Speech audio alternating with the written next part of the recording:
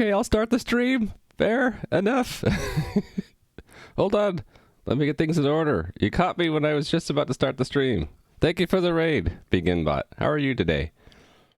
How is it in BeginBot land? See what I did there? Little inside joke. Alright. Hey there, Kadam. Yeah, well, that's okay. I was watching. I had everything set up, and I saw the raid. I'm like, what? I'm not streaming yet. Wait a minute. Quick. Start the stream.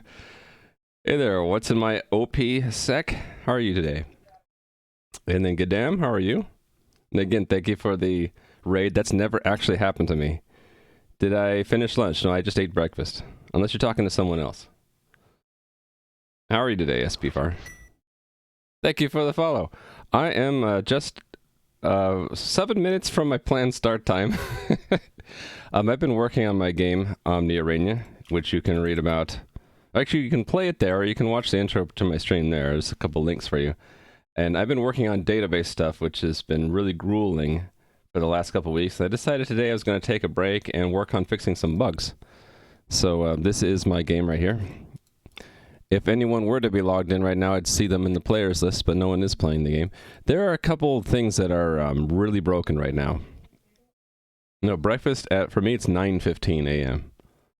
It's 16:15 UTC is when I start. 9:15 a.m. is my time, because I'm in Pacific time zone.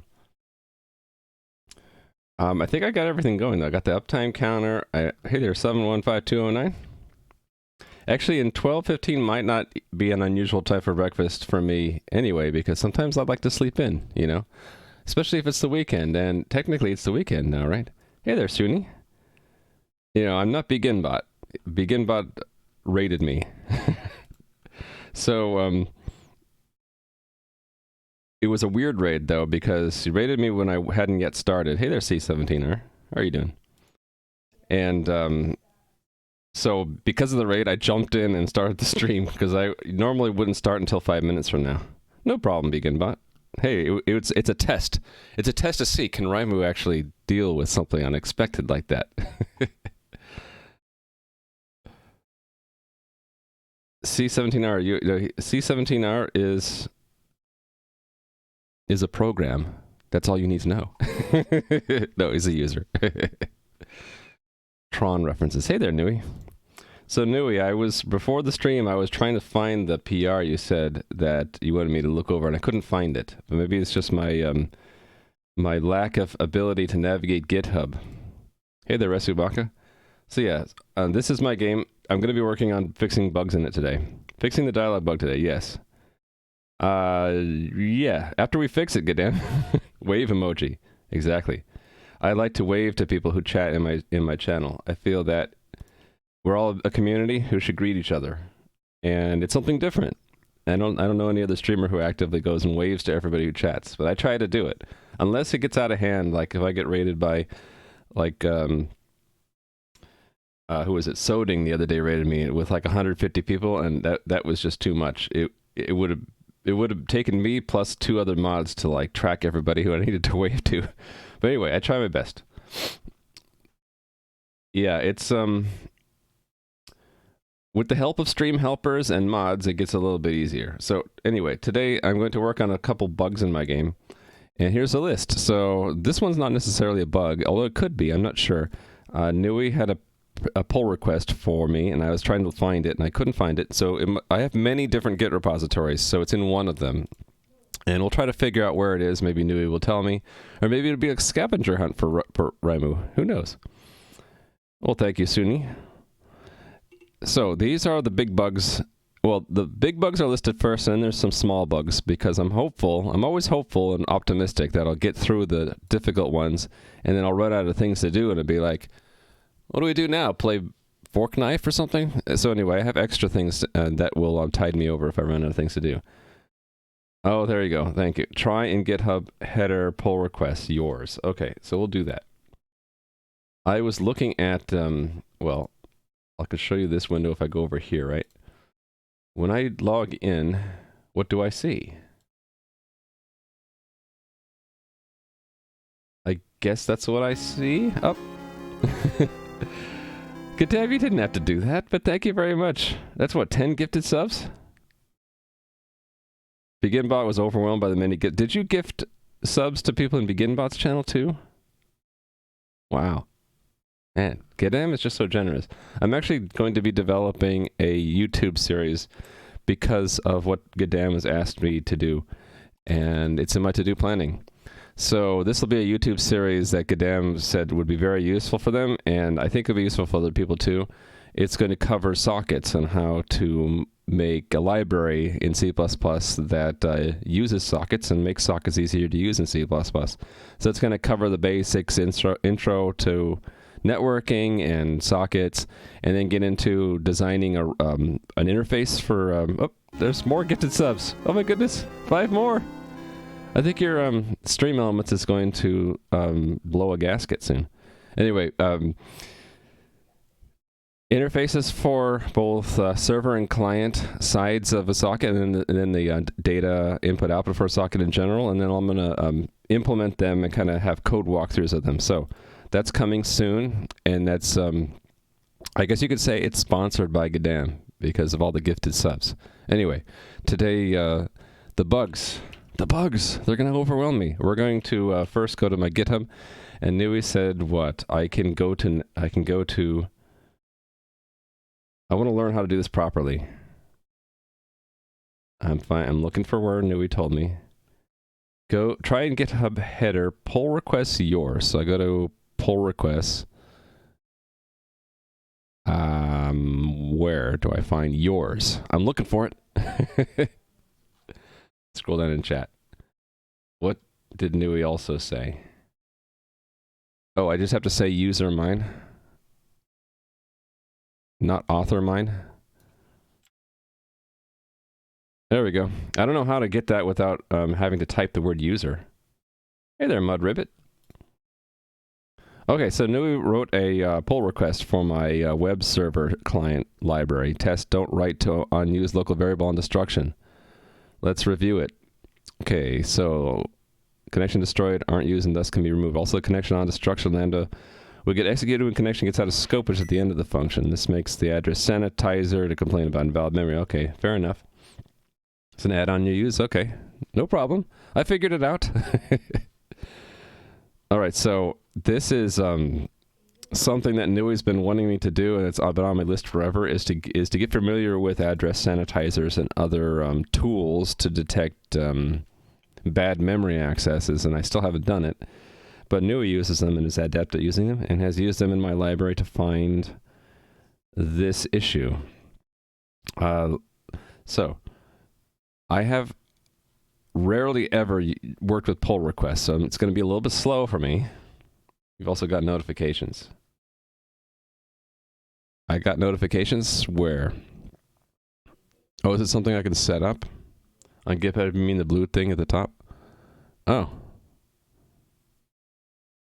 Yeah, that's about the old project that I never went back and updated. It's just talking about old libraries, so no big deal. Files tab, change tab? Yeah. I was going to look at commit. You can now click on multiple lines, just click and drag the plus button. Oh, got it. I got it. All right.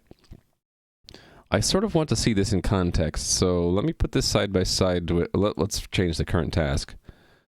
And we'll say reviewing and merging a bug fix from a valuable community member. There we go. All right, so I'm going to look at server tests around line A1887. Connection destroyed. On connection destroyed, yes.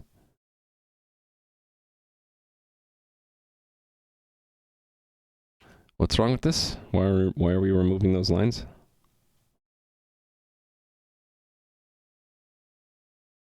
Oh, you can click on that to expand it. Oh, right here? I see. Yeah, more context. I like the more context. Okay. So this is in the test framework for one particular test.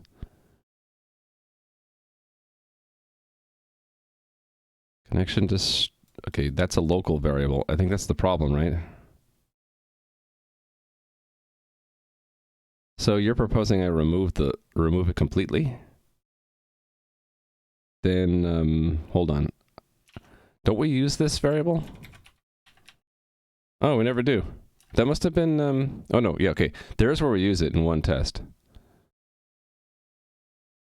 And you don't propose that I remove it from that test. You're just proposing I remove it from the test I don't use it in. That's fair enough. Yeah, okay. So it's a copy-paste problem. I originally wrote these lines here, and then we copied that block of code elsewhere to where we didn't use it. Yeah, okay, so we're just going to remove it. So I don't even need to do any work because Nui's already done it for me. I just need to approve. I approve of these changes, Mr. Destruct. Just too bad I'm too used to using these emotes now. I'm going to write down what I just found out. I'm going to say, it looks like I just copy-pasted some code from another test where I wanted to track when connection was destroyed into these two other tests where no such check is needed, and and furthermore, the connection might not be destroyed until after the mock connection. What is it? The connection destroyed local variable leaves scope. All right, so submit review. Merge. I clicked the button. Did it not click the button? Click the button. Okay, that was weird. I clicked the button, it didn't do anything. Test don't write. Okay, fine. Merging. I didn't wait to Toulouse. Hey there, Toulouse. Hey there, Minea. You got gifted a sub by Gadam. Alright, it merged it, so I think I just need to pull it now from Git. Correct? We'll find out. Let's just fetch and see if we got one. Alright, I'm just curious to see what does it use for my identity. Oh, cool. Oh, wait a minute, I didn't... No, it's not... I need to do all. Yeah, see, that's what I'm afraid of. It's not using the correct identity here. I don't like that. How do I fix that? I can fix it by doing a, oh, what is it?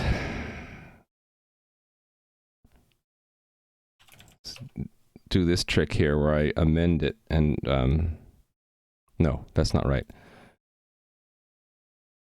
You can set it. Yeah, I need to set that. But let me repair the damage here. I just don't like that. So git pull, because I'm lazy, and then git GUI amend commit, and then commit. Will that repair it?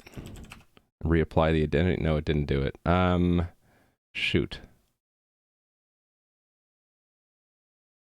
I know what I can do. I can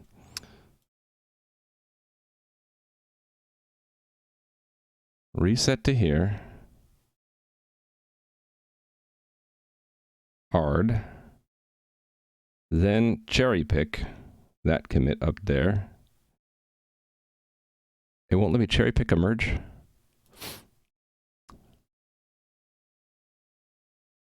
I think there's a way to do it with amend, but I need to look it up. So we'll go back to here, and then I'm going to look up the manual page for git help commit. Let's look it up. There's probably something in here to rewrite the author. You weren't even here when you got the gift. It knew you would be here. Keep my address private. Yeah, the addresses aren't private, right? When you pull from Git, it's part of the blockchain. So that's why I use the professional email address in all my commits now. All right, so author, reset author. There it is. Look at that. That's what I want. So I want git commit amend reset author. Oh, it's in VI. Fear the VI. Right Q. VI in Windows scares me. I don't know why. Okay, cool. That did. Oh, yeah, it did reset it, and I'm gonna do an awful thing you should never do. I'm gonna do git push force. Hopefully that doesn't screw things up. And now the author's fixed. So if I go and this should no longer be a problem, right? It doesn't screw up the PR. It still says merged. That's nice. Okay. I want to see code.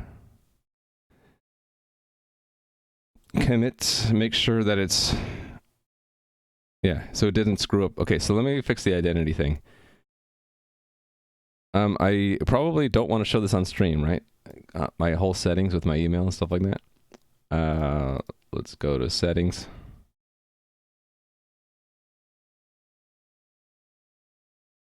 Interesting. I have to select a verified email to display. You have kept your email address to private. Okay.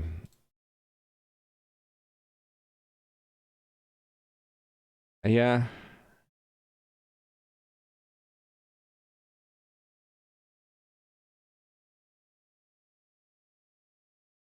Right, I don't want that to be used for web-based Git operations. It says I have to, Oh, no, I misread it. I said I just need to make it not hidden. Yeah, like Nui said. Okay.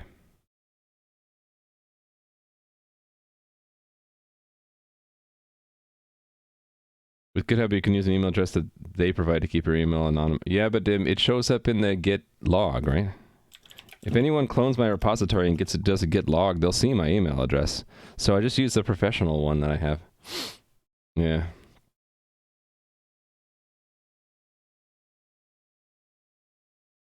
Like, just hiding it on GitHub is not good enough. It's going to show up in the commit.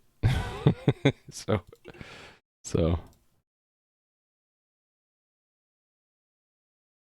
Well, it would only show up that way in the log if I use GitHub's tools. But if I'm using locally, if I locally had my own email address in the commit, it's part of the thing that gets hashed, so it can't be changed. That's the way it goes, right? I would have to. You're right, Toulouse. I could make it like a user's no reply github.com email address, but I have to do it locally when I make commits as well. Yeah, you're right. I'd have to locally set it too, but I don't know. I guess I'm too old school. I don't do that. Anyway, I fixed that, and I don't need to show that anymore. And we're done with the pull request, right? And I just hacked the address to fix it. Okay, so we're done with that. Thank you, Nui. We'll give Nui a couple points. I can't give Nui too many points because Nui will pass. Oh, actually, maybe this is a final push to get past Toulouse. I don't know. What is the point race at right now? Wrong button. I need this button. Oh, good name's playing. Okay. Not online only. Points. No, Toulouse is still leading Nui by 3 points. Look at that. 248 to 245. It's neck and neck. Who will be the point champion? I don't know. Nui deserves the points. Yeah, Nui has helped out a lot. Nui found a critical security issue and got 50 points for it. All right, so we're done that. Next, we're going to fix the broken dialogue system. Let me demonstrate the problem. Fixing a bug in the game's dialogue system where you get stuck, where players get stuck. Okay, let's demonstrate. I will do this by logging in as a normal user. Gonna hack the system just to make yourself all the time point champ. Oh, well. You are a user. And make sure you have your life cycle charged up and your, what is it? Make sure you have your bit, all that stuff. You need your handy bit. Pet? Is bit a pet or just a strange companion for about 20 seconds in the movie? I don't remember. Anyway, the bug here is that if I talk to any of these NPCs, we get stuck and nothing, the buttons don't work and we don't get a chance to even to communicate with the NPC, and basically we're stuck. We can't do anything. I don't even think, okay, we can move our inventory around. That's about it. But none of these commands will work. Actually, I guess we can drop items on the ground. That still works. Can I use an item? I can use an item. Interesting. Yeah, we can't talk. Yeah, so we can't attack, we can't look, and we can't use in the world. We can chat. Help me, I'm stuck. No, that doesn't even work. Oh, wait a minute. It might... Oh, wait. Everything did work. It was just in the wrong context. So we can attack. We can look. All right. Yeah, I have this... I might change this in the future. The fact that when you get into a dialogue, like talk, it switches to the dialogue tab and then you don't see as much in chat. The idea behind that was that if people are chatting in the world and stuff, you don't want that to kind of distract you with interacting with an NPC. So it limits what you can see just down to dialogue interactions and things like gaining and losing items. So it confused me for a bit because I didn't think these attack things were actually working, but they were. Still think the tab is useful? Yeah. So the fundamental problem here is that while we're talking to an NPC, we should get a different context down here that allows us to make dialogue choices, and hitting escape should leave the dialogue, and that doesn't work. I'm going to guess that this is a front-end issue, but I want to recreate this in the test environment. So if you're playing my game and you get stuck, right now the workaround is you just reload, and now you're unstuck. So let me quit that, and I guess we'll move to the test environment to try to figure out this bug. All right. So I haven't built the game in a while, right? Or maybe I built it yesterday. While that's building, let me start the front end. npm start. Righty. Strange companion, in your opinion. I see. The bit.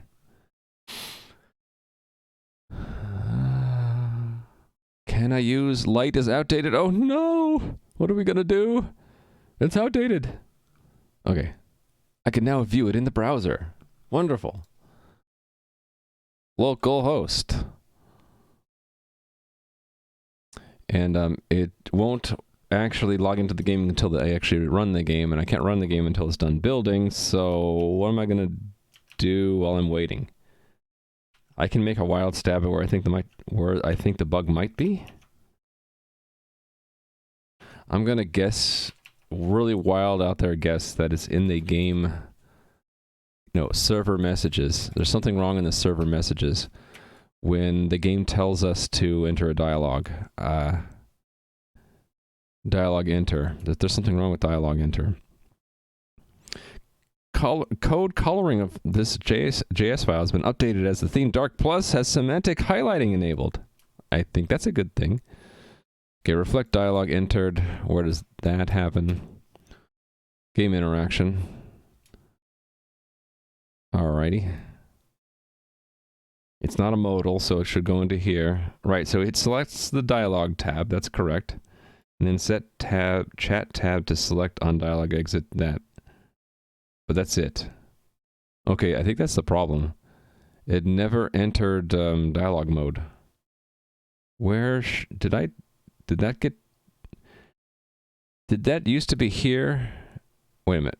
Or did reflect dialogue entered used to get handled? Was there more to this? That's what I want to see. Let's see what the git lens has to say. for, looks like it was over a month ago. Let's look at this difference. That's attack. That's input direction. Use in world. Okay, so nothing was changed here. So scratch that.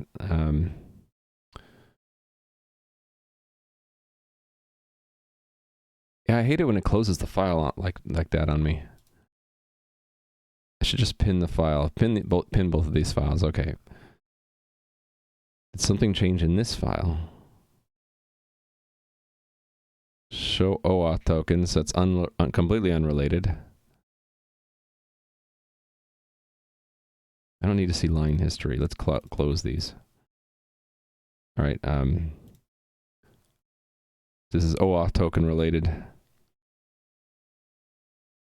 Server ACK for credentials. Yeah. This is what I remember working on the front end before. What happened here? What's this say? Avoid client camera glitch. Make all arguments to server message handlers named. I wonder if it's this thing that broke everything. Oh, you see how everything is named now? That might have been it.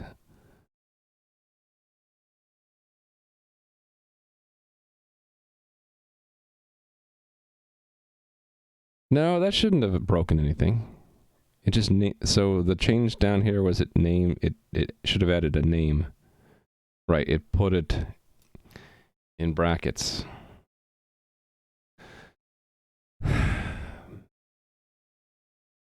Well, I guess we'll have to step through and find out what it is. Are we ready to run the game yet? Nope. Where else could it have been? I should try to find out how we know we've entered that dialog context. That would be in one of my reducers, right? Dialog reducer, perhaps?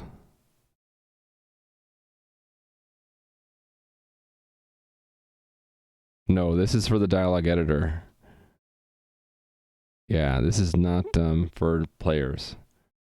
Why is it here and not in admin? This should be in admin. A chat reducer, maybe? Don't think so. Session input? Input context? It might be this. So it might be set input context. That's probably what it is. So somehow set input context isn't being called. Okay. Right. If we were finished dropping an item, if we give a response to a dialog, if we resume a dialog, direction. Oh, right. If we're either attacking, talking, looking, or using, and we provide a direction input.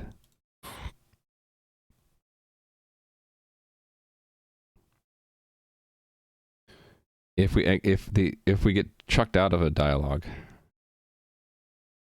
if we start chatting, if we're finished using an item. Okay, here we go. This is how we would get into where we need to select something. So on dialog request text, where does that? Okay, that is on dialog where the request is text. I'm starting to suspect this is where it broke. Yeah, look at that. There's no braces here. That's the problem. So I think that's the braces are missing here, and so it's calling this request handler, which is expecting braces.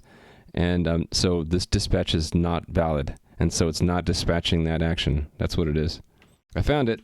I found it before I could actually reproduce it, I think.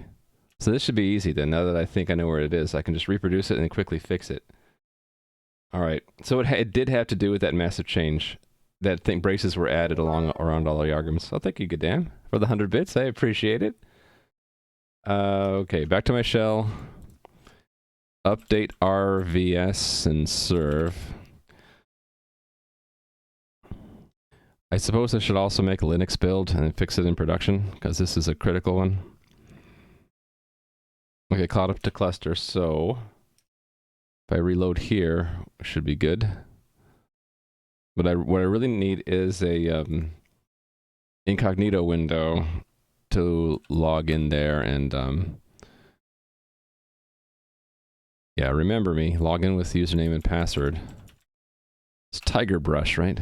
Yeah, okay. I'm in this little weird room. Move down to where the NPC is and get stuck in dialogue.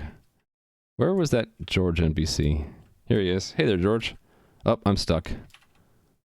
Dispatch is not a function. There we go. So, let's fix it. Interestingly, that only happened in debug. It doesn't happen in production. I wonder, is that happening in the production? It just goes to the console and we don't see it? And just never bothered to look there. Anyway, the solution, I think, is to put braces around here. Is it intentional that the landing page in the login modal is not centered? I think that was intentional. As in my mind, I envisioned it being left justified, but I'm not a user experience expert, so maybe centered would be better. I don't know. In my mind, it's like I thought, I'll just make it left justified like the default and keep it like that. Okay, so talk. Hey, look at that. We're back to being able to talk. George the guard, what's your job? You guard this place. Guard. That's my job. Make sure all you peasants are in line. Peasants. Peasant. You're a peasant, aren't you? No. What are you then? GM. Oh, really? Why haven't you paid me yet? Okay, so it works. It does show in the console. I see. So I just should have looked there. Oh, hey there, Romania. Hey, I didn't see you wave there. And Tesla RX, hello. With the Illuminati, yes, because they all know. Yes, they know. Okay, that was easy. Once I saw the bug. Let's commit that, and I probably will. Actually, I don't need to make any backend change at all. This is great. All I need to do is make a front end update. So I can push that and fix it right now in production. This is independent, right? Update to do. Actually, one more update to the to do, because there was a one in here fixed. There we go. I didn't finish the SQLite migration. I'm about halfway in VoidCompville. I needed to take a break for a day. I'm doing different bug fixes. There's one critical one that I just fixed now.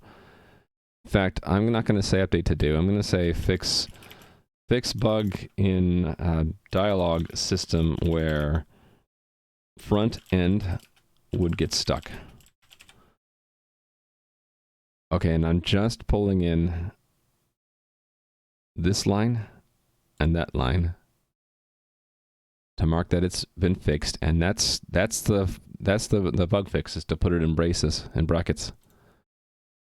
Commit that, and might as well just say update to dos for the other stuff, and we're gonna push that, and then out here I can run build while npm is running, right? Just in a different window. So if I'm going to make a release, I'm going to go to package.json in this project and change it to 151.1 because it's a patch release, and then do npm run build. Are links allowed? They're yeah, if they're relevant to the work or discussion or something like that, sure. It's about how Microsoft just left Edge HTML. Just left Edge HTML. Oh, just left Edge justified HTML? Sure. Oh no. It has nothing to do with the discussion about left Edge justification. You're talking about how Microsoft left Edge to go to Chrome. I thought that they were going to just change the engine of Edge and use the Chromium engine. I don't know if it's relevant. I mean, you can... Sure, if it's a news article related to tech, I don't mind too much. Especially because you asked for permission first. You can link, yeah. Goodbye, Edge, huh? I had a problem with Edge. You want to see what the problem was? Actually, we don't even know if it's Edge or not. So when I run Edge, right? and I say to go to devdocs.io. Look at that. Devdocs.io is broken for Edge. Actually, the people I'm talking to aren't sure if it's Edge or if it's devdocs.io that's broken. What's weird is that if I go to it in Chrome, if I go to devdocs.io for a incognito window, it's also broken. But if I go in my non-incognito window, it actually works. I'm thinking that devdocs.io actually might be broken, and it only works if you have a cache of the site. But at first I thought it was something wrong with Edge. So, goodbye Edge HTML. Microsoft officially giving up on its independent platform. So soon there will be only one, right? So it's now Chrome, Firefox, and Safari, and soon there will be only one. Works on your Mozilla Incognito? Let me try. So here's a new incognito window for Firefox, and I go to devdocs.io. It's broken. So I don't know what to say. Independently, I've found it's not just me, but the original person that let me know about it said they were also having trouble. Yeah. So I don't know what it is. Maybe it's the ad blocker. Do I have to turn off ad blocker? It's not blocked anything on the page, which is really weird. I don't know. Yeah, but does it work for you because you have a cache of the site, Nui? Because it does work for me. Again, I can run it here, and it works just fine. But I bet you, and I don't want to try this because I don't want to lose DevDocs, but I bet you if I cleared the browser cache history and all that stuff, cookies and all that stuff, all the caches, that it would revert to not working again for me. Worked for you with uBlock on? So yeah, I don't know. I don't know what's going on. I figure if something is going on, eventually they'll find out and fix it. It might be a Windows-only thing, yeah. Could be. Try to restart Firefox with all add-ons disabled. Yeah, it could be an add-on. Who knows? Try that. Actually, if I did that, I'm going to lose my chat window. So let me try that after the stream. Let's try that after the stream. Okay, I was in the middle of making this, right? This did a build. Okay, cool. So this might actually make me drop some frames, but it's for a good cause. We're going to do double deploy. Prepare for drop frames as I upload the client.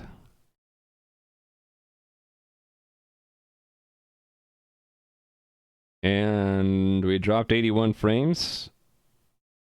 You know what's weird is I always drop the frames for these small files. For the big file, it's not such a big deal. Which is strange to me. Okay, so the bug should be fixed now. If I go back and log into the game.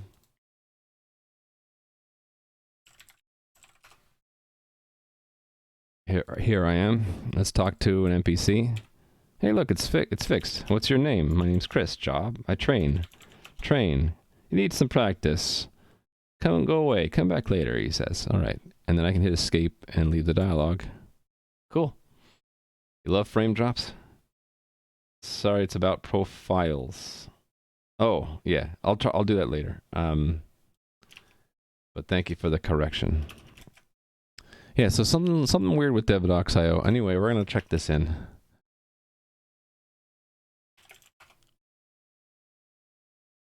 Bump front end to 151.1. A lot of ones there. I'm going to do a git tag front 151.1. And wait a minute, it already exists? Huh? Did I already do that and forget to update it?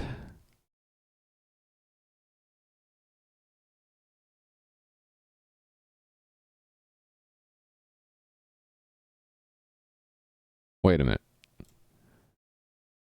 Already exists. I need to see my name. Why does it say 151.1 already exists? It doesn't exist.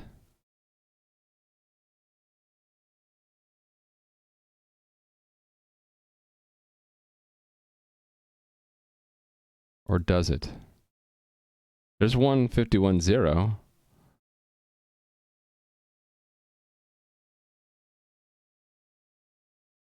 Oh, did I misname a tag and then forgot to delete it? That might be it. Tag. Let's just delete it. Oh, I mistyped it. Duh, duh, duh, duh. It's not 15.1, it's 51. There we go. Dyslexia creeping up on me, I guess. Git push tags. Okay, so we're done with that bug. Yeah, I was gonna go crazy there for a second. Just want the older Internet Explorer to die. I'm surprised it hasn't died yet. It's, yeah, you thank all the big companies who are lagged in updating to the latest browsers. Okay, done with the dialog system, done with Nui's PR. Let's do broken ability to see player inventory. So I can demonstrate this one. It's sort of irritating. So that's me in the game, right? If I show you, okay, I don't need this anymore. Well, actually, I guess I could demonstrate it in the test environment. Hold on. So if I want to see this character's inventory, I click on items and I click on the player, right? And then it just goes black. So I don't know why. I'll need to find out why. Cannot read property entity if null in item props. So I think what I'm going to do is enable the debug console and reset this. So I need to update the current task before we actually proceed any further, right? So fixing a bug in the game's admin panels when looking at player items. There we go. And I only really care about WebSockets, and I'm going to go to this tab and click on my player, and then here I get to the debugger. Undock that. Okay, so let's follow the call stack up. So it's in items list entry. The item has these components in it. And it's looking at items, components, player equipment. Right? So these are item references. And for each one,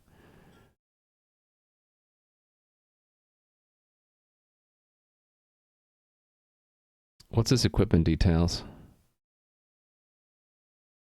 Oh, it's calling item props to get the properties of the item. Right, because there are a list of items here, right? Wait, what's items got in it?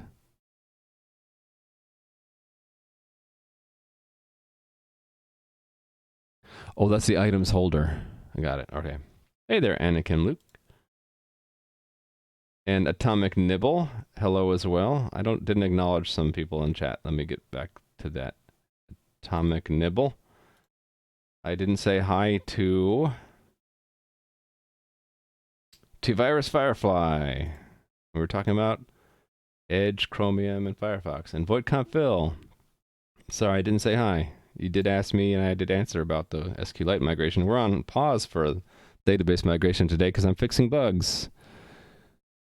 Okay, I guess we're going to item props, right?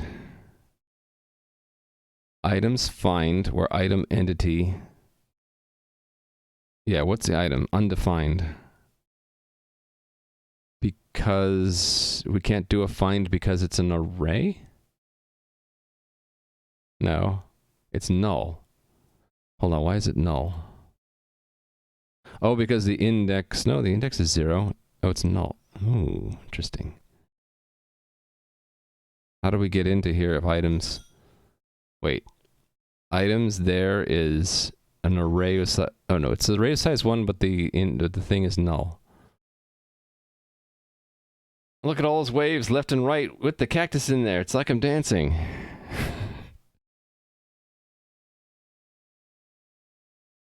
Okay, the equipment type is belt. Items is blank.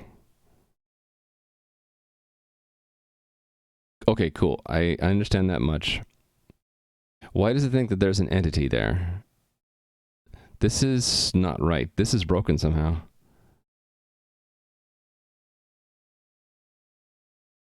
Okay, so items list entry is where I need to look in. Items list entry. near line 100. Let's try to fix this. Oh, I'm being squished. Eating bugs, yum. Exactly.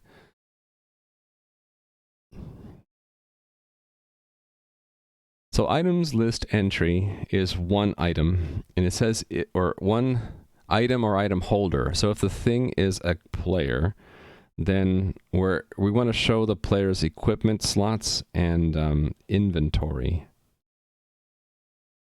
But when it's fetching the details about the equipment slots, it's breaking. I think it says item props.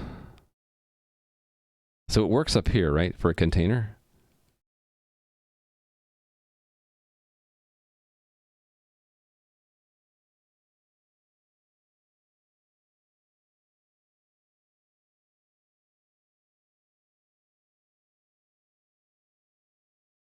Hold on. So item props is items and then an entity reference. Entity.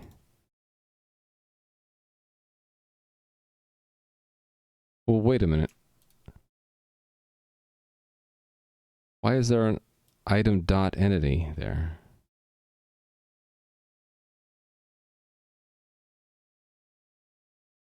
That doesn't make sense. The problem is I didn't write this code with good names. Because, like, it's obviously not an item, it's a player in this context. But isn't it whatever delegate is giving the items array? I can't remember what I did here. This is the problem. I didn't write this well enough with good enough names.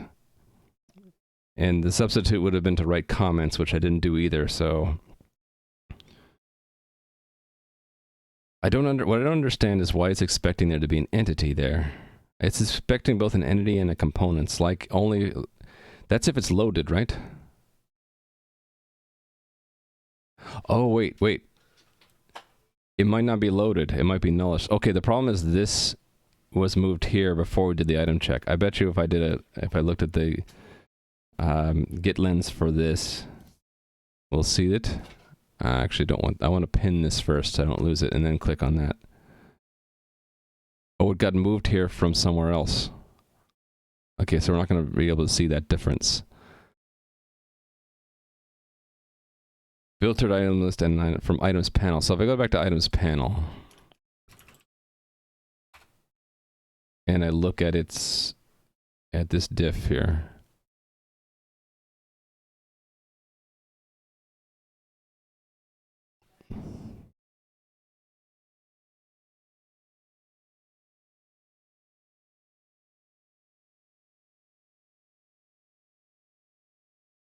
Yeah, it's when I did this refactoring. I must have screwed it up. I don't even see the original code. Okay, so I'm just not going to sweat that. I'm just going to fix this.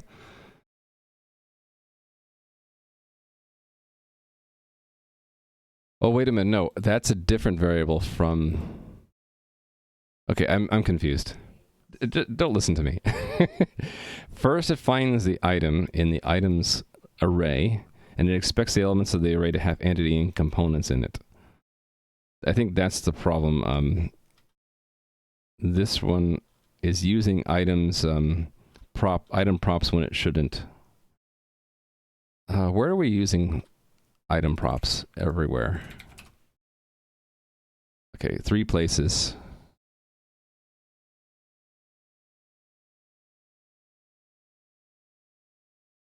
Okay, items here, I think I know what's going on. Items here is the collection of items we know about in Redux. So that, I should be able to inspect it here, right? In the console, didn't I have a window of R? No. R is not defined. Window dot... What was GC again? That's the game connection. Window dot... What's GB? I don't know. I guess I don't have a global variable. So when it's broken like this, I can't see it. Okay. But, okay. We can reload it and look at a container instead.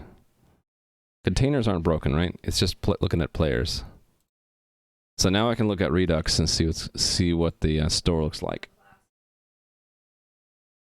When you look over in the debugger, you had an object with arrays with one element with null. No, yeah. So it shouldn't have. It should. I think we're calling item props in the wrong way. So I want to look at state, and I want to look at items is admin items. Admin items. Yeah. So this is what the array should be, right? So we got an array with a null entry in it because it didn't pass from here, it passed from the player's equipment slots, which is not right. So this is correct because that first argument is from the items from Redux. This one is also, oh no, that's the problem. We hoisted the name, or what's the right term? We've redefined what items means. This should be player items or item equipment type equipment entities.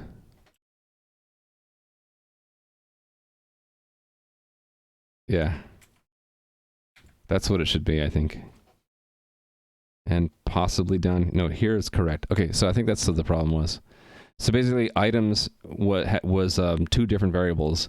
It was this one and it was the one passed in. You called it? Did you?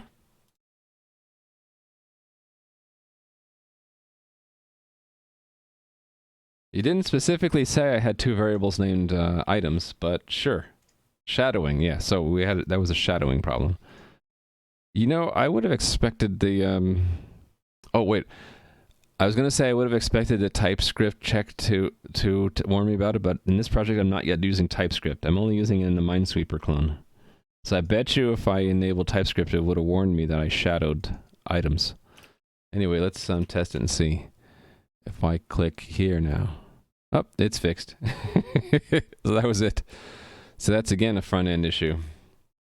You need a linter that, yeah, so I think the TypeScript tools would have found it.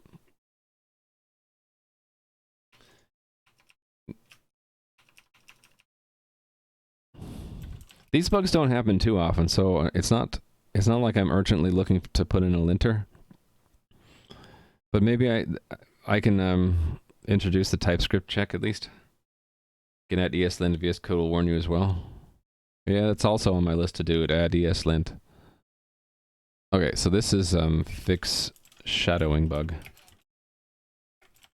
I'm gonna give Romania Hate a point for giving me the correct term. Hopefully that is correct. Fix shadowing bug with variable items in which broke items panel. Commit that, and I suppose I'll just go and deploy that now. Package.json again. And won't commit it yet. npm run build again. C++ 17, top of the to-do list. It's up there.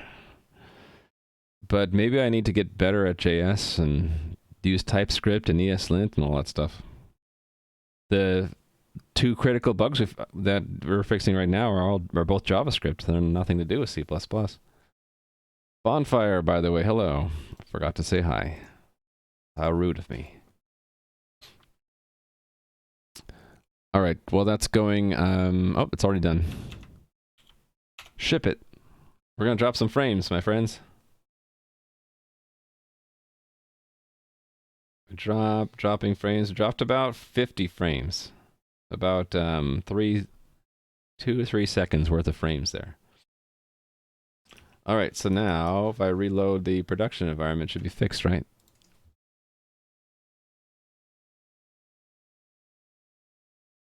And, oh, wait, I don't want to do that. Hold on. I almost leaked secrets. This needs to be hidden. Now we can go to the production site. Almost leaking secrets is a bad thing. All right, so now I should be able to click on players. Where's our player to click on? How about my character? And how about Gadam? You have a lot more money than I do. Look at that. You don't have any fireworks, though. Let's give you a firework.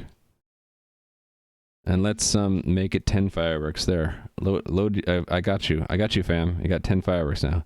Let me restock my fireworks as well.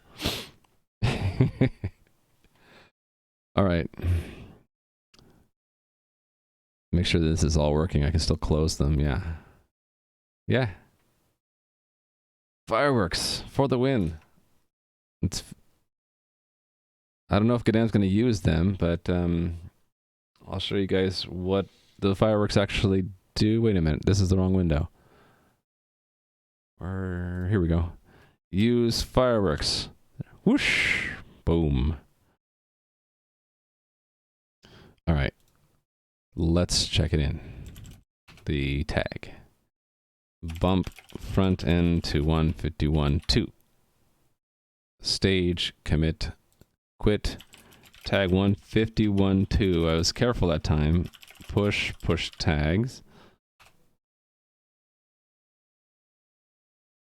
All right. 2 bugs down. Fix the bug in the gift command which destroys points. Don't anyone try it now, but if you gift yourself a point, I guess I can try it myself. So you can see how many points I have. I have 0 points. Let's give myself 5 points to test with, right? Now watch what happens if I gift myself some points. Let's gift myself 3 points. Now it says I have 8 points, right? But how many do I really have? I really have only 2 left. Because gifting yourself points actually subtracts the points rather than doing nothing. So, people were gifting themselves points and losing them, and I need to fix that. That should be a simple thing, but it's in the back end, so I will probably fix it, and then it'll just get deployed at the next, yeah, don't you gift yourself any points, 71529, because you will lose them.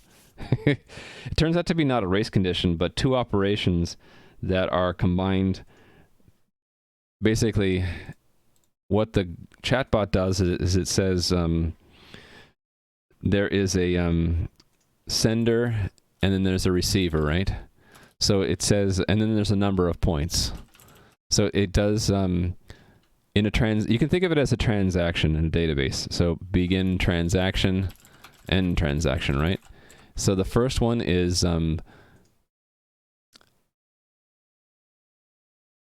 let's see if I can put this into terms that make sense. X equals sender.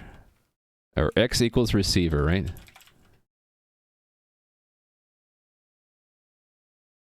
No. Actually, I can just say it this way. Receiver plus equals points. No, okay. I know I have to have variables, right? S equals sender. R equals receiver. R plus equals points. S minus equals points. Receiver equals R. Sender equals S. Do you see the problem with this? You can't give yourself negative points. Yeah, that would have been fun. People just creating points for themselves. Yeah, see, yeah, exactly. Nui's got it. So if sender and receiver are different entities, it's fine. But if they're the same entity, then what happens is this one overrides this one. And so you end up just, it doesn't matter what R was, right? It collapses down to this. You deduct your own points from yourself, right? So we got to fix that. What it should do, I think, is if sender and receiver are the same, it should just laugh at you and say you can't gift yourself points. Something like that. Maybe not laugh at you. That wouldn't be professional, but you get the idea. So let's say we're fixing this bug now. Current task. Fixing a bug in the chatbot where you can lose points by gifting to yourself. Okay, this is too much text. Can I do that?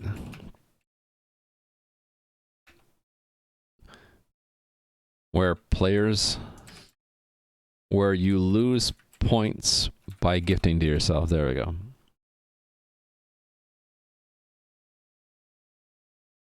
Better laugh and remove the points. Better laugh and remove points. Oh, so you think the chatbot should just remove you, deduct you a point anyway, saying, haha, you tried to cheat the system. Deduct 1 point. Okay, so let's go into the golem to where the gift command is. All right.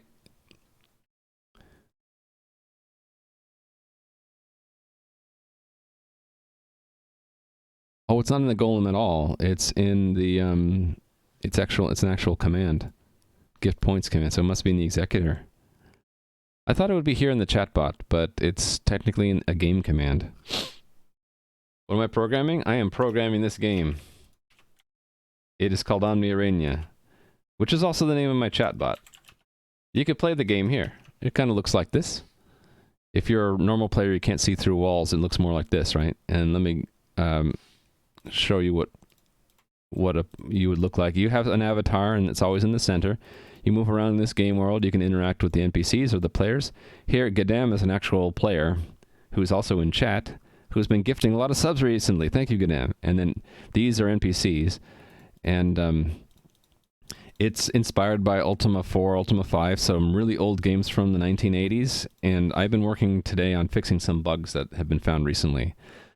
And one of the bugs is that the game has Golem, which is an integrated Twitch chatbot, and it supports my form of it's channel points before there were channel points. So you can score points by helping out or giving suggestions or just being a nice person in chat sometimes. And if I show you this, you can see some people have quite a lot of points. Other people not so much. The idea with these points is that once I have more game content, either by having a certain point total minimum or by redeeming some of these points, you would have access to areas in the game and items in the game that not everyone can get.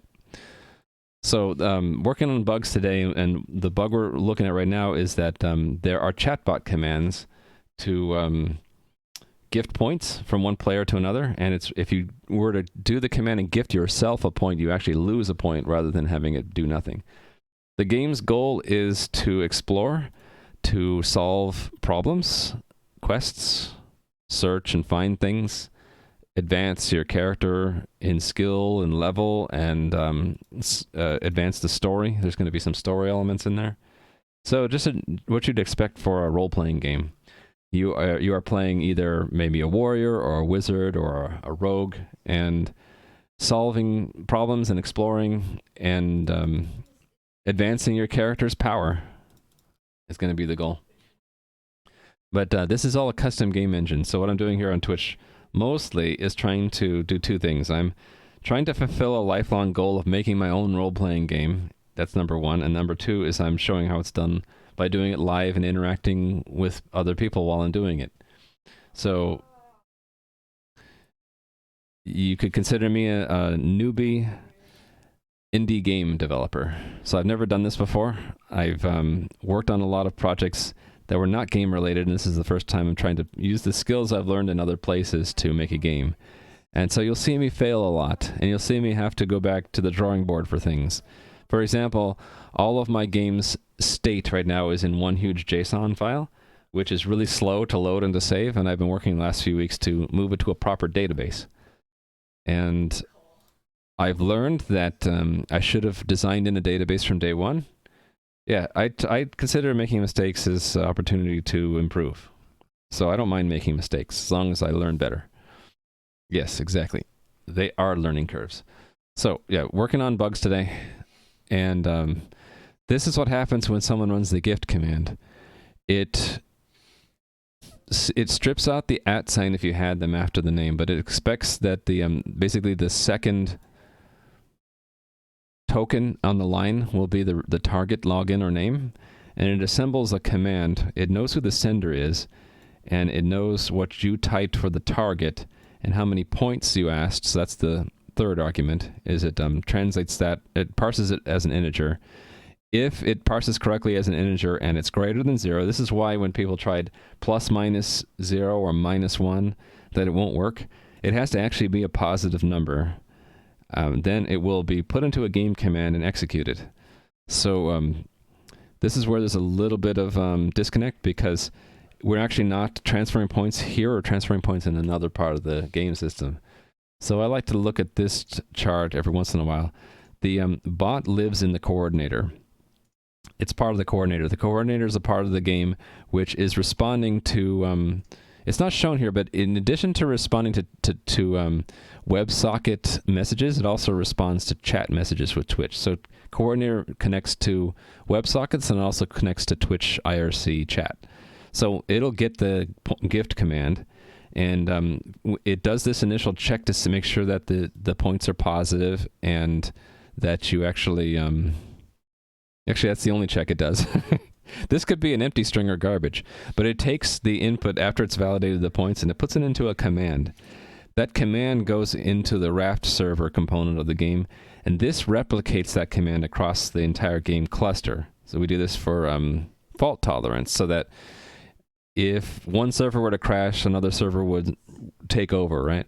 So once the command has been replicated across the whole game cluster, it becomes available to the executor component, which pulls from the journal, which is where the commands get written to, and it's going to execute that command.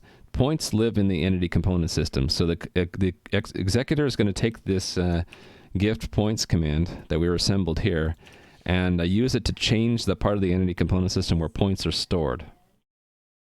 Yeah, that's not going to work, Nui. It ain't going to work. You don't have that many points, but don't try to gift yourself that, because you probably lose them all, and that would be sad. Anyway, so where I need to find the code where the executor works with the gift points command to make the changes. So pretty sure that's going to be in executor.cpp, because I haven't refactored that out yet, and I just need to look for gift points. There it is, on gift points. So it looks up the sender first. If the sender is unknown, it ignores it. Then it says, is it a grant? So it's always a grant, right? Hold on. Need to go back. Back. Yeah, we didn't set the grant flag. Okay, so it's going to be false. Let me pin that. Grant. I lost my place. On gift point. There we go. A grant will be true if a moderator grant, like if I grant points.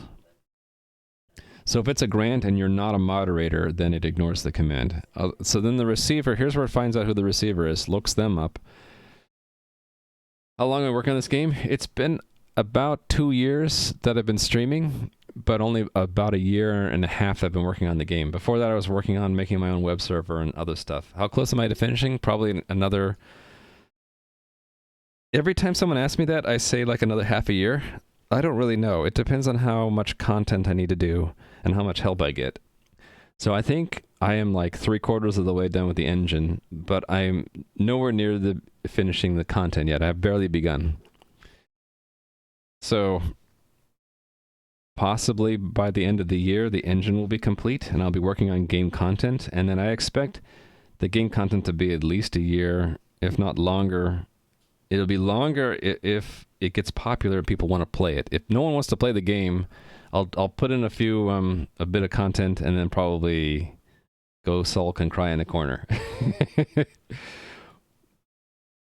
You could gift many points, overflow the points. Yeah, so we fixed the overflowing and underflowing of points. And but this bug kind of slipped through the cracks. Windows 10 calculator is useless. You can't even paste an unsigned 64-bit value. No? In programming, nothing goes correct. Yeah, you can... The only thing you can hope for is to fix all the critical bugs, I guess. All right, so then if once we found the sender and receiver, it calculates the new receiver points first, and then figures out what the change was, because you might have tried to... why did I actually... yeah, I remember looking at this before, thinking, why did I recalculate delta if delta is command points? I think this is the intent here is that the receiver might have negative points. Anyway, this is poorly written here. delta should always be equal to command points. The only way delta wouldn't be equal to command points is if this clamp was applied, and when that'll only apply if points was negative. Right?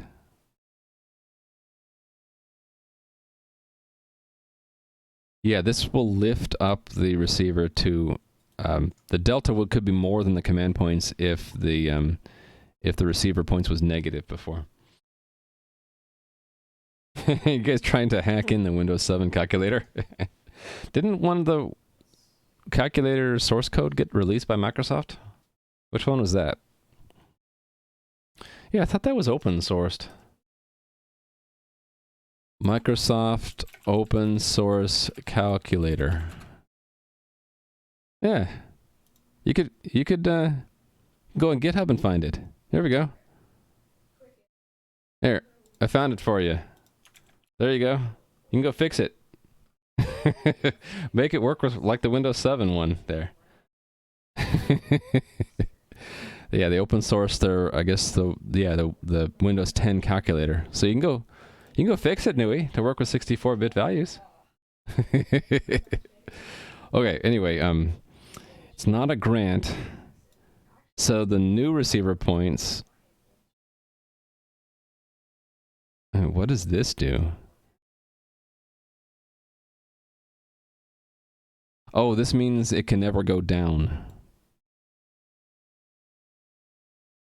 Oh, I remember why this was here. Points could be a negative number. I could be deducting points. So this does a clamp to make sure we don't take away more points than the receiver has. Then if it's not a grant, it can't go you can't deduct points if you're not granting them. If you're just gifting them, you can't gift a negative number of points. So this would end up being 0 if you tried a negative number. So these are all just making sure you can't break the rules of going up or down, right? Okay, then it says if it doesn't know who the receiver is, then it will create an entry for them with this initial number of points. If it knows who they are, then it'll just set the points on their player record. Oh, thank you for that follow. Then after dealing with the receiver, then it's going to go into the sender, right? Right. If it's not a grant doesn't deduct points from the sender. Only I can do grants right now. Actually, game mods could do grants. So if I modded one of you, you could gift point, you could create points at will. Take your points in your cry. Yeah, we won't take your points. So it does the same kind of check. No, it's not doing a check. It's just deducting the points from the sender directly. Yeah, so the problem is it does this first, and then it does this, which overwrites this if the sender and the receiver are the same. So I just need to have a check to make sure they're not the same, because it would not make sense. Unless we are a mod, then we should be able to gift ourselves points, right? Yes, I think that's it. So I should have 2 tests then. Let me find where I have tests for this. Probably in executor tests. I split that up. Where would I have put it then? I guess we'll just search for gift points.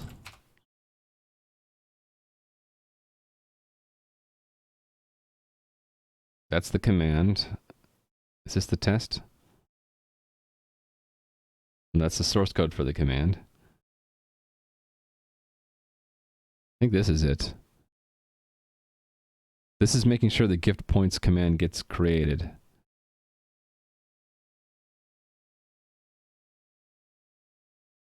No, it's not here. It's got to be in the executor somewhere. Ah, here we go. Gift points enough. Gift points not enough. Get points from linked account to unlinked account. Right, so it's one of these. This is the group of tests I need. Mod grant points to linked player. Mod grant points unlinked player. Mod take enough points. Mod take too many points. Non-mod grant points. Okay, so let's do a non-mod grant points to themselves. So let's call this one non-mod grant points to someone else. And then we'll have a non-mod graph points to themselves. Okay, so we only have one player then, named Alex, who has 100 points. And then the command is go from Alex to Alex, 20 points. What do we expect? That Alex should have, hey, wait a minute.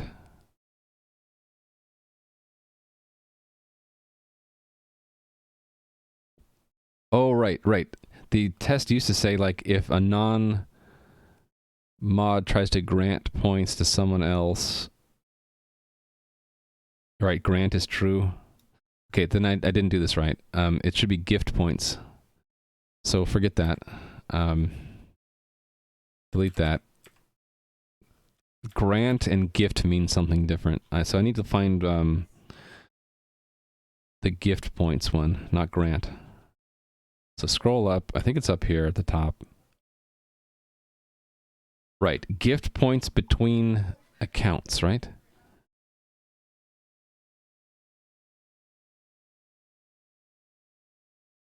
Yeah. What's the easiest one to do?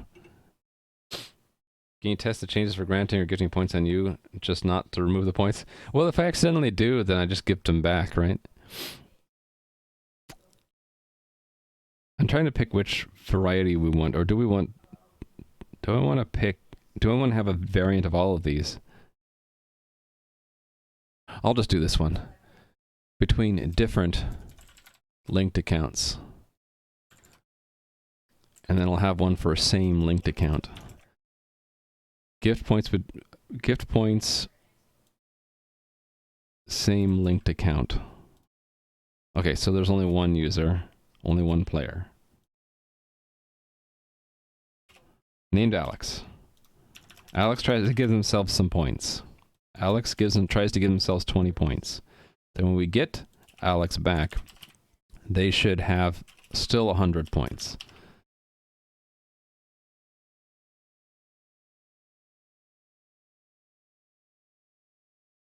I forget what this was here for, but I think we don't want any execution results, do we?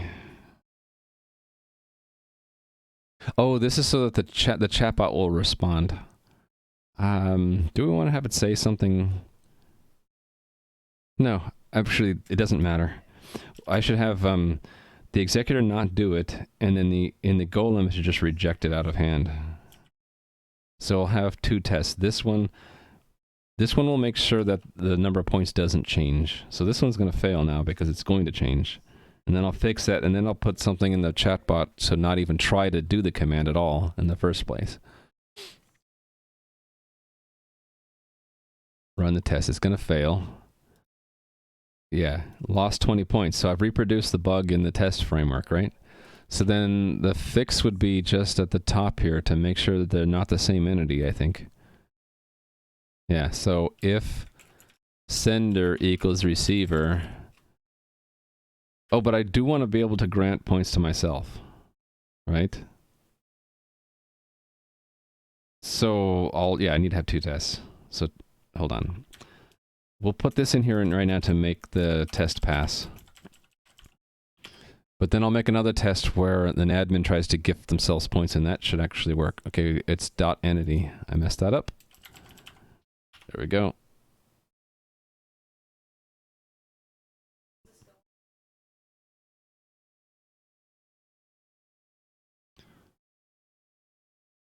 Yes.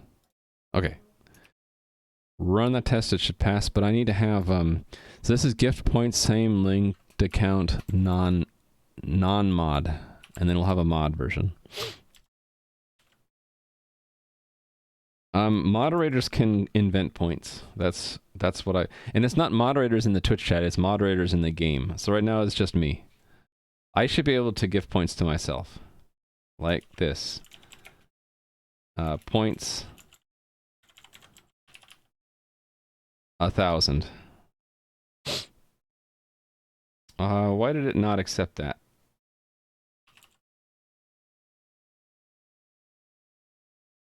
Oh, because I don't have 1,000 points. It still does the check for that. Wait a minute. Actually, that should have worked. It didn't take 1,000? Why doesn't it take 1,000? How about 100? Oh, I have a point limit thing, don't I? Where did I put that? Where did I put that?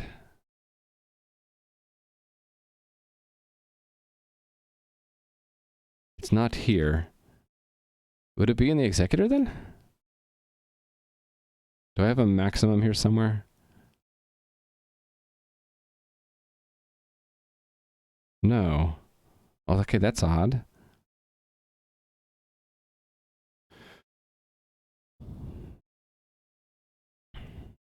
But anyway, so I should have been able to give myself 1,000 points. How come?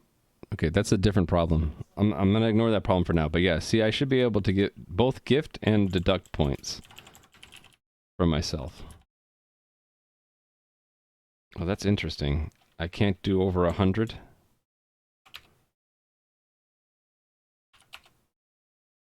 I had to do it in 2 commands. Weird. Okay, separate problem, right? So, but as a moderator should be able to like invent points with the points command. Okay,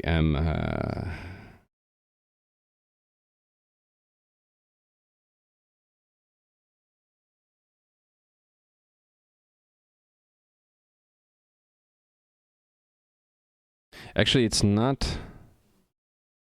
It's not that it's a gift. It's that it's a grant.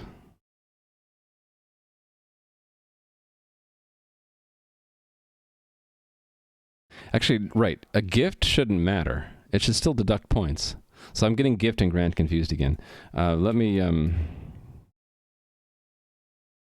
this needs to be a grant points, same linked account moderator. This is gift points, same linked account non-mod. Yes, okay. And then, did I miss Ernius? Oh, hey there, Ernius. And hey there, Cat Peasant. And I never said hi to Swelt. Swelt 2.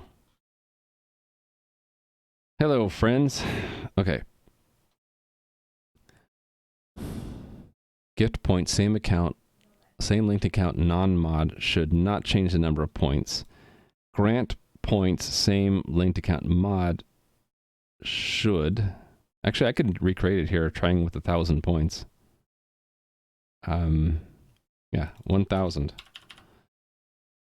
How do I set that it's a moderator, though? Right, I need that. Yes. Was that take extras? It does take initial values. What's the declaration say? Empty object. Okay, so I can add that here to here. So that and that.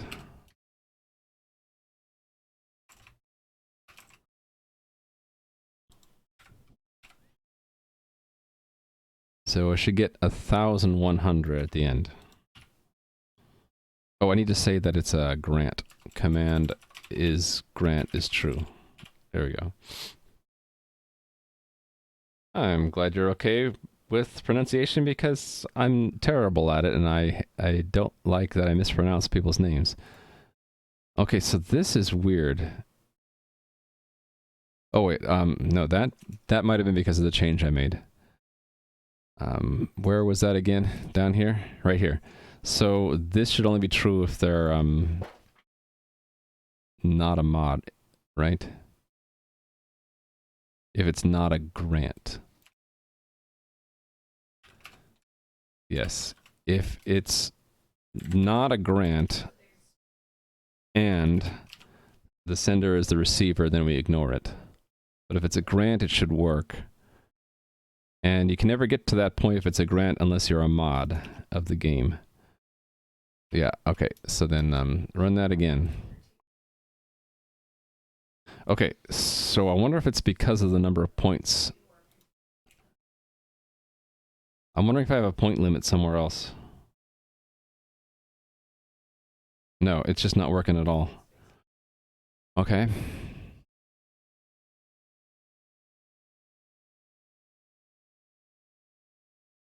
Let's single step through it.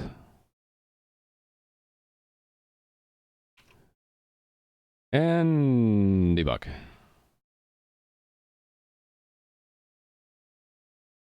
Gifted 100 points to myself, but I took them away.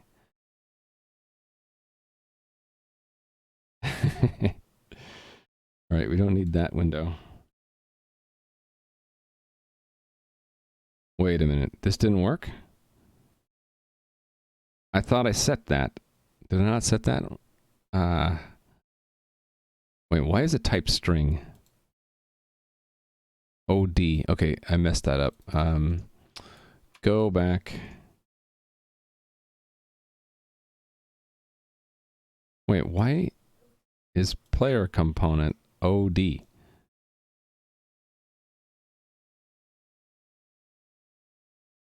Oh, gift subs, not points. Did you reach 100 gift subs? Oh, I misread that. Yeah. Yeah, Goddamn is like, got the golden box now. 100 gift subs. Look at that. Crazy. Too generous. I feel bad you gifting so many.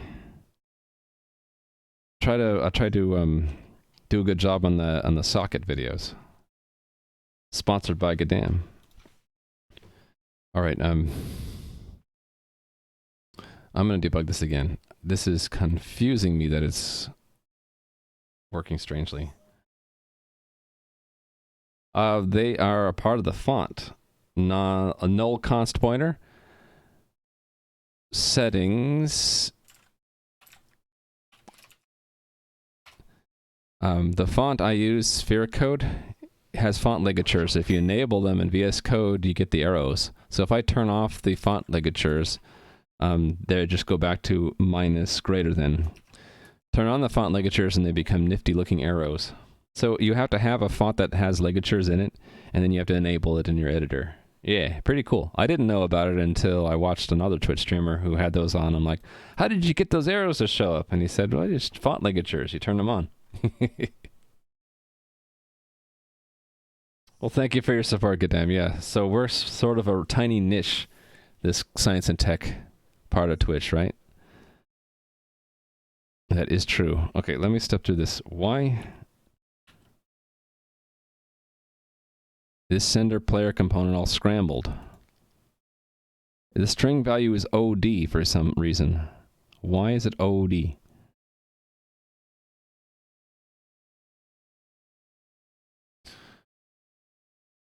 I'm guessing it's the way I set up the test here. This thing right here. There's something wrong with this. That string is MOD, right? Oh, wait. This needs to be... I'm just dumb. This needs to be a JSON object. Not a, Yeah, it was thinking of it as a string is what it was doing. Okay, that makes sense. So run this and... Yeah, so let me fix the number of points. Not that. This one should be 1,000.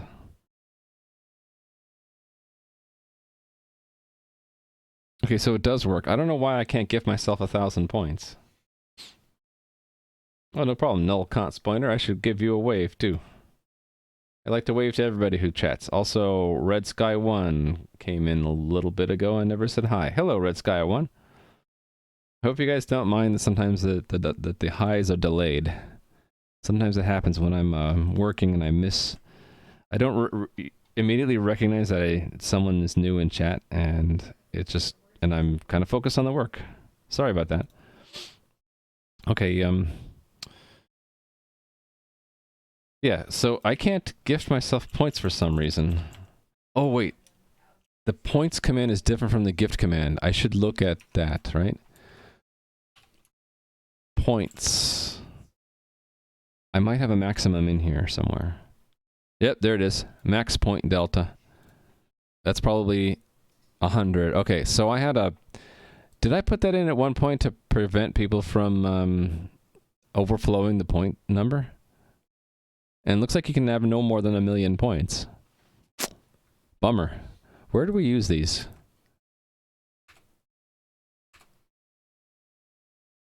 Only in the points command? Why do I even bother?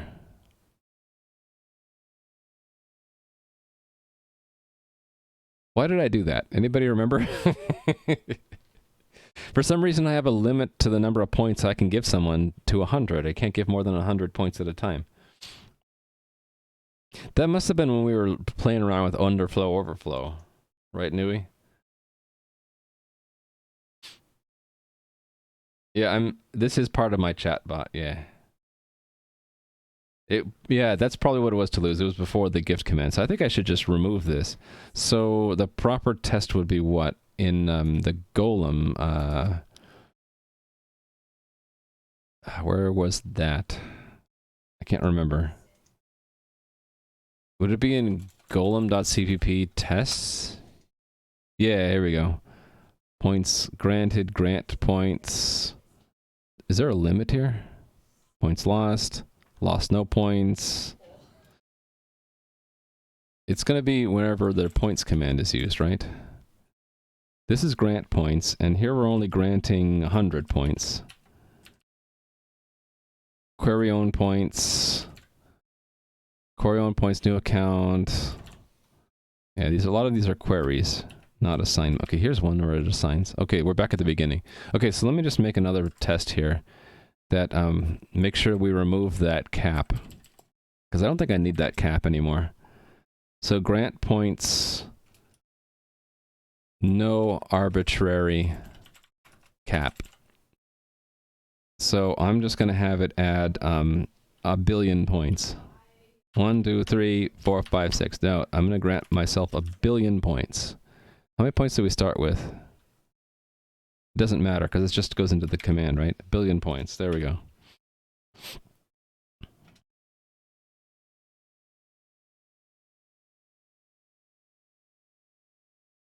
Oh, yeah, you're right. I could do that. That's a good idea, Ernius. Give you a point for that. And that's your first point? Really? I'll give you a second point. Alright, so this test should fail, right? Yeah. So let me lift the arbitrary limits I put in place here. Well, before I do that, let's do what Ernius said, and I'm going to look at the git lens for that line. So this would be line history on that line, right? Oh, that's bad.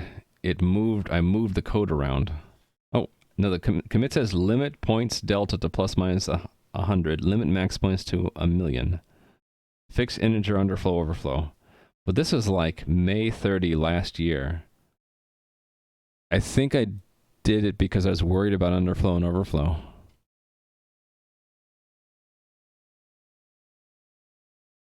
Did it just get moved? Yeah, it got moved. Here's where it used to be.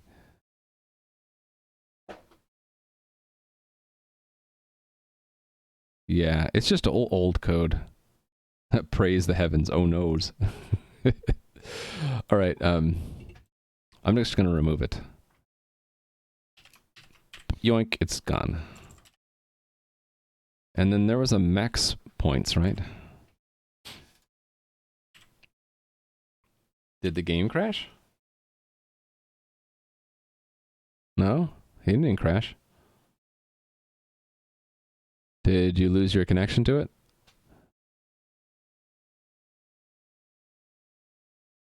There you are. You're in the sewers, my friend. Let's turn on admin mode. You can't move. Okay, let's see what's wrong with your character. Does it think you're in a dialogue, maybe? No? You should be able to move. I don't see anything obviously wrong with your character, Gadam.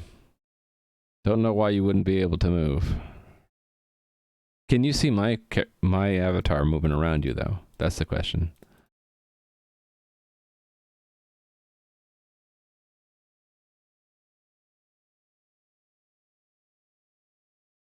Just stopped moving and can't move. That's weird. Oh, looks like your movement is stuck on S. Why would that be? I think that your connection to the server got disrupted. Cannot see me? Yeah. I think you might have to refresh your client. I think your connection to the your connection to the server got hosed. Now you're moving around. Yeah, that's weird. Connection issue, I guess. That's what I'm gonna guess. That's what I'm gonna guess, and that's what I'm gonna guess. No problemo. Okay, so this was nowhere. We're never using that. Okay, so let's build this and make sure the test passes now. That was here, right? Okay, and then this test should not have been disrupted. This one down where? Where was it? Here.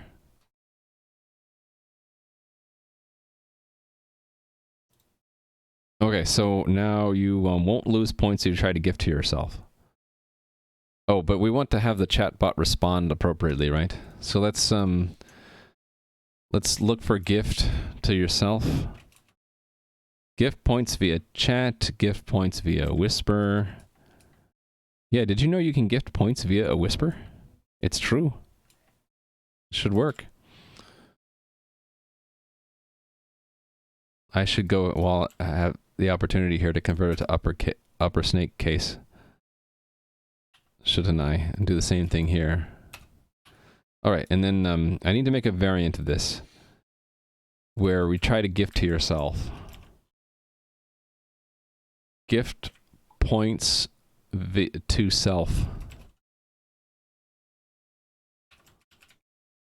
So it's going to be Alex tries to gift Alex 20 points, right? It should not put a journal command in. So expect that this didn't move. And then we should also expect some response sent back to chat. You have to do gift.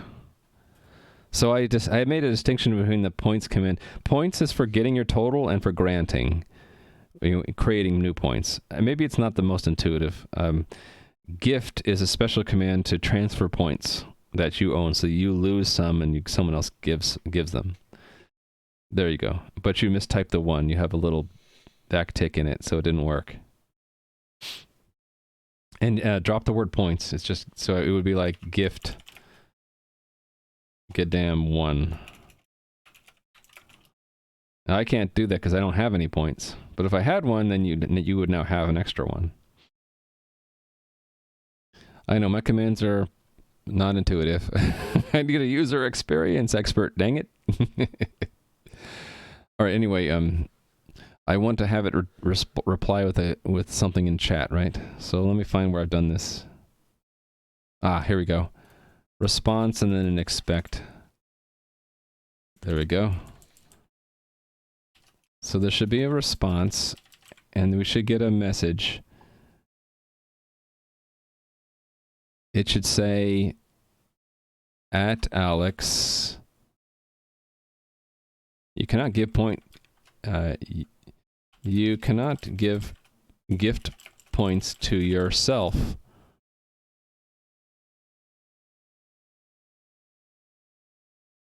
So, let's say sorry, Alex. What are the rules in chat? Can I put a comma here and will it show up right? Or do I need to put a space there? I never can remember. I'm just going to expect that will work. You gifted a point to Romania hate. How generous of you. Right, so it doesn't do that, so let's change this code. The gift command should, I suppose we want to check to see if they're the same, don't we? I guess we can do it here. Does that mean I need to do a lookup?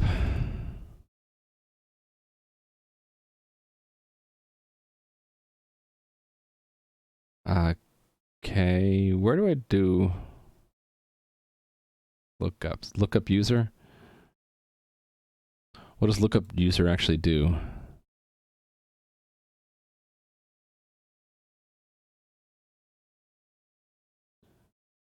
As long as lookup user doesn't create any accounts, I'm fine with that. Okay, so it's looks like it's non-destruct or it doesn't mutate anything, so we're fine doing that. So I would do it here. Sender receiver.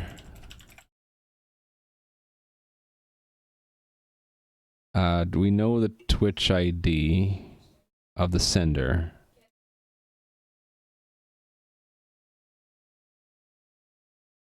And we know their login name, right?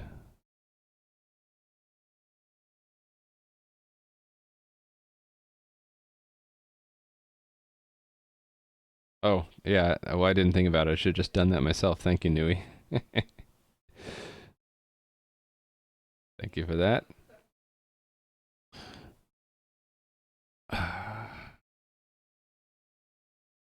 Make sure I'm using this correctly. It's been a while.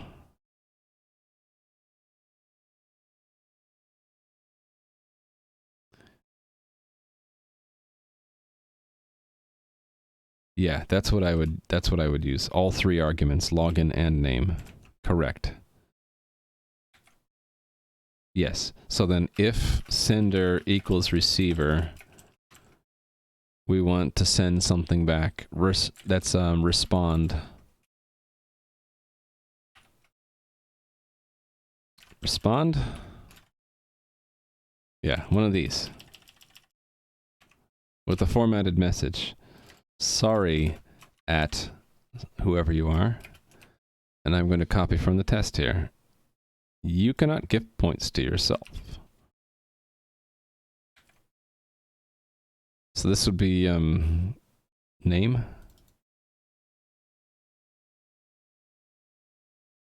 So that means that this should also use the name that's in here, right? So there's no, well, I can put the name here. 1, 2, 3, 4, 5, comma. I've done this before. I know I've done this before. Where is it? Was it display name? Yeah, there it is. It's semicolon, that's what it is. You cannot. There. So if I put that there, display name Alex, then it should say Alex there.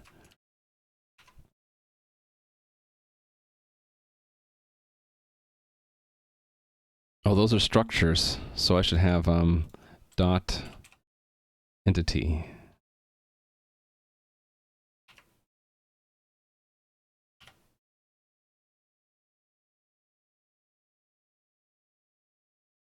All right, let's test it. Run. Passes. Let me run all the tests in this category to make sure I didn't break anything. Run them all.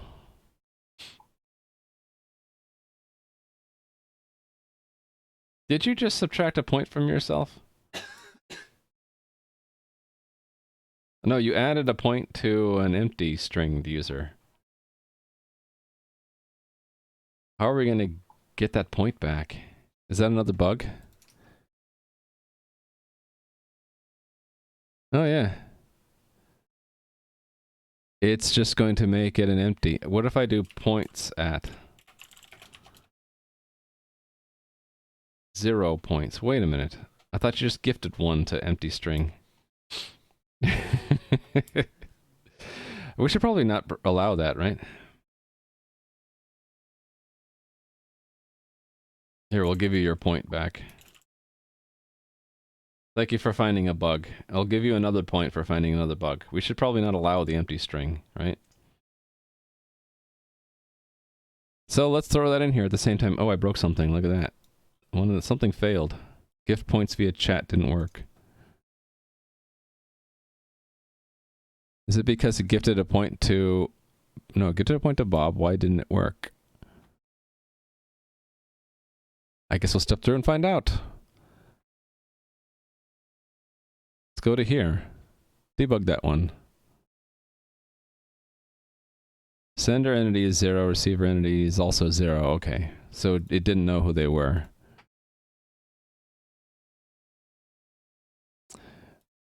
Oh, I think that's a bug in the test.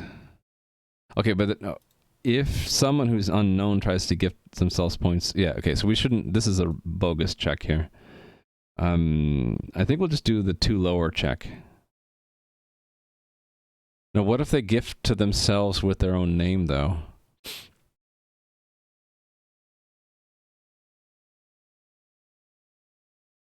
Actually, it doesn't matter, does it? We'll do a two-lower check of both. Test that against the login and the name, and that should be good. Yeah. That's what I'll do. If two lower, yeah, this.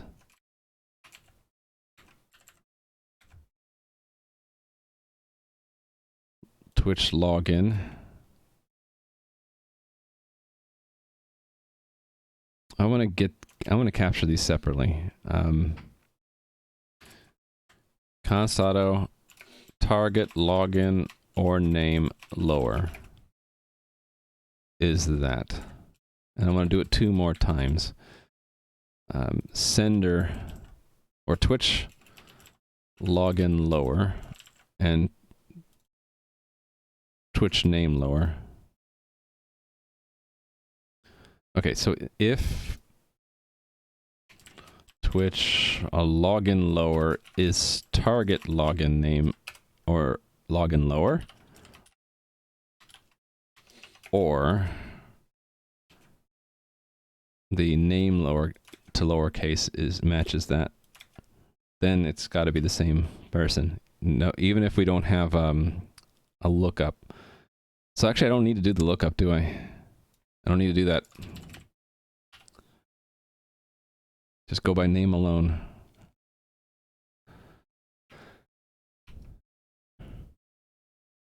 There we go. And then run them all. Make sure I didn't break anything.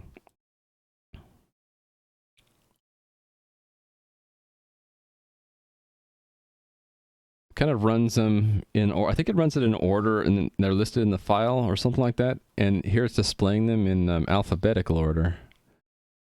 So it looks like it's random, but it's just doing them in a different order. Okay, they all passed. Let me check this in, and then I'll fix the other issue that Atomic Nibble found. Git GUI. I actually did a couple things here, didn't I?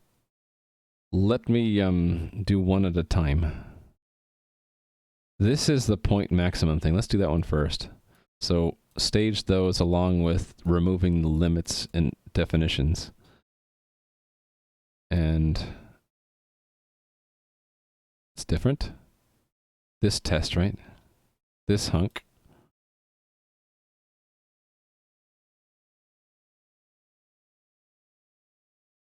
Right, okay. So remove arbitrary limits on point granting. All right, and then this one was trying to gift points to yourself. So we block it into two different places just to be safe. Gift points to self. Yeah, you can't gift points to yourself. If you try, it will do nothing. But a mod can still grant points to themselves. Yeah, okay. So fix bug where viewers could lose points gifting to themselves. Commit. All right, and then let's fix the one that Atomic Nibble found. Let's make that at this level. Not that you gift to yourself, but you gift to a empty string. Gift points to empty string. Alex will do gift at 20. It should do no response. Should I have a... Should there even be a response to the chat command? I don't know, what do you guys think? Should the bot talk back when you try to gift to at? Or should it just go silent? I'm leaning on it being silent, because that's what I've been doing for the other chat commands. If you do garbage commands, it just ignores you. So that would mean I don't really care about the response. I just want to make sure it doesn't actually change any state in the game, which is what this line checks. Why you no give user?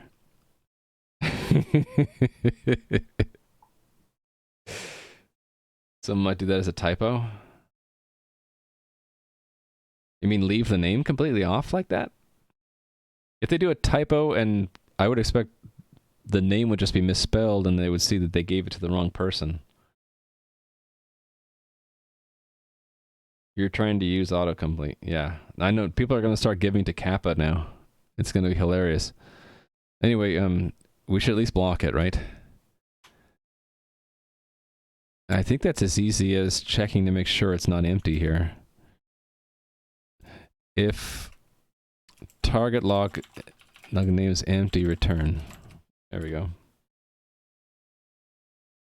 Good thing you did give and not gift. Should I have aliases for commands, by the way? Where do I do these commands? Can I go to where this is declared?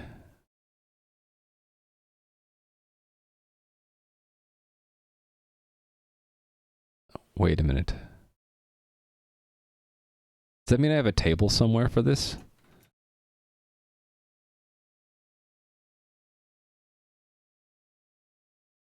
I do, look at that. There are all the commands that are built into the bot that are not, these are the hard-coded commands. Looks like I have point and points going to the same thing. Should I can make a gift alias to give by having just another entry here. Give.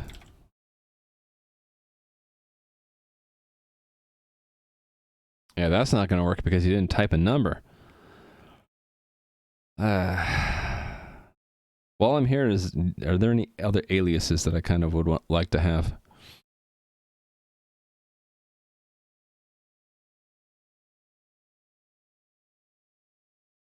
What, have people typed anything in chat that that I should be interpreting it as an alias?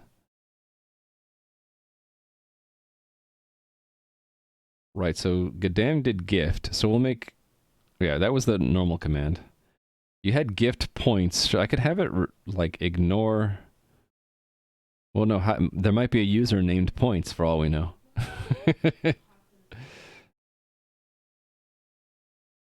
I think I'll just leave it at that. We'll have give be an alias for gift.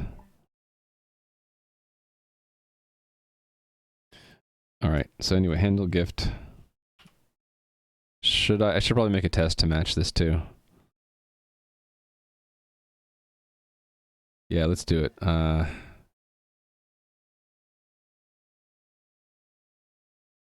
We'll have just another test for this. Gift points via chat using alias, using command alias. So it's instead of gift, it's give. Gift points. Sorry, the third argument has to be a number, else it's gonna get ignored. You guys are just too afraid of losing your points by by finding a bug, aren't you? The bot responds, haha, you have done the secret combination, now you lose all your points forever. Complete with the evil laugh, you know. Alright, okay. It all passed, so we're gonna check it in. These back-end changes won't be immediately available in the production environment, though. So that's one fix that goes with this test here.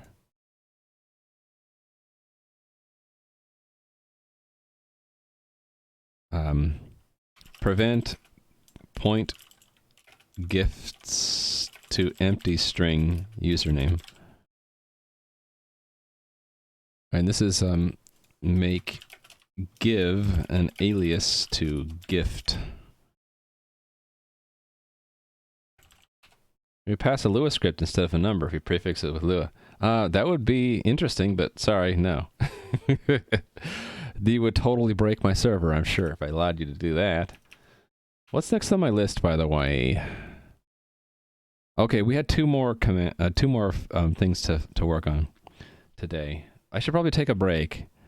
And when I get back, I'm going to work on this bug fix. I can demonstrate the bug fix right now. So, take two tiles that are on top of each other, like perhaps this bridge here. If I want to put the bridge underwater, Let's use the bridge that the slime is not crawling on top of. So there's a bridge that's on top of the water, and it's on top because its depth is higher. If I were to adjust this one's depth to negative, it should put the water on top of the bridge, but it doesn't until I leave the screen and come back, I believe. See that? So that's a bug, where I can't change the draw order for cameras that can see the tiles. Can't gift negative numbers, sorry. So to undo it, I set it to 1 again, and see it doesn't draw until I leave and come back. So that is a rendering bug. I'm going to work on that, and I'm going to work on this other bug that's in, this one's a front-end issue. If I were to click here, and then change something, and then click the update button actually moves, which is annoying. It's like if I,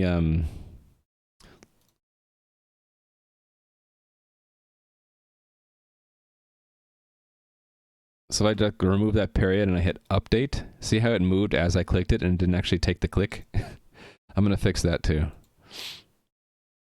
So I'm going to take a quick break, just 3 minutes. If you've been sitting around like I have, now is a good chance to get up, get a drink, go use the restroom, stretch. That's what I'm going to do. I'll be back in about 3 minutes. See you in a bit.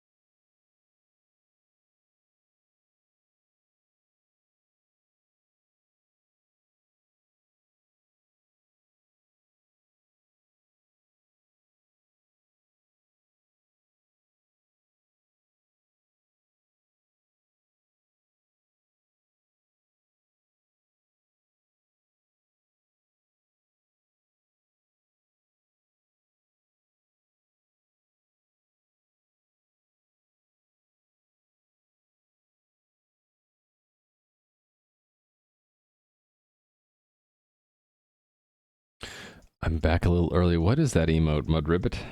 FC. FC. I don't know what that means. What is that? Thank you, Nui. I am back. Actually, I had an idea while I was stretching. What if we had... I was thinking about what Atomic Nibble said, can we pass a Lua script? And I was thinking, I don't want to allow passing Lua script, but what if we had the chat bot could run game Lua scripts in response to chat commands? I have a rabbit. I actually don't have a real rabbit. That's just a joke.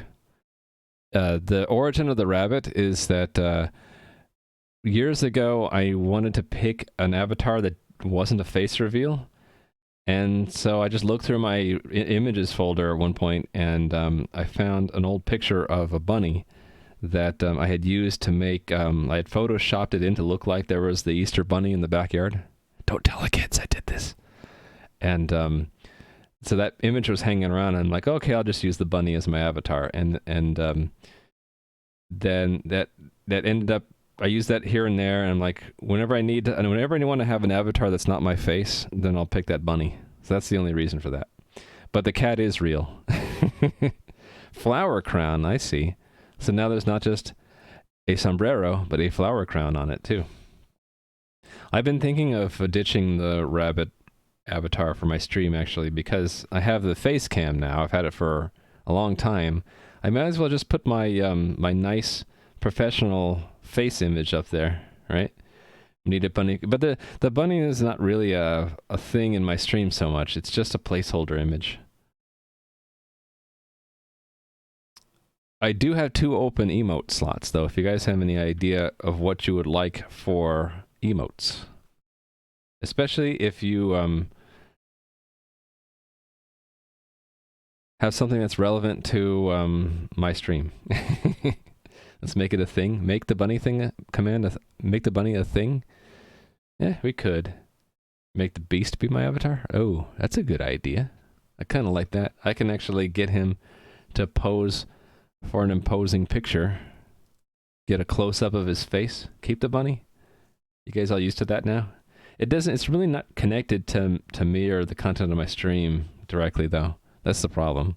Like Adam's stream, he's got a the graduation hat, the learning, which fits the theme of his stream, right? And a lot of other streamers now just use their face for their avatar image. I'll keep the bunny for now. Okay, but I was thinking about an idea where, like, what if we had Lua scripts could be called from Twitch commands. So you might have like a heal Gadam or something like that, right? And then in the game that would actually heal his character. Heals Gadam in game. And maybe you could do that command on timeout or something, like maybe once an hour you could do that. Yeah, that's the number Discord gave me. And I'm like, well, when I tried to register Raimu in Twitch, it said the name was taken. I'm like, well, I'll just add the number that Discord adds to my account, and then it seems like there was symmetry. Costs a point? I don't want people to lose their points, though, but yeah, this would just be an example that this would actually call a game script, so that you couldn't just do any arbitrary Lua, but you could have commands that map to Lua things. So in the control panel for the golem, I have, right now it's just everything is either generates a response or is an alias of another command. What if I have a third thing in here where instead of it, in addition to it doing a response, it could also run a script? Talk actions. Yeah. So someone saying a command in chat would actually do a game script. Execute a game script. That could be a thing, right? Make a bunny flag, kingdom flag style? Interesting idea. And by the way, hello. I'm not sure, of course. And Garitoro. Probably said your name wrong. That's why I said it fast, so I could get through it. I'm bad with pronouncing names. Anyway, that was my random thought.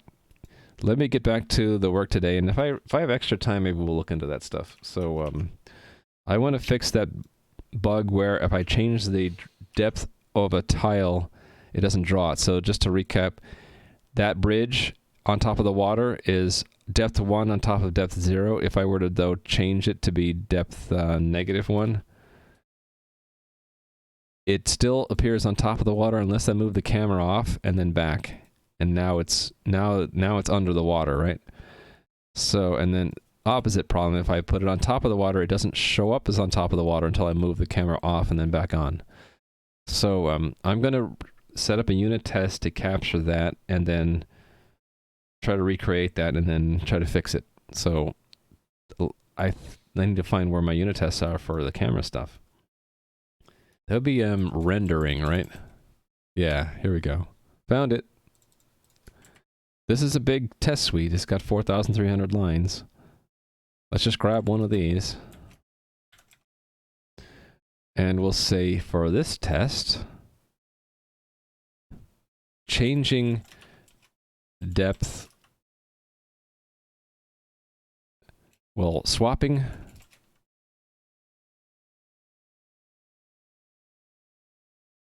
how about moving entity or changing entity depth? Changing entity depth published to camera. There we go. We have this arrangement. We have, let's not do wall, camera, wall with picture frame on it. Let's do, actually, that's a great example. So P is, we don't need actually a wall. We have a camera and P is a wall with a picture frame on it. Like that. The camera has full ambient light. We then bury the picture underneath the wall by changing its depth to be less than the wall's depth. The camera should no longer see the picture frame. There we go. Next, you'll have spells. You have to cast in chat. That's what I was thinking. We could totally have like a chat integrated part of the game, aspect of the game, where people playing in the game could be haunted by or assisted by, depending on the generosity or deviousness of chat, by chat, by people in chat. I might be showing an area in the game world where there's a big battle going on between monsters and players, and then chat could get involved. Chat could maybe take control of one of these monsters. What if there was the golden orc that was not controlled by AI, but was controlled by chat, and then you'd have people in chat saying, move right, move south, attack west. And then if the players were to defeat the golden orc, they get some kind of reward, and if the golden orc swept the floor of the players, then the person in chat would score some points or something like that. Demon Lord chat. Yeah, why not? We could do that. I think that would be fun. Of course, we would need to have players actually fighting here, the orcs here, and I had to have the game mechanic to have a monster controlled by chat, but, you know, we can do that. Oh, I'm dropping a bunch of frames. I just dropped a ton of frames, like 200 of them. So it wasn't you if you were wondering if your internet connection is going. It was me. Yeah, and I'm seeing a little bit of lag on my connection. All right, so I might be dropping some frames. It happens. It's a reality thing. So changing the depth. Create the zone. Okay, we only have one wall, right? How did this go? Okay, these are positions, right? So might as well put the camera. It doesn't really, these positions don't really matter. We'll have a wall at 0, 0. We'll have a picture at 0, 0, depth 1. That third argument's the depth, right? Yes. And the act. This is copied from what? Right, this is a static scene, was what I copied it from. So a dynamic scene would be, we update the systems, then I change the picture's depth. So that's, I can't remember this, so I'm going to cheat.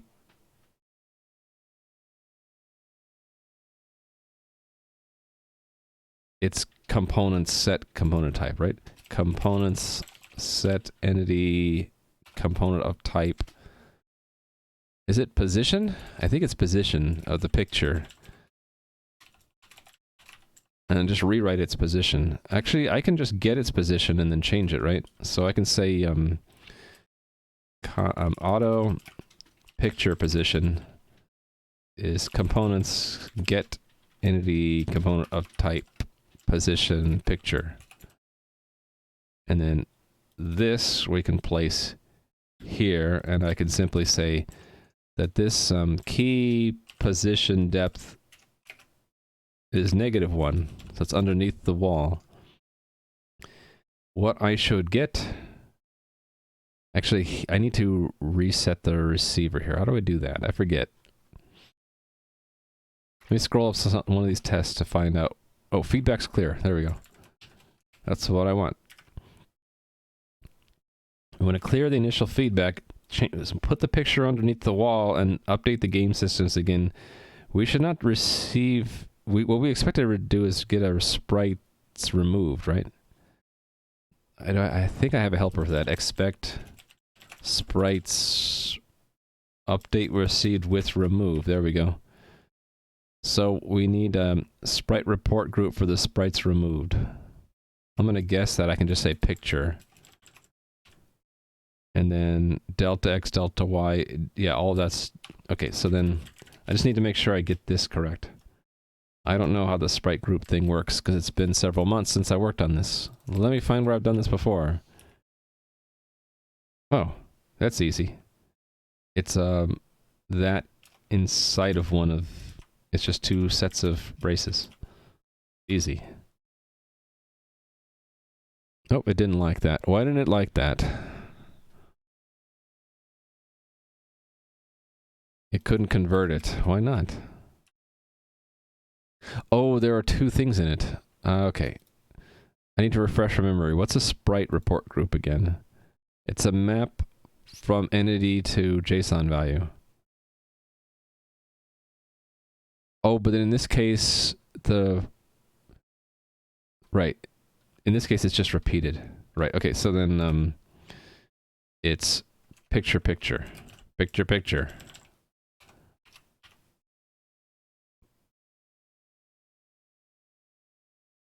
And then this should reproduce the bug by not getting that message. Yeah, we did not receive a sprite update. Okay, so let's fix it. This is the more difficult part. The easy part was setting up the test to reproduce the problem. The harder part is to figure out where we would like detect a depth change. If I trace it down here, what should happen? It should mark it as dirty, right? Get past the database stuff. Right, if it's a position, we're doing on entity touched. Why are there two of them?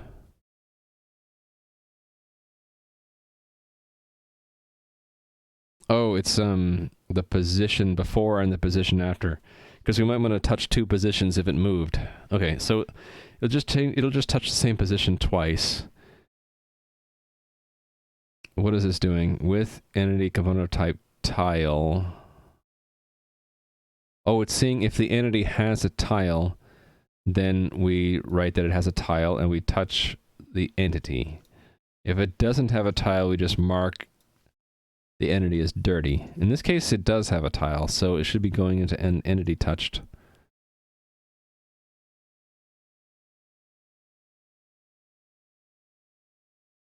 I expected in here it to actually mark it as dirty also, but I don't see that. So the dirty entities, it never calls that? Oh, it does at the very front. Okay. So we always mark the entity as dirty, which the dirty entities is used to tell the camera what entities needs to report. Okay. So it is marked dirty. That should be enough. Well, but we need to recompute the draw order, don't we? I think that's the problem. Let me see what else this does. So it gets the tile information to see the visibility of it. If it's... What's visibility 0 mean again? That means pass through, right?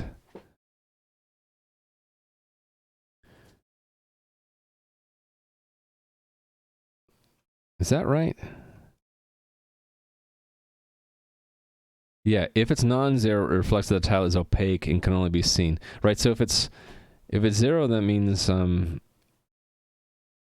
me read that again.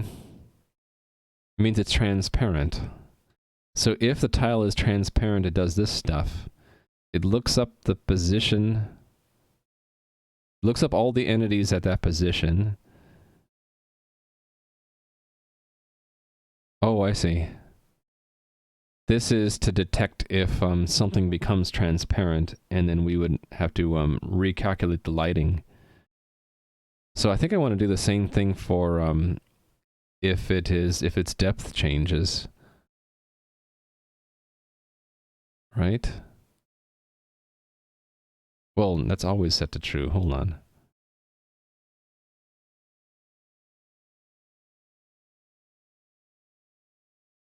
So the position probably is getting updated. I bet we'll reach there if we run this test. Debug here. Wait a second. Let me stop that for a second. Let me put a bookmark there. Delete my old bookmarks. I got a lot of old bookmarks, apparently. Okay, there's a bookmark there, and then on the test, let's put a bookmark right here, I guess. I want to wait until we get to this update here. So, debug to that breakpoint, and then go to here and put a breakpoint here, which we can't see because there's a, okay, breakpoint. Put the marker there instead. Then go. Position needs updating, true. Okay, so it is going to be marked as needing to change, 0, 0, right? So the camera is going to know to update it. That's good. So the problem must be that the draw order is just not sent back to the client. That's my guess. Either that or the front end. It might be giving it to the front end. The front end doesn't do anything with it. So it might be a front end problem. No, the back end should pass the test at least. It should tell you that the picture is gone because the wall should block it now. That's not happening. So we're going to continue looking. That is used where? Here in, oh no, never mind. I need to look in the rendering system. Right, process positions affected by vision change.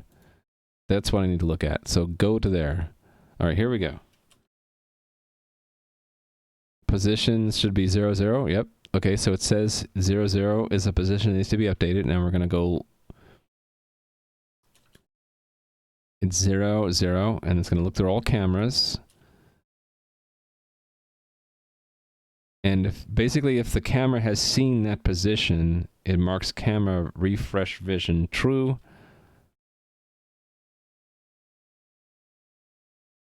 Okay.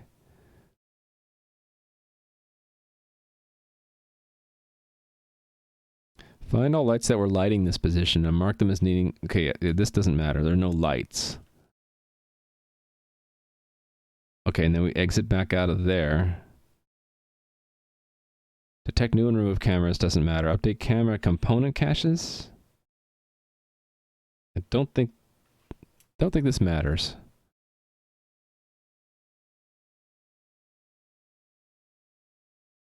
Oh, maybe it does.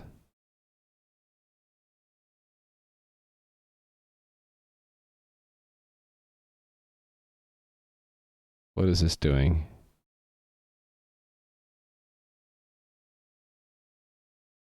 What's update camera? Update camera is this function here. What is this doing? Oh, just checking if the camera moved. Then it has to do refresh sprites. Yeah, if it moved beyond max distance, it moved to switched zones, or it's not a switched admin flag, then we have to refresh everything. And we're doing it for all cameras? Yeah, we're doing it for all cameras. Yeah, this just makes sure that we, if the camera was moved, we do that, so that doesn't matter. Update old camera views. I think we would want to do this, right? For every camera.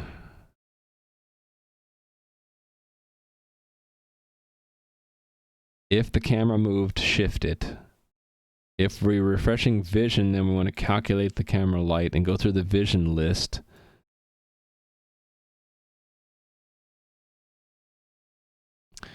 Adding encoded sprites visible at that position. Always? I guess we'll step through that and find out. Where are we now in the debugger? Debugger, where art thou? Right here. Okay, so then, yeah, I want to step into that.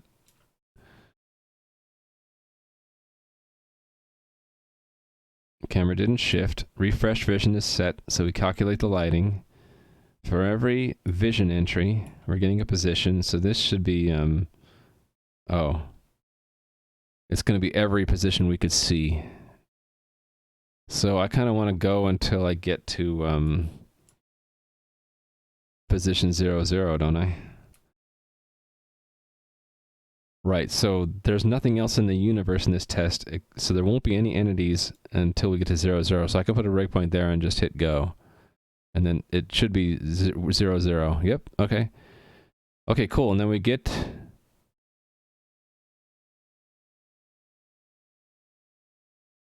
Is that the problem? Hold on. I need to remember something about this position index. It's a cache of information about entities. Right, and then the entity with depth list, it's sorted by depth and then by entity identifier. How do we sort by depth?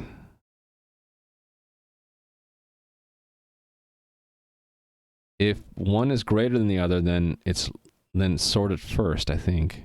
So it's going to be top first. So then that makes sense that I saw the entity. I was looking at this entity that's at depth 0. I think that's the wall. It's got to be the wall, right? So it sees the wall first. Hey there, Reeg of Regents. And NS George. I forgot to say hi to you, too. Reeg of Regents. I think the internet would benefit from having a letter inverse of F when something becomes alive. Like backwards F? Yeah, what letter would that be? That would be like a reverse flag or something. Wow, I've dropped 659 frames in the last 2 hours, 22 minutes. That's a lot of frames. That's 0.4%. Okay, so it's seeing the wall first. I can't remember if that's good or bad. Oh, this is the problem. It's just going to skip it. Right? It's going to skip the wall. And then it's going to see the picture frame underneath. And it's going to skip it too. That's the problem. Oh, this is only to report new sprites. Okay. So that's good. The position index has the correct sort order. Right. So wait. What? Oh, right. I need to get out of the loop. So go to there. Okay. And then go into the... Here's where I expect it to happen, right? Remove missing sprites from camera.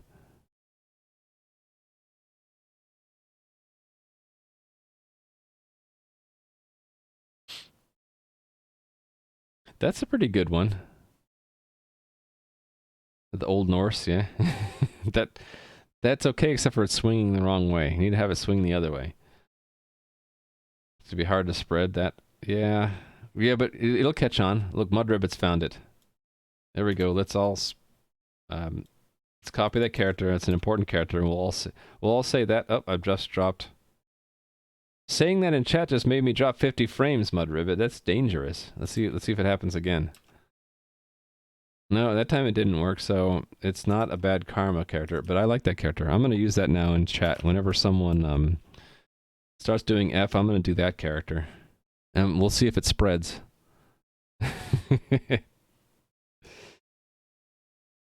going to give Mudribbit a point for coming up with the perfect alternate F character. Okay, let me see if there's a problem here. Okay, it's going to go through every sprite that we know of.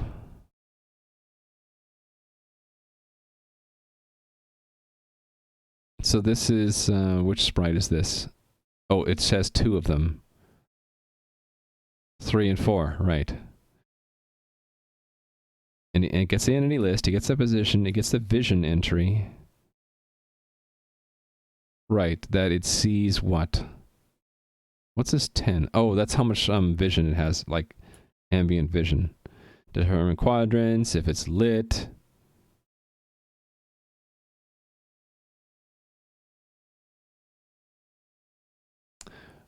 If it's not an admin, then we're going through the entity list.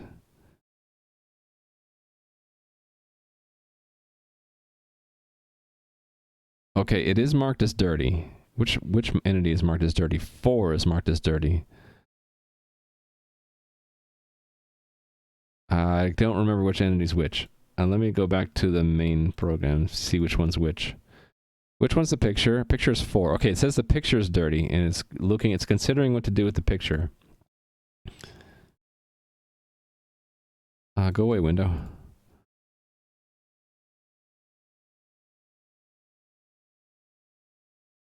It's basically seeing, can we still see that tile? Yes, so it doesn't remove it. Okay, so does that mean I'm missing code to reconsider the draw order then? Or would this be the place where I need to modify it?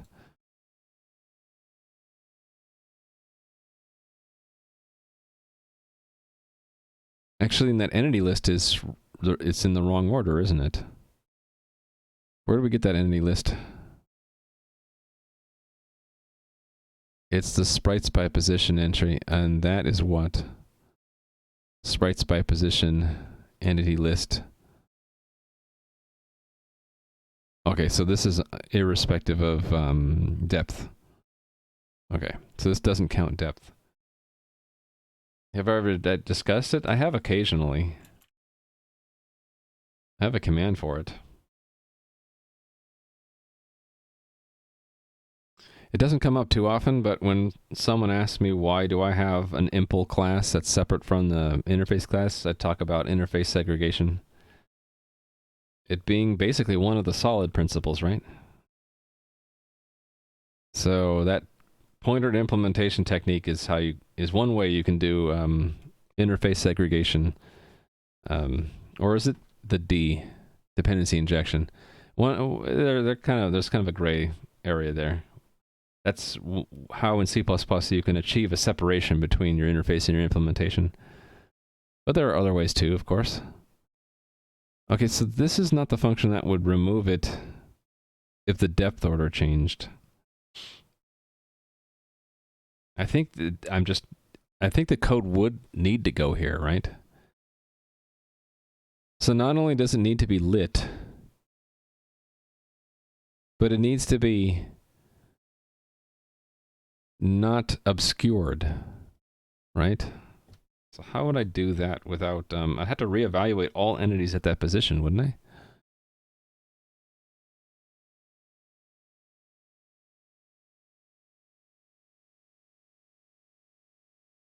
This isn't the place to do it either. This is just supposed to remove the ones that are missing, not the ones that are obscured.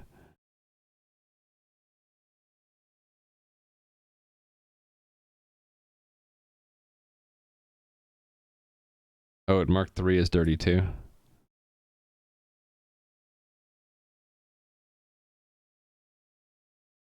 Okay.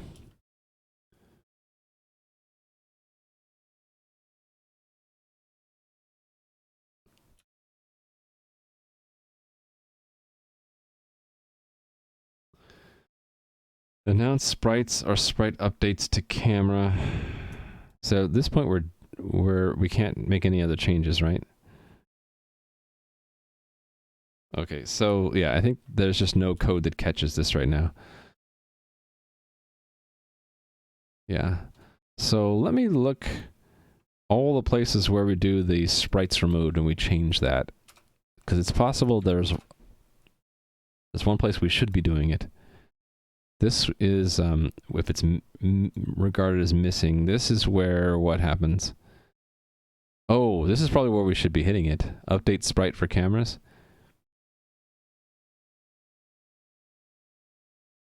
Yeah, there's a computation to see if the camera can see an entity. And I think it does go through the, actually, it doesn't look like it looks at depth order.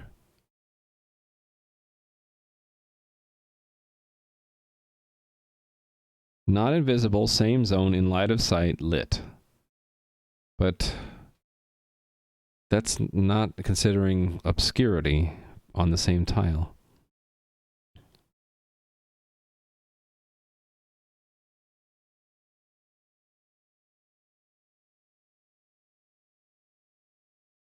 Okay, I need to keep looking. I haven't found it yet, obviously.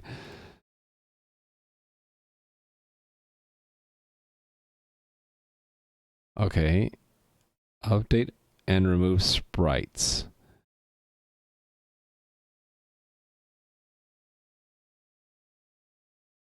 This is if it's missing, right? No. Missing was up here, right? Remove missing sprites from camera. Then what is this down here doing? As if the entity is in dirty entity set. If it couldn't find it anymore. So then what is this doing?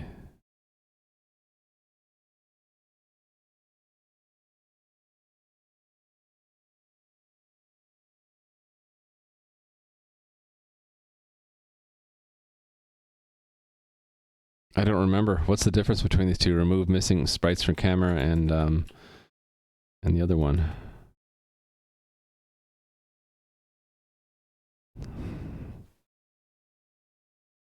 This is going through all the sprites that we've told the camera about. And it's checking to see, is the position that the tile is in, is it still visible and is it lit? If not, it removes all entities at that position.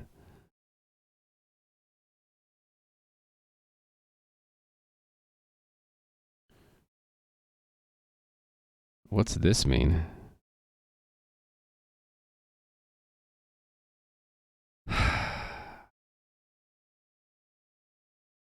I don't understand my own code. What's the advantage of using Pimple versus subclassing a pure virtual interface?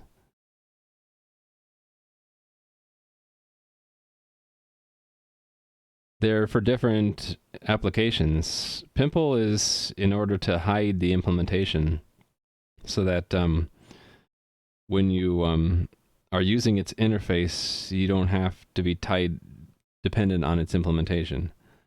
Subclassing a pure virtual interface. Let me think about this. Subclassing a pure virtual interface.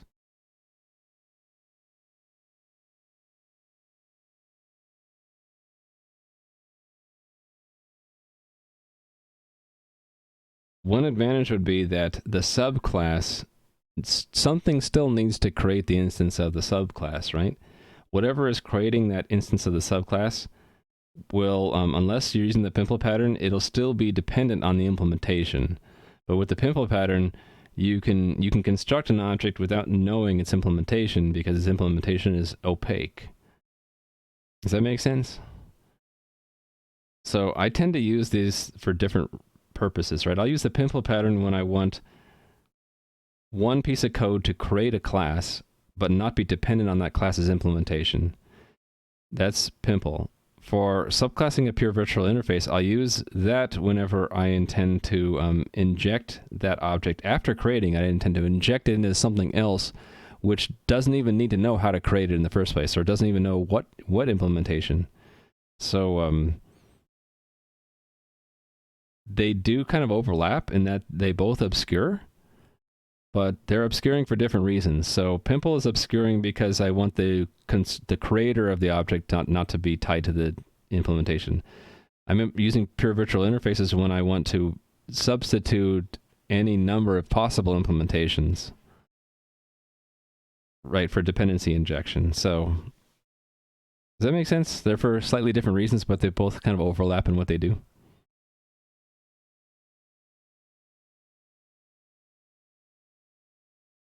You know, I don't claim to be an expert in this stuff. I'm learning like everybody else. So my understanding and my ability to explain what I believe I understand is not going to be perfect. But that's my attempt today to explain the difference. And I'm only saying it from my perspective, right? There are probably lots of other reasons to separate interface from implementation using by hiding your private properties. That's the pimple pattern. And there's probably other reasons to do subclassing pure virtual interfaces, which other than what I use it for. I don't want to ever claim to be an expert. I'm only the sum of my experience, which we're not done with yet. So, okay. I'm trying to understand what's the difference between this code and this code down here.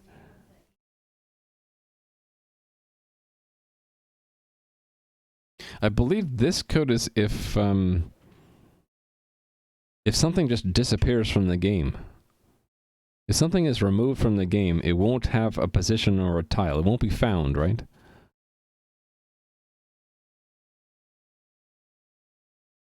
Update sprite for cameras. Is one of them calling the other one? No. Oh, actually, what calls this?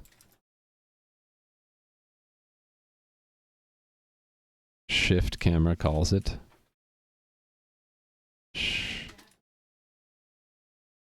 Update old cameras calls it. So shift and update old cameras. And what calls update old cameras? That, it's called directly. And what calls shift camera? Update old camera views. Calls both of them. Alright. Then what calls remove missing sprites from camera? That's called by shift camera also. Okay, so...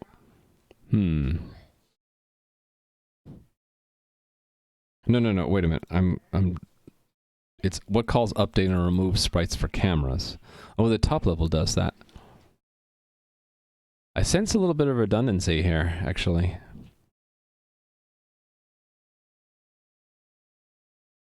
Oh, no, I get the difference. This is for entities that are still in the game but are no longer visible. This is for entities that no longer exist at all.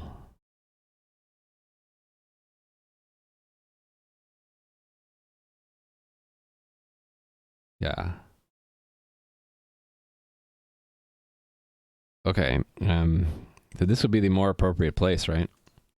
This is where it's still in the game, but we wouldn't be able to see it because it's obscured. But how would I easily do that? And how does it work right now that we can't see? I need to look in this file for the word depth. Fundamentally, that's what I care about, right? It's where the depth matters. Where are we now? On entity touched. Okay.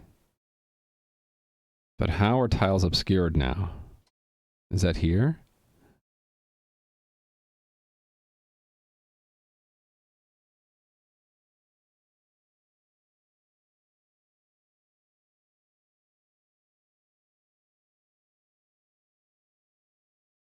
Not, nope. And then back at the top. So wait a minute, how does this actually work then? Visibility would be required also, right?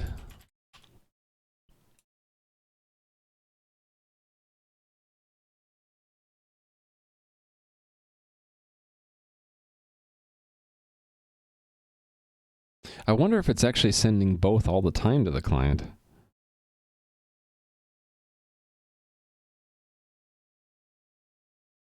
Let me look and see.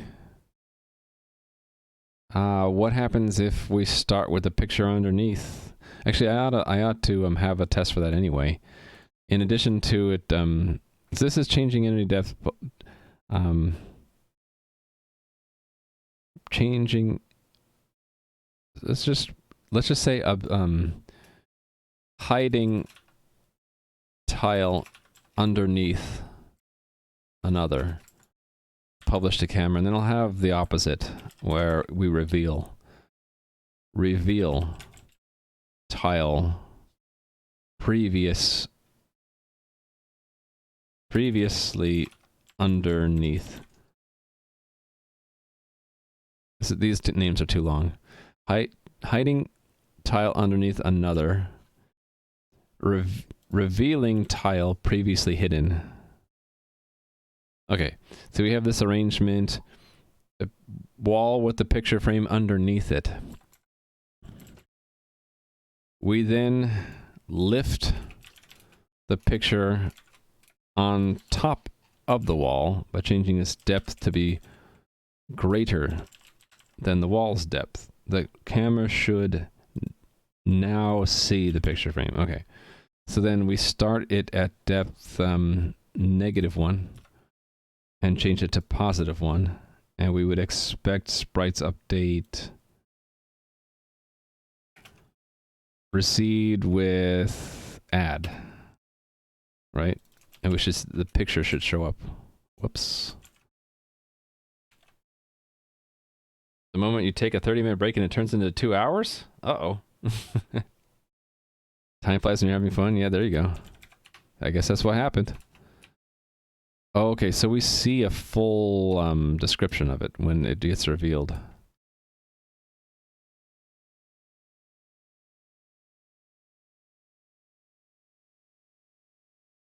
Okay, so probably just need some of this, but I'll copy the whole thing anyway.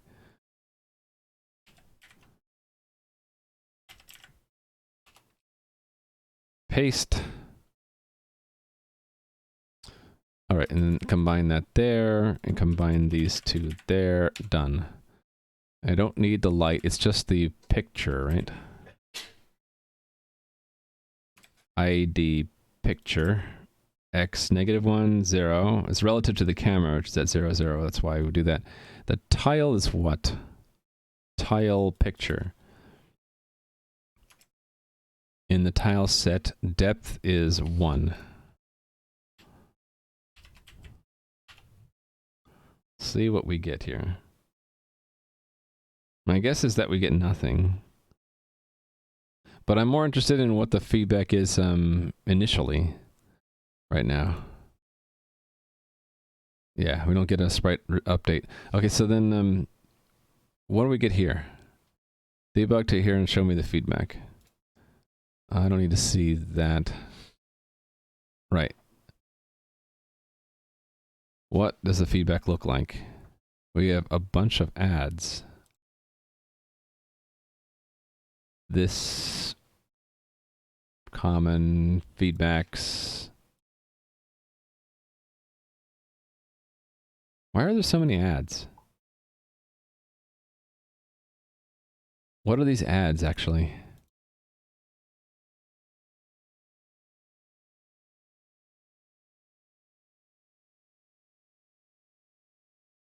What the heck is this? What's the entity? Integer 4. I forget what add means.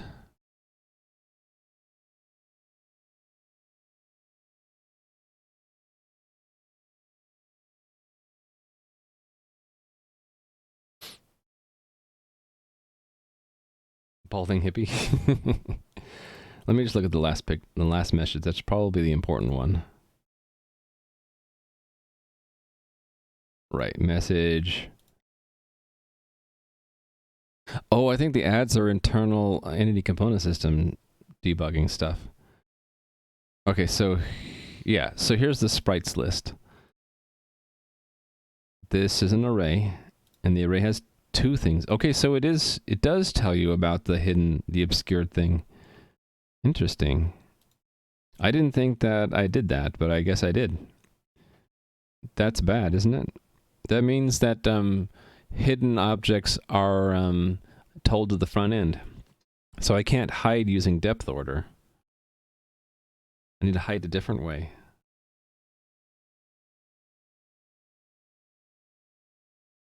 So that means that the problem is really that we didn't tell the client when the depth changed. So I can solve this 2 different ways. I could actually do what the tests say, which is don't reveal tiles that are obscured. Or the solve of the different way would be I just tell the client that the depth changed, and then that would go to phaser in the front end, and that would just change the sprite's depth order, and then it should be drawn first and then be obscured by the wall.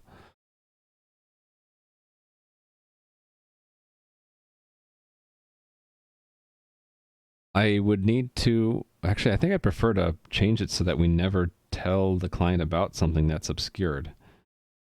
Then I would need a front end change, and then we would reveal less to the client. So anyway, this object should have, should be ID 4, right? For the picture frame? Yeah. So it shouldn't be given, it's showing 2 sprites when it should show 1 because of the wall it should be blocking.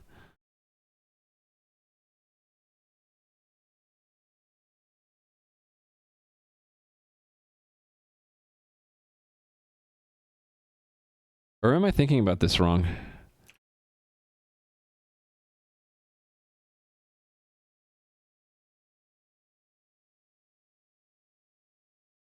If 2 tiles are on top of each other and one is marked as opaque, should it block the visibility of the one underneath?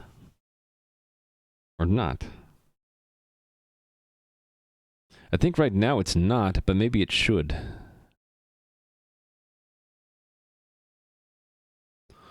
So, turn off admin mode.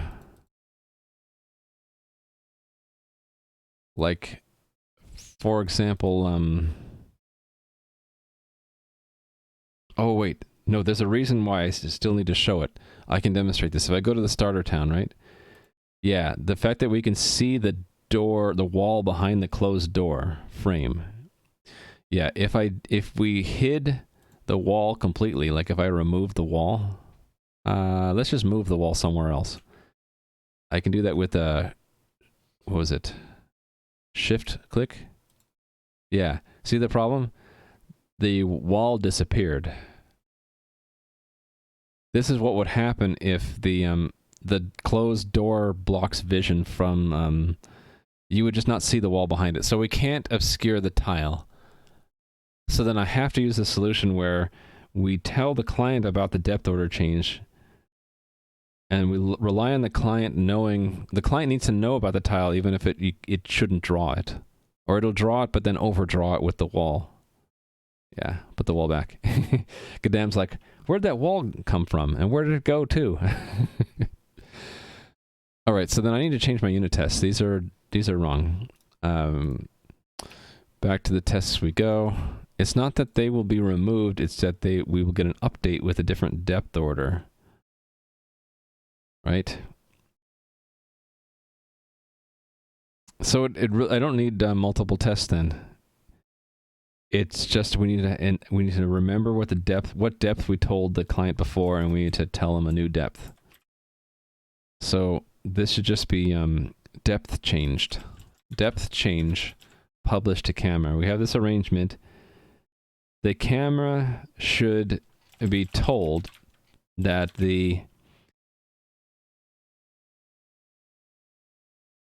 wall should now be drawn on top of the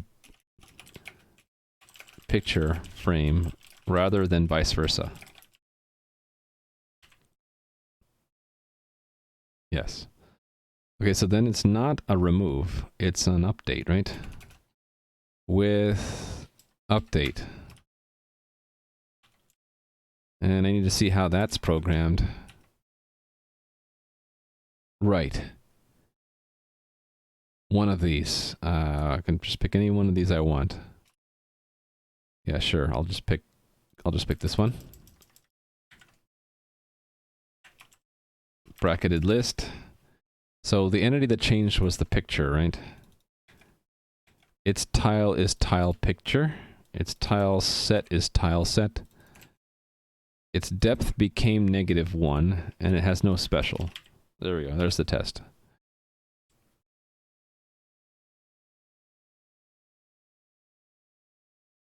And run it'll fail because we didn't get an update. Okay, so how do I detect an update? It would be marked dirty, right? So it would show up an update old camera views, right? Sprites updated.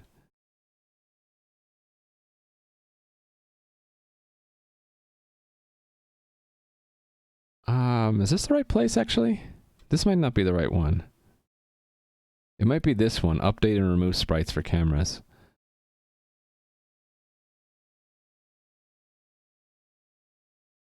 Right, if it's a dirty entity and it's found... Actually, this is only removing.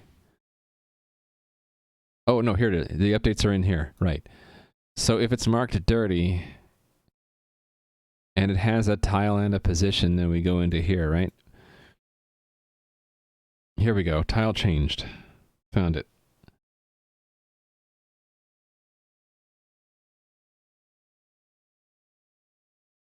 So what are the conditions that would cause it to change? Oh, I see.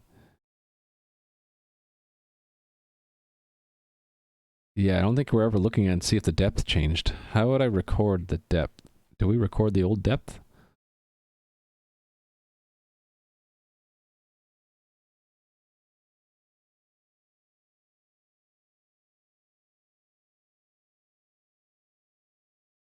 Do we even get the depth here? I do get it, but I get it late. Yeah, we should be fetching it once. So let's do that. Let's fetch the depth once out here. Right, const auto depth is that, and that's an integer. All right, and then we can use that variable now, depth. In the same function, yes, depth. That should have been conspicuous, right? Right, this one down here, that everything is from a variable except for that one. That should have been a clue that it should have been a variable all along. All right, now it needs to be a determining factor of when we report an update, right? So entity tile cache has what in it? It has, what is that? The tile, but not the position? That might be the problem, right? Hey there, Mr. Halsey. How are you doing today? And I forgot to say hi to YXHUVUD.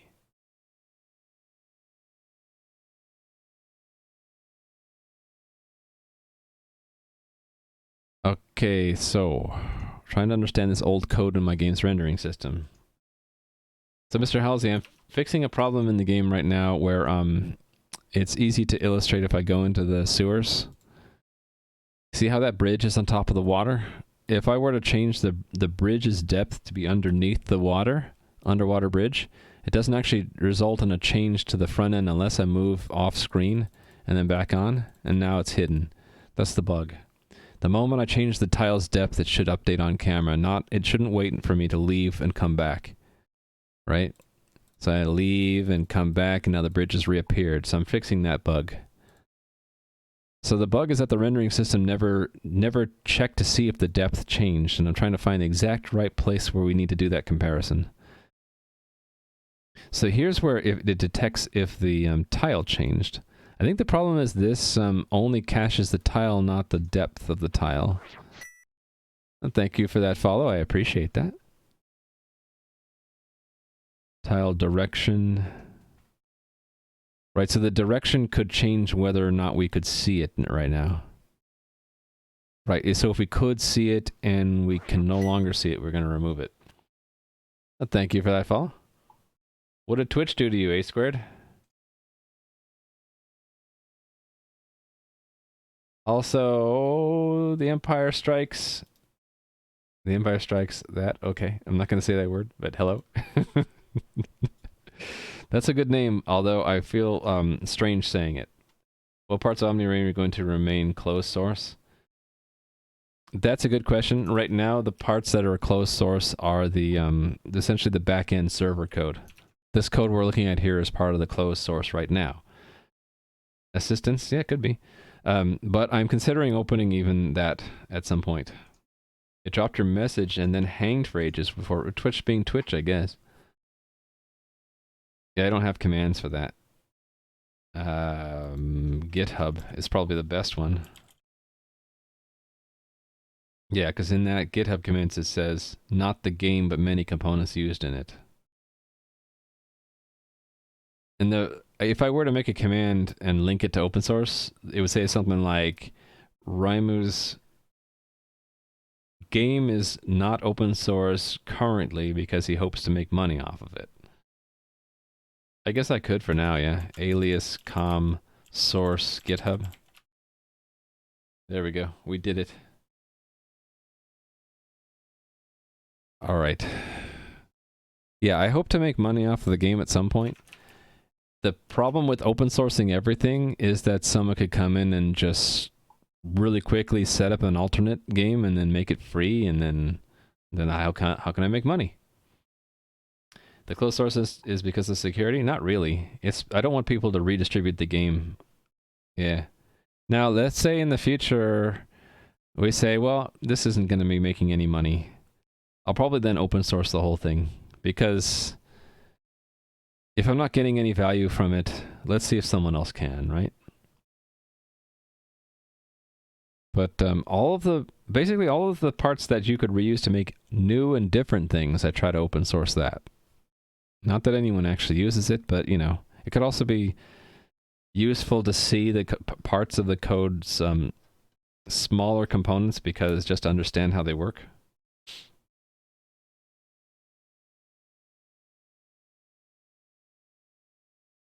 Is that what we want to make for source instead of making an alias? I'll consider that. Asprite actually still is open source, sort of, right? It's open source. It's free if you build it yourself. I chose to buy it myself, but... Okay, I need to keep that ultra cool character. Thank you, Atomic Nibble, right?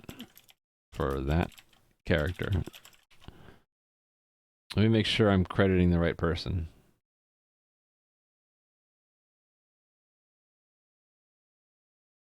No, it was Mudribbit. Mudribbit came in with the awesome alternative to the F character. It's F backwards. You thought for closed source and open source? Okay. I'll consider it. I'm not exactly sure if I want to do that. I'll think about it. How come it didn't copy that? Copy, please. There we go.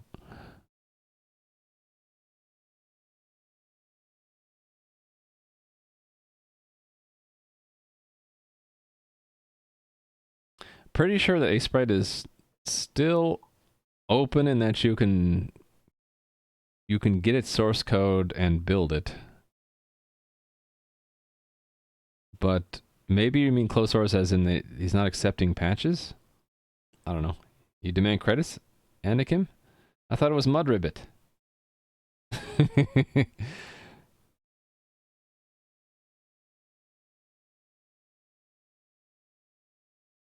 Okay, yeah, it was your idea. Okay, I'll give you a point, because it was your idea that spawned the search for the character in the first place. Yes, you brought up the idea. Yeah, here, I'll give you another point. Sorry. You have the reverse F now for when we drop frames. Okay, I need to find out where is the right place to compare and stash the depth. Thank you, Anakin Luke. Special changed. Is this... Special is in the tile, though, right? Yeah, the backwards F for GIF. There we go.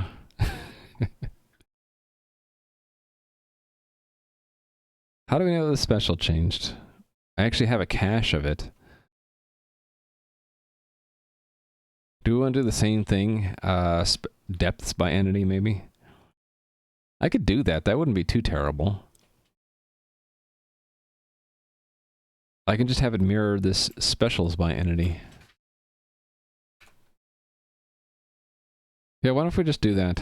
That's easiest. And I don't even need it to be, these don't need to be maps either, do they?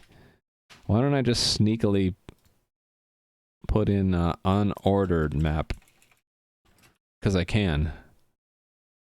Right? Now they're using hash tables. Haha, you didn't even know I did it. Okay, so let's put in another one. Let's just copy this, actually. This is a collection of... Well, this... Let's say this is a cache. Well, this is a record. of what depths were previously reported for each sprite revealed to the camera. This is inside a camera, right? Yep. So it's an unordered map of int to int depths by entity. And I want to mirror the sprites by entity. So every time we remove sprite, yeah, we're going to also remove its depth and entry.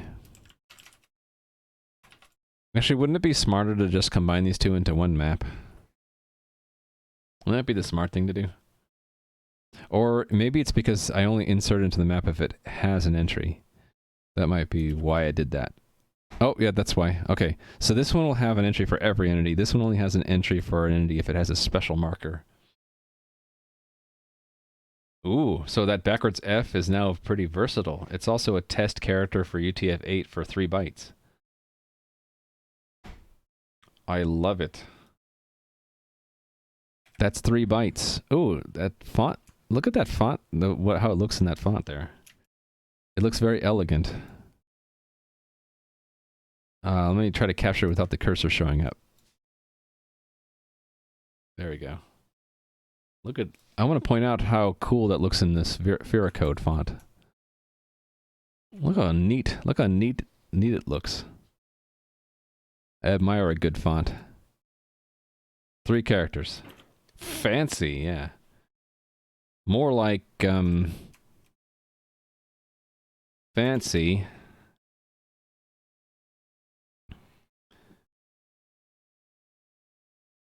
Wait a second, what could be worth unifying the erase methods though? Yeah, that's what I was thinking about, YX. Let me give you a point, because I was considering that these two could be unified, but I can't if we're only inserting if the special's not empty, right? I need to capture it always. Although I could combine it with this guy.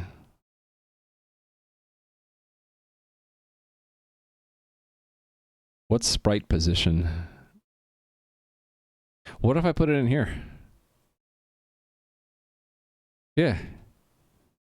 Yeah, what if I do that? Where do we use that?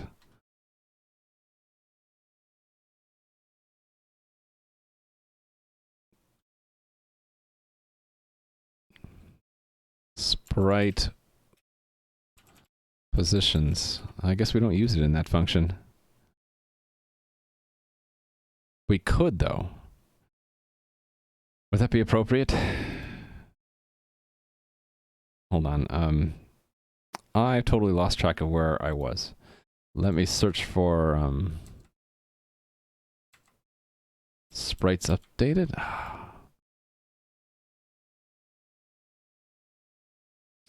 I have lost my place. Need to find it again. Was it here? Here. Let me put a bookmark. Don't need that one anymore. So there's the test. There's the code. We're going to change the code around here somewhere.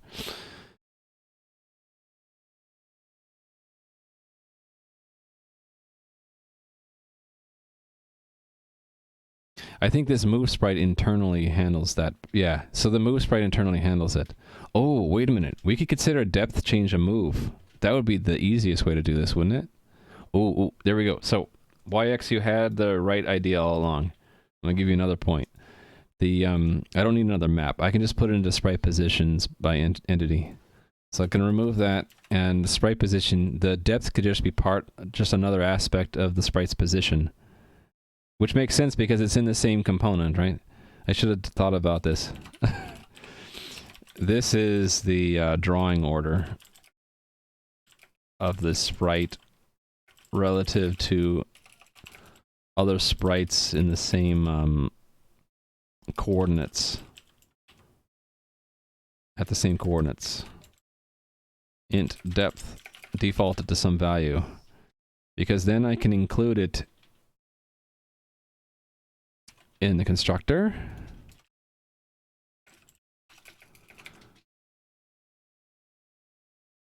Int depth, and then we can include it in the comparison as well.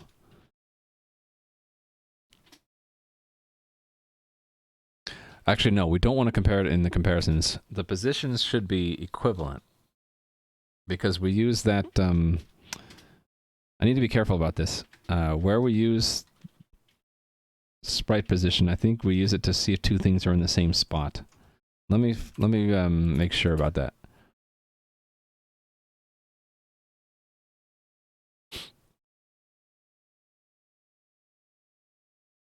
Okay, that's just to see if it's in the map at all.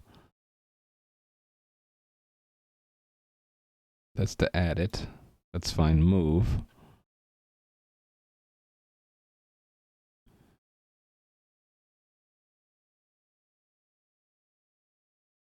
So do I ever compare the positions exactly? I thought I did. And maybe it's just hard for me to see that right now. One way I could test it is just simply drop the comparison operator and see where it breaks. Yeah, I'll do that in a minute. Gonna hit 3 hours? I regularly go over 4 hours. What's wrong? You should start working? Yeah, am I a distraction? Not sure, of course. I'm sorry. I don't mean to be a distraction. Not sure, of course. You should start working. Start working. Found the secret path? The semi-secret path? You mean this one? Right there? That secret path?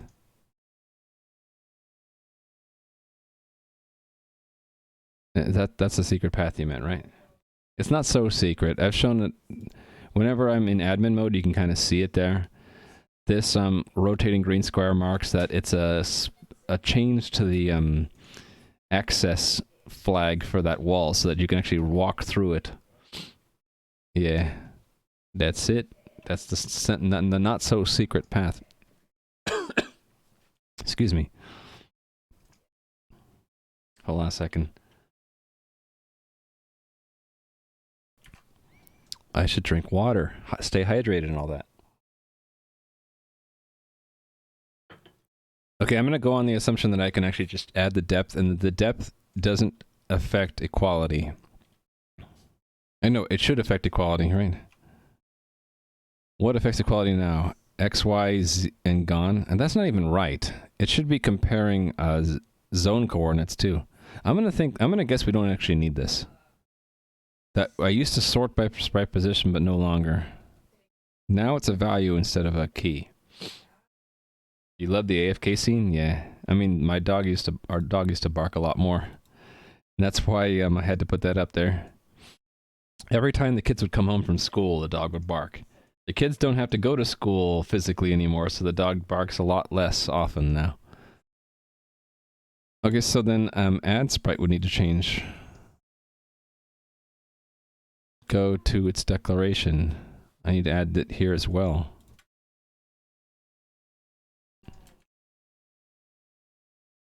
Get some fire water from my decanter. I'm plumb out of fire water at the moment. Actually, it's in the kitchen, but shh. I've only drank on stream once, and that was when I was doing some really difficult work I needed a drink for. I think it was when I was doing the RAF consensus algorithm. Adam 135313531. Hello. I am fixing an interesting bug right now. Welcome, Adam's viewers. Thank you for the link, Nui. So this is my game. This is a test environment in my game, and the bug I'm looking at right now is this bridge over water. And if I dunk the bridge underwater by changing its drawing order, it doesn't actually show that until I move the camera off and then back on. And now where did it go? The bridge is gone. It's actually underneath the water, right? And if I put the bridge back on top of the water, it should show up now, but it doesn't until I move the camera off and then back on, and now the bridge is back. So I'm working on fixing this little bug. Can't stick around, gotta unplug your mobile internet. Okay, have a good rest of your day, Adam. Thank you for the raid. Should you go demonstrate the NPC bug in production? Which NPC bug? I think I fixed the NPC bug, A squared. Unless you found another bug, and sure. Let me know what the bug is. Yeah, we fixed the bug where you got stuck, so that bug should be fixed now. What game engine? It's all custom game engine. I have a engine command for that, by the way. The most of the time people are wondering what the front end is, and that's using Phaser, React, and Redux. The back end of the game engine is talked about in infra, I think. Yeah. So, no, wait a minute. That's the infrastructure. So there are like 3 different things one could mean by game engine. The front end is played in the in your web browser, so it's a JavaScript app. The back end is hosted in AWS. It runs as a cluster, but the actual game logic, it's a combination of C++ and Lua. Redraw when you change the order. Yeah, we don't want to redraw every single sprite. What's happening when things change here on the screen is that the server is sending messages to the front-end client saying, this particular sprite changed its position or its appearance. That's to lower the bandwidth and also the complexity in the front end. The front end doesn't have to redraw every single tile constantly. It does have to do the animation, but that we have an efficient frame sequence animator for that. But we don't want to constantly tell the front end about where the walls are. We only want to say what changed. And the bug right now is that a depth order change isn't counted as an actual change for the rendering algorithm. So working on that. All right. So I'm adding depth, which wasn't here before, and the sprite position, which we use to calculate if we need to tell the client about a sprite moved. So we're going to consider a depth change as another kind of move. And so all the places where where I construct a sprite position now have to have a depth. So those two, so add sprite, move sprite have to have a depth. And this we don't actually need. Let me go through and make sure I hit all of these things. All right. Okay. Make items that drop, attempt to stack with similar items in the ground. Oh yeah, I think that already might be in the game, but let me put that in the to-do.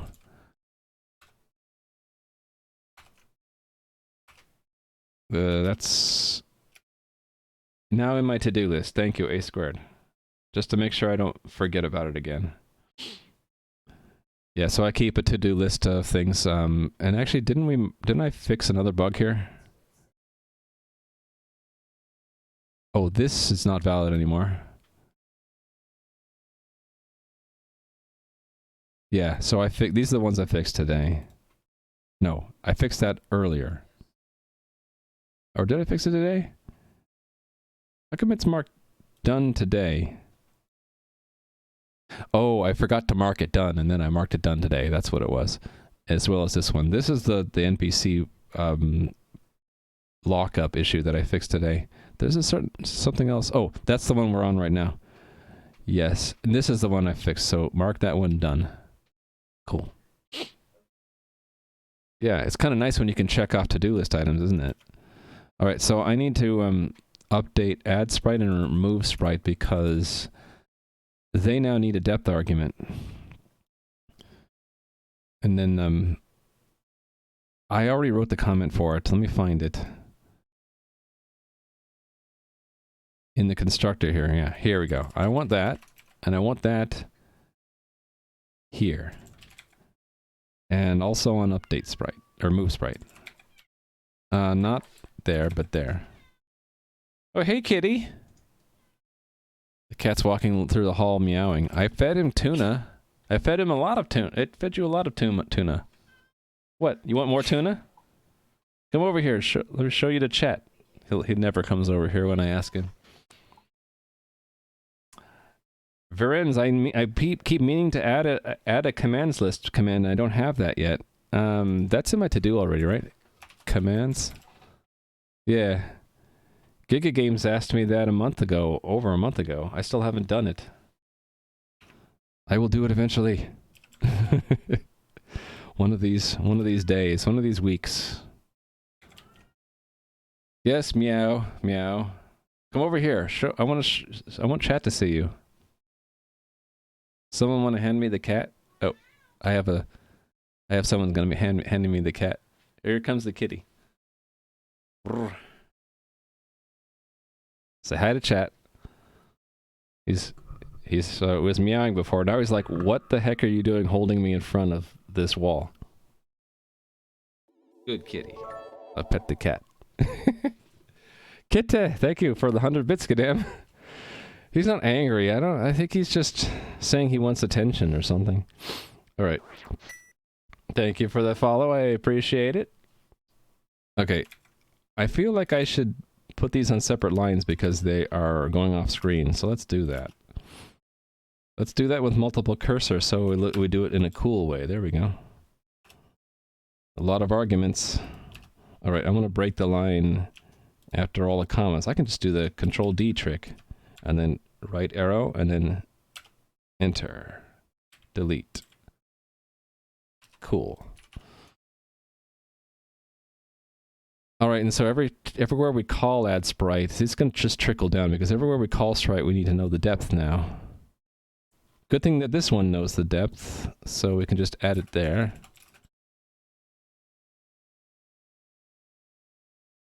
And this one needs... Oh, that's in the front end. So we're cool there. Actually, we're going to have to add that, aren't we?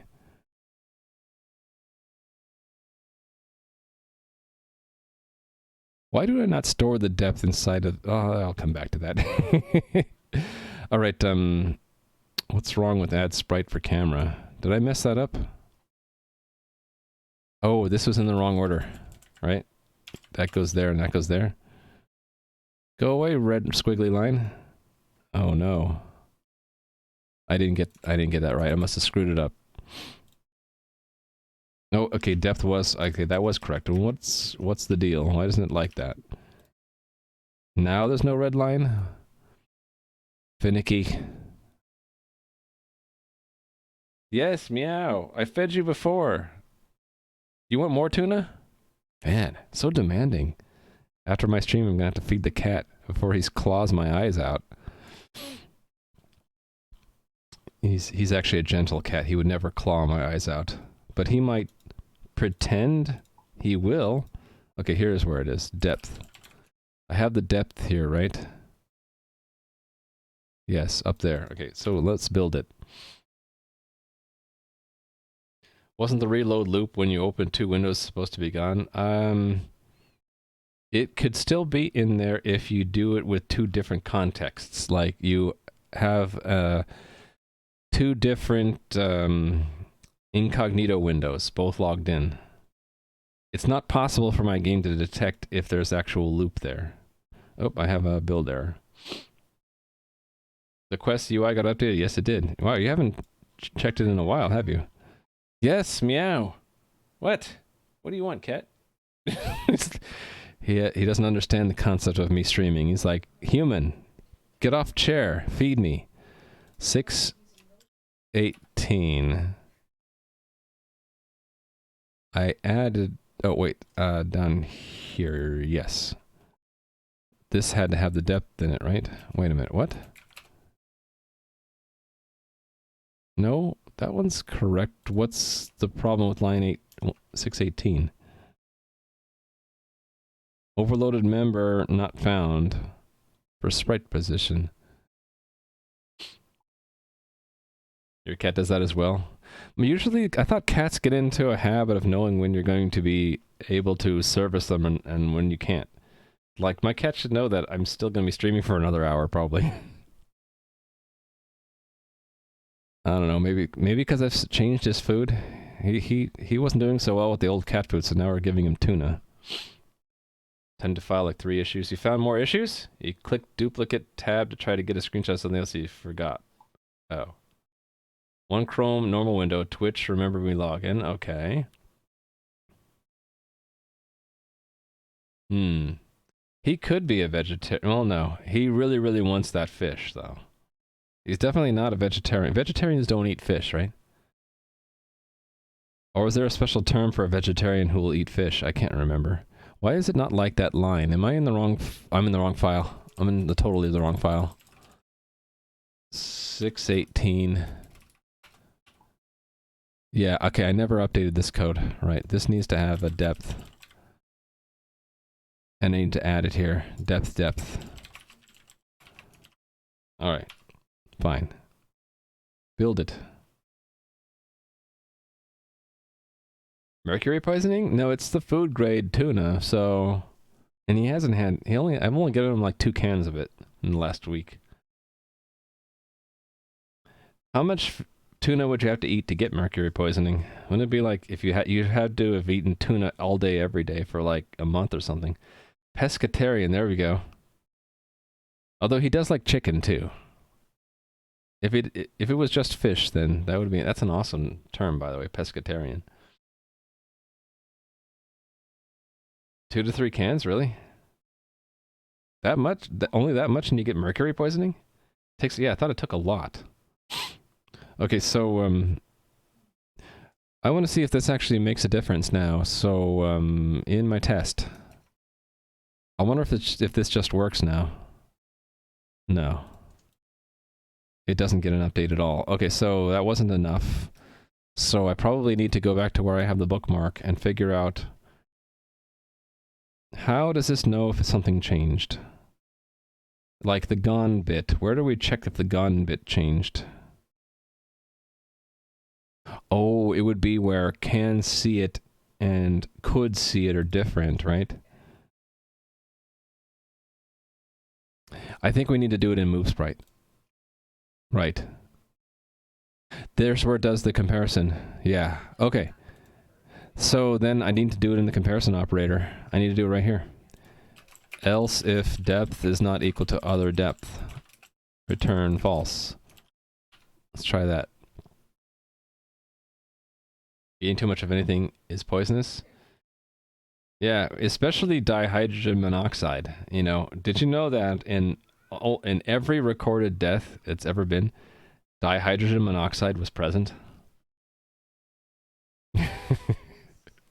Look it up. Drink 4 liters of water. Yeah, actually that does happen. You can drink too much water and die because what's the term? Like you overload or you burst your stomach or something like that. Yeah. Sinister. Spread the word. Where's my test again? Here it is. Run the test. Okay, so we got an update, but the actually that's the correct entity. Wait, why? How can it be both unexpected and missing at the same time? Oh, unexpected from one place, missing in another? Wait, what? How can it be both the unexpected and missing?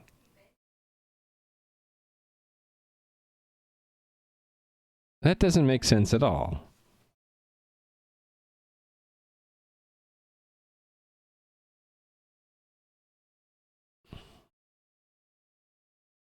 Well, my cat is getting old. We've been trying to find a food for him that keeps him, allows him to keep his weight. He's been losing weight, getting pretty old. Probably getting old cat age issues. Too much water messes up salt concentration in the brain. Ah, yeah, that's right. My dihydrogen monoxide is colorless, odorless, tasteless, and kills uncounted thousands of people every year. Yeah, you're supposed to, yeah. Actually, I'm getting my chat confused, I'm sorry. Yeah, too much of anything is bad. Including water. Why am I getting both of these to fail? We form a set of reports from what we expect. And then what is this doing here? What's group? Group is the payload for the group name, right? So we're going and iterating through everything in the array, and we're We're making sure that... Oh, so it must have reported it twice?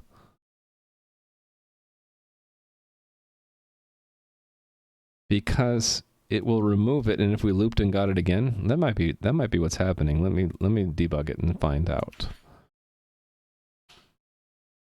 Debug. What are we getting for the group? Group. Impl. Pointer. It's an array. Size is 0. What?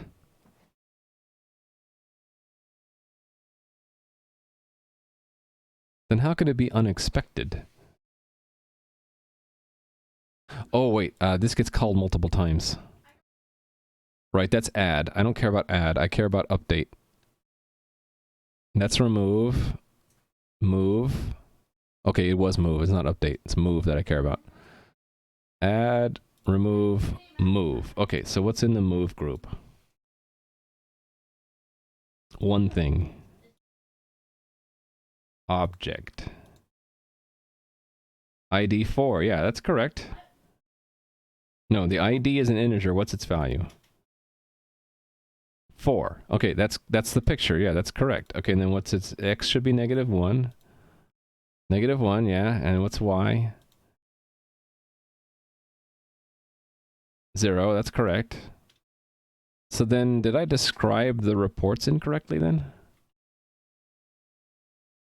Reports. Oh yeah, reports is empty. Okay, that's what messed up. It needs to be reported as a move.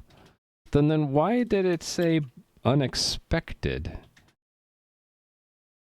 Oh, I didn't read this closely enough. It shows up in move, not update. Okay, yeah, so the test is bad. It needs to be expected with move. With move, right? There we go. I was just dumb. It should be a move, not an update. Oh, but move might have different information in it. Yeah, it has different information. It has X, ID, X, and Y. In fact, it's all of this stuff, so I just need to grab all of that and paste a copy, and then come down here and paste. Okay. The move is this with a delta, right? Yeah, so delta is 0, 0. Okay, this is what we can just all use the defaults for that, right? Yeah, so then it reduces to that. Yep. And it's the picture that moved. So we need to include the depth in the move. So that's obviously missing right now. We would expect depth to show up here, right? Should it be D or depth? Depth or D? When it's reported, it should show up, shouldn't it? Oh, key sprite depth. There we go. That's what we want. Key sprite depth -1. That's what I expect to see. I bet that's going to be missing, though. And that. That's what I need to have in the test. Yeah, move needs to we need to add depth to move. I'm leveraging the sprite move detection code to know, so that when you switch the draw order, it's like a move. So I can leverage the rest of the code I have for detecting moves. Yeah, so it's in there, it's missing the depth key. So that's the last part of this, is so move, that means every time we check move in the test, we need to add the depth now.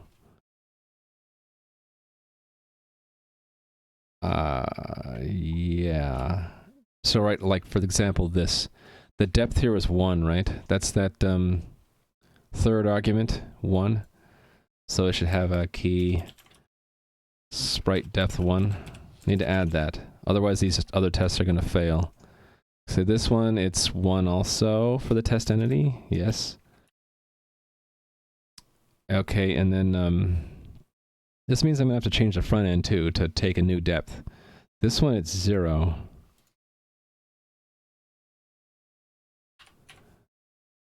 Okay, and this one, what's the camera's depth? 0. No. It's whatever we do inside of create camera. What's its position? 1. 1. Okay, and that should be the negative one. Okay, cool. Now we're going to fail a whole bunch of tests. In the wild, when a cat captures a tuna, it engorges itself on many, many pounds of it, not having to eat again for months. Yeah, well, wild animals need to gorge themselves because they're never sure when their next meal will be, right? They might have to go days, maybe weeks without eating anything.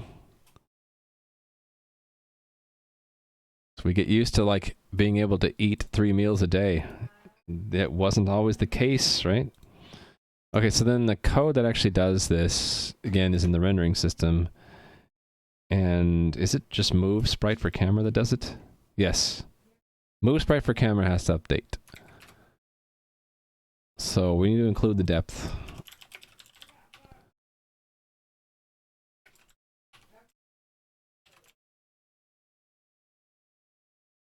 Actually, why do I say tile component? That's wrong. This text is wrong. How many times did I have that text? Just one. This is the depth at which, let's say this is, actually, I've documented this before, so let me find a better documentation for this. This is, yeah, that exactly. It's the drawing order. That's what we should say, not the tile, the depth. That doesn't make sense. That makes more sense. Okay. And that's another way to say it. Either way is fine. I like this description better. Let's use that one here. Blank line, indent. And we're done. Okay, and then this gets the extra parameter. And we're going to put it here. Key sprite depth. And then we're going to include the depth here. Done. Easy peasy. Ship it. I think Mr. Halsey was being what's the word? He was joking. That's why he had the keepo at the end of his sentence. All right, so back to the test. Run it. Passes now. Yes. Let's make sure I didn't break anything in this test suite, the rendering tests. Oh, we broke one of them at least. That's what that red arrow means. I broke tile changed and moved, apparently. Oh yeah, because it doesn't leverage the other helper function that I updated. Yeah, okay, so the tests which don't leverage the helper function that I updated will be missing. We'll be missing this from, and I put it in the wrong spot, didn't I? That should go there. Yeah, so it's just I messed up some of my script, some of my tests. Lasers? What? Okay, why did that mess up? Which one of these is the move? The third one. 1, 2. Yeah, so it should be there. Is the depth not 1 for character?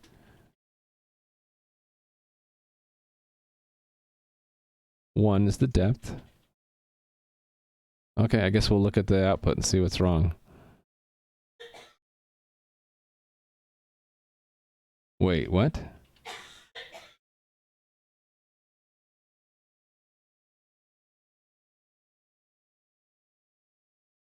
How come the depth is missing even though I put it there? Did it not build right? Okay, how did we get there? I put it in there. Something not adding up here. Debug. Get rid of that breakpoint and just go. And then let me see the call stack, please. Called from there. Called... Right, the move. The move is the third argument, right? Sprite's moved. Sprite's moved. 3, second entry, pointer, object, It's got a depth in it.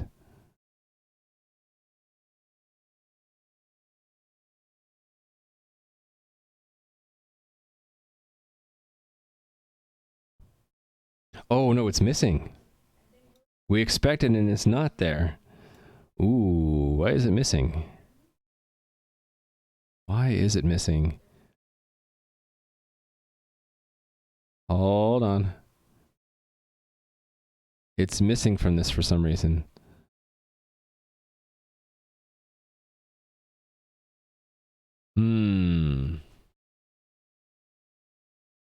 Wasn't there a second record that was missing the D key? Yeah, maybe.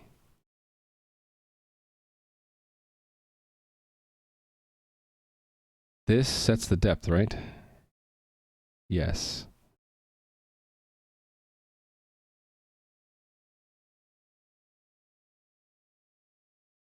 But this is going and comparing the moved group. So maybe there's two places in the code where I actually set this move thing.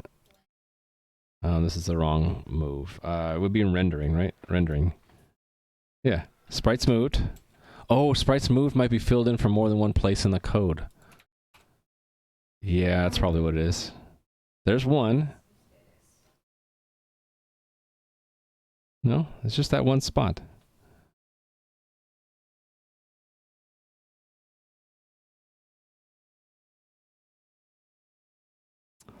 I don't see any other spot.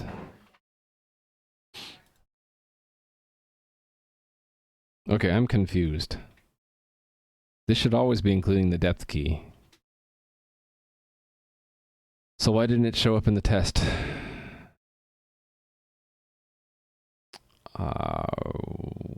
There's a bunch of tests where it's happening, right? Why isn't it showing up there? It's not there, right? Oh, wait. No, this should set it, right? Tile ID 1. No, that's tile ID. Tile ID 1. Name PogChamp, right? This one. That's the tile.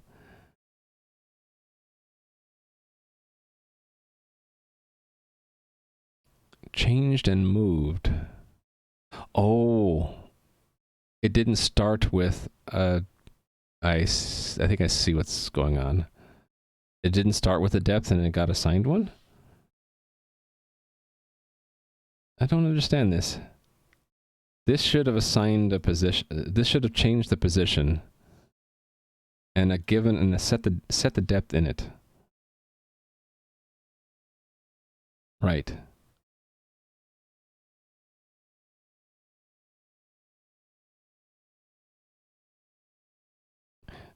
Where do we? Is it the setup that creates this character in the first place? No, that just creates this. Where does this character get? Oh, right here.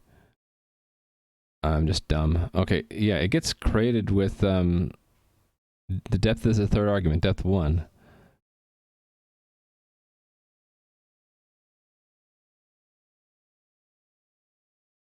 Oh, wait. I'm silly. This is this record. No, it shouldn't show up there.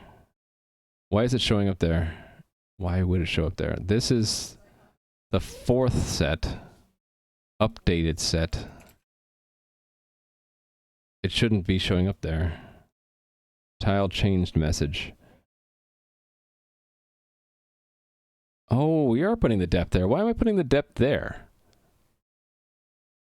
Okay, that's the problem. It's showing up in there. It shows up in 2 places. For some reason, I decided to put it in the for a sprite update. I think we're just going to remove that.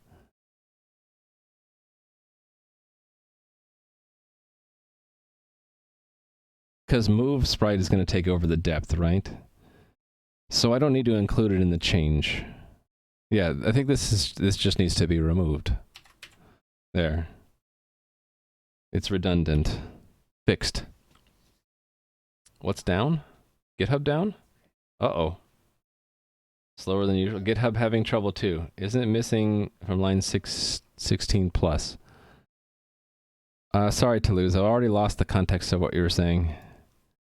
Oh, down here. Yeah, you're right. Toulouse is right. I was confusing these two.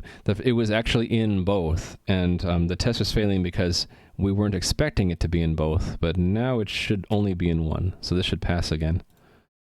All right, but I probably broke a bunch of other things with that change, so I'm just going to run them all again. And we'll just update the tests that broke.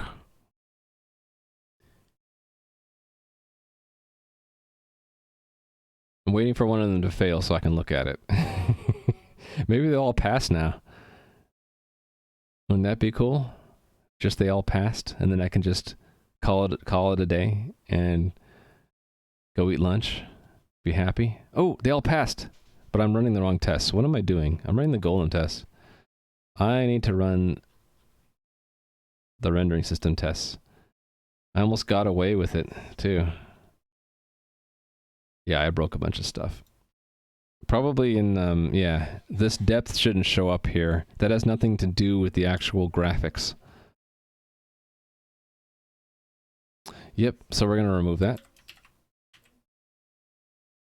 So I can actually search through all tests that look for updates and remove the depth from the update, right? Yeah, so we're going to remove the... It's not an update. A depth change is now considered a move, not an update. Update is for the tile graphics and the place, nameplate, and all that stuff. Depth will not appear here. Yeah. So remove it from all the places.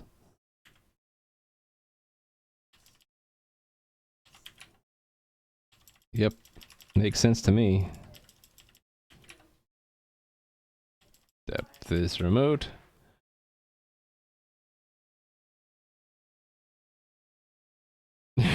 What? Maybe develop an algorithm to run tests first that are likely to fail. Definitely appropriate. Nui passed the Grey Poupon and chortled for that message. Just saw a Zuck post. Do you think Zuck is the only famous person you know who sucks at presentation, unlike other CEO who is business-centric? Well, Zuckerberg was an engineer, right? Or is a scientist, or both? Not that I know him. It said that in the overlay. Oh. Yeah, I don't pay attention to Chris's chat titles.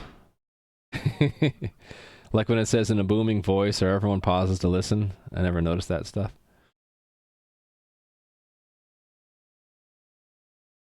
See, Nui's gonna hold you to it, not sure of course. If you need to work, you know, this is how helpful Nui is. If you say you need to work and then you aren't working, Nui's gonna say, "Didn't you say you needed to work?" Always grateful, but be careful what you wish for. Hey there, Metal Storm. Oh, I just noticed I haven't said hi to a lot of people. So hello, Metal Storm, and TS Just. Elon Musk is also an engineer and not a people person, right? Matthew, hello. Avery, hello. I think I stopped saying hi when Adam rated me. Yeah, that's what happened. So hellos to everybody who I didn't say hello to when Adam rated. My apologies, I couldn't get to it. Yeah, when I get rated by a large company of people, sometimes I just, even subconsciously, I just abandon the attempt to start waving at everybody. All right, let's pick a test that's failing. Camera with tile move does not show camera as new sprite. Right, this is a move, so it needs to include the depth. Key sprite depth. What's the depth of the camera? It's this one, right? 0.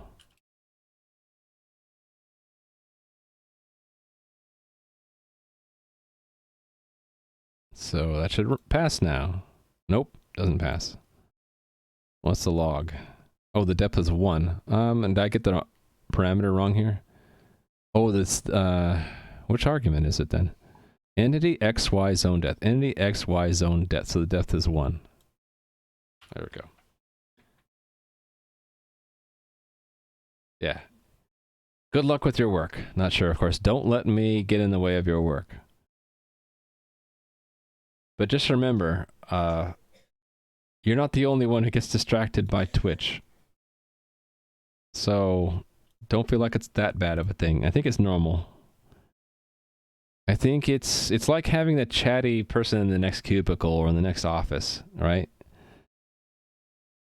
Only in this case, I guess you could turn off the stream, but whereas you might be in an office situation, you might be stuck with that chatty coworker. One sprite depth 1. Build that. Yeah, that a lot of people do. A lot of people will put me on as background chatter for that sense of, I think it's the sense of that you're working in an office where there are people nearby, and it's that social aspect. So it's not that you actually might listen to my words, but just the sound of my voice walking through my own work kind of gives you a sense of human connection in a society where people are working with you. Well, you need rendering and tile some stuff to fix the bug where you lose points. No, I already fixed that bug, TS Just. Oh, I didn't update the current task. Thank you, TS Just. Did anybody else try to point that out to me and I didn't notice? Fixing a bug in the games, in the game rendering system where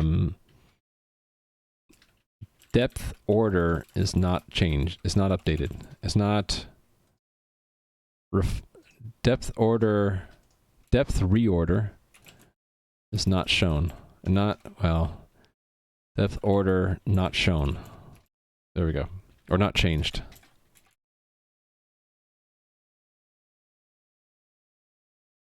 But I think that's what you were getting at, right, TS Just? You're like, why does it say current task that, and what does that have to do with rendering system?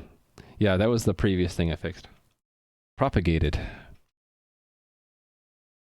I like that. Propagated. Although it gets a kind of long. It fits. I'll give you a point for that.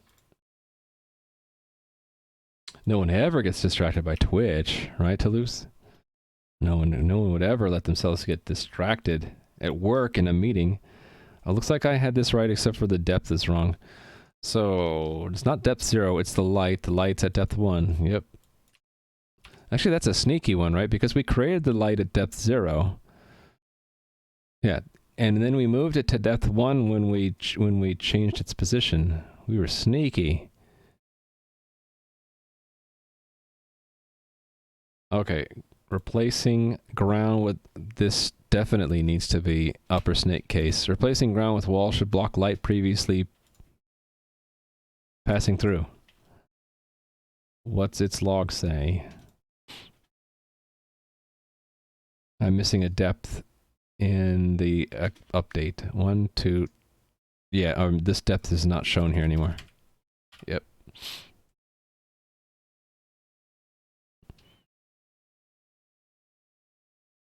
All right, we're getting there, chat. Only one more left, I think. While we're at it, let's just convert it to upper snake case. It's probably the similar thing, right?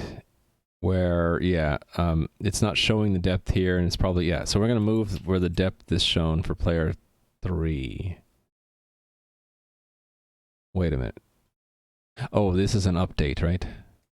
Their depth didn't change. They didn't get moved, but these ones did move. So they will need to have key sprite depth something. Now what the something is depends on the entity. This one was at which entity XY zone depth. Entity XY zone. So they're both at depth 0. There. So I'm going to need to remember to change the front end because the front end now will get the depth from the move but not the update. Okay, run that test. Pass, let's run them all. And I suppose while we're running the tests, I should update the front end. So that's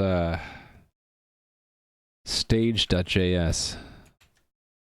Okay, and then the function I'm looking for, I think, is move sprite. No, move sprite. Sprite moved. Unreflect sprite moved. Yes. So I will need to include the depth here. Right, so there's a depth, then we need to include, what does unreflect sprite move expect? It'll be whatever the key is. That's D. Okay, so it's D. That's what happens when I don't pin the file. I lose my place. So it's D, but we can rename it to depth here. All right.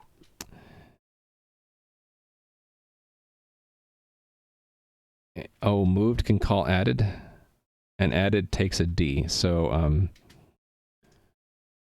D depth. Okay. Moved. A depth change is now considered a move. All right. So all of these need to have depth. D depth.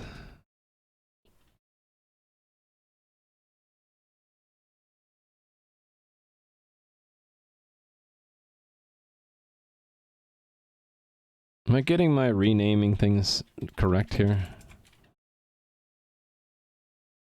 This means the key is D and the value is depth.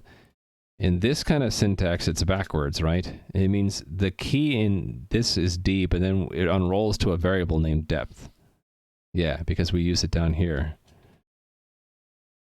Okay, I got it right. Okay, so then we need the depth here as well. Do we have the depth available? We do not. Interesting. Actually, the sprites update won't have a depth.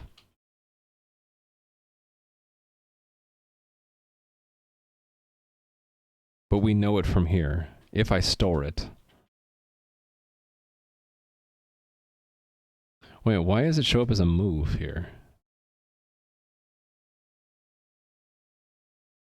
What is this? Oh, this is a shift. Right, so when we shift the whole stage over, so we need to remember the depth, because it gets turned back as an on-reflect sprite moved. Yeah, so I need to record that in the stage tiles, so D, I guess, because we have G for gone. And then D here again.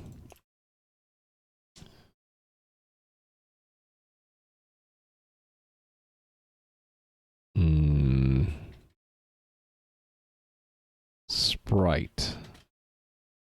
Hold on, what? Oh, yeah, okay. Found a tile of grass you cannot walk on if you want it. Oh. What happened to the grass you're on? Maybe there's a hidden entity there. You can't step on that grass tile? Ooh, there are two tiles there. One on top of another. There's a tile 2 underneath. What is that? Oh, there's a hidden wall. What's that wall doing there? I must have been playing around with that. Okay, so we'll move the grass back into place and we'll delete the wall. Thank you, Gadam. There was a wall underneath the ground, but being underneath the ground doesn't permit, because the grass doesn't permit movement. The wall underneath the grass was preventing movement. Yeah. Funny bugs. I guess I could fix that by saying grass we could always move on top of. So where do I do that? That's background?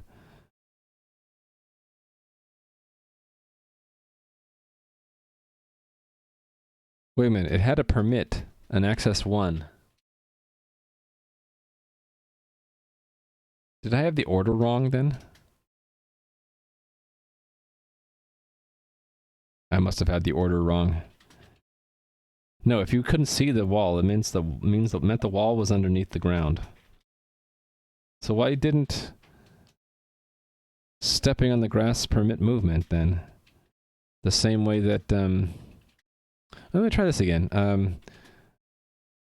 Let's take a wall, any wall, and clone it, and then move it onto that spot. And then I suppose what I can do is take the grass that's on top and move it away and then move it back on top. No. Oh, because they're both at depth 0. So it's arbitrary, the order. Right, so if I put that to depth 1... Oh, where'd it go? Oh, it moved it back there, so... Right, if I put it on top now, and then move the wall away, and then back... That's weird that it's... Is that the draw order thing again? So if I move away and then back, we won't see the wall. Right. Now you can move on top of it because it actually is underneath instead of being on the same depth order. Yeah, okay. So the problem was the depth was 0 for both. But really we shouldn't have a wall there anyway, so I'm going to remove it. And then I'll just fix the order, the depth order of the ground there. All right. Okay, good that I understand that. Is the box openable? Yeah, if you have the key. But someone else probably logged out with the key. Is get not working? What are you trying to get? Get will only pick up something off the ground. You can't pick up that chest. Basically, the ground and the wall were at the same depth order, and so it's arbitrary. It could be that you hit the wall first or you hit the ground first. Yeah, you can't pick up the box. Nope. The box is openable if you have the key. The key appears in the game world somewhere. The problem is that the person who picked up the key probably still has it in their inventory and they're not playing right now. Which is a problem, right? I probably need to detect that case and like take the key out of their inventory and put it back into the world after a certain time.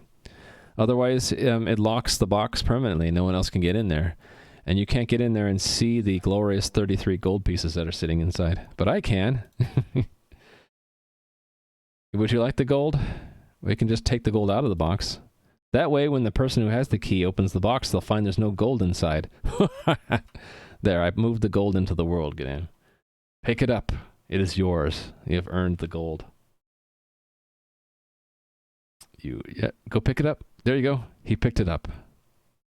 It got deleted because it got merged with his own gold. That's why it vanished. So I have to actually click on him. Stop. It's like whack-a-mole. Stop. There, got him. It got merged with probably this gold pile, right? Yeah. The box is empty now. Whoever has the key is going to be very disappointed. What is a move? For a sprite, a movement is that either its position in the world changed.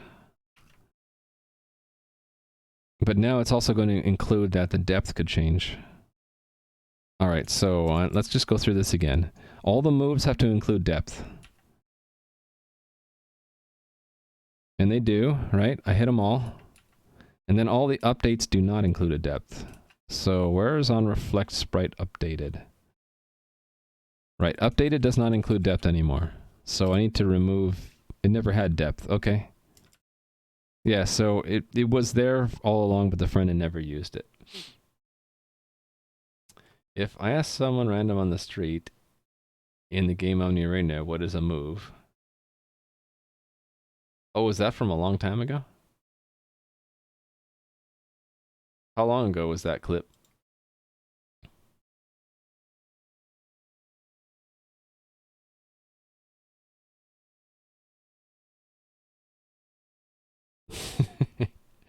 That's weird. It popped it up in a pop-up for me. 4 months ago. Wow. My memory is like that of a fish. I have a fail fish memory. I go, oh, I can't remember I said that. All right. Update should not include a depth. It does not. Okay. So then move should change the sprite's depth order, and we need to make sure that happens, right? And I also need to store it. Right, so here's the sprite.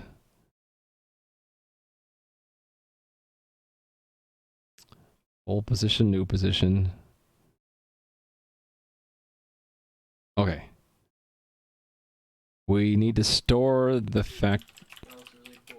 We need to store its depth back in the tile info. And I need to set the depth. Okay, so that needs to go here, right? I need to say sprite.set depth. Depth. I think that's it. Where else do we call set depth? Pop up, name. That's for the admin, right? Dividers, target reticle. Okay, so that's a debug tile.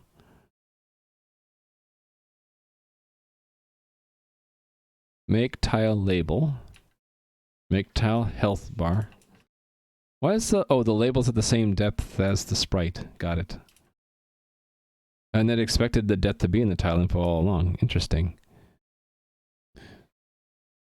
So I might be like paving over some bugs here. Okay, so added, we set the depth if we made one. Correct. And we stored it as depth, not D. That's a problem. This should, okay, I need to be careful about this. Wherever we get the tile info, I need to make sure it's D, not depth. I'm just trying to be consistent here, right? So, stage tiles, whenever we query that.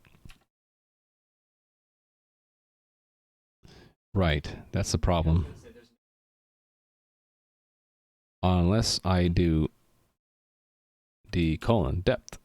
Where do we use the depth? It's down here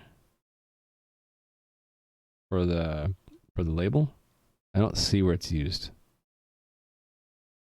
Oh, right here. Oh, that's for the admin mode. Okay. Yeah. Is that the only place that no, it isn't used here too? Oh, to see if we should paint over it. Okay. Rip slimy, yeah. I did create a new slimy safe spot, yeah. You want to see it? Slimyville. Let's go to the center of Slimyville. Where is Slimy? There he is. Slimy V2. Here's Slimyville. Welcome to Slimyville. You know what else I created? There was this guy who was coming in and I think he was a troll, but I created a prison for his character because he said something in game like saying, "Can I have a pet slime?" So sitting out here is player named Mellog, and if they ever log in, then they'll be in their own little private dungeon with their pet slime that they asked for.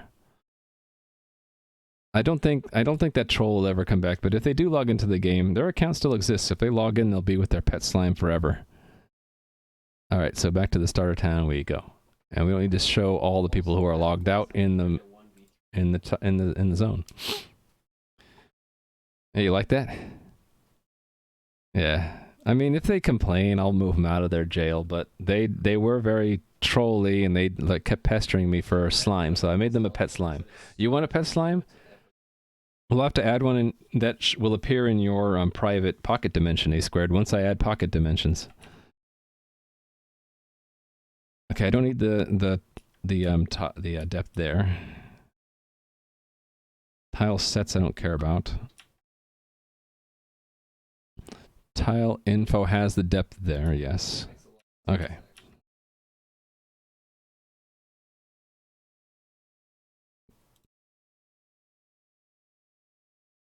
D depth. Yes. This is moved. Yes, correct. Okay.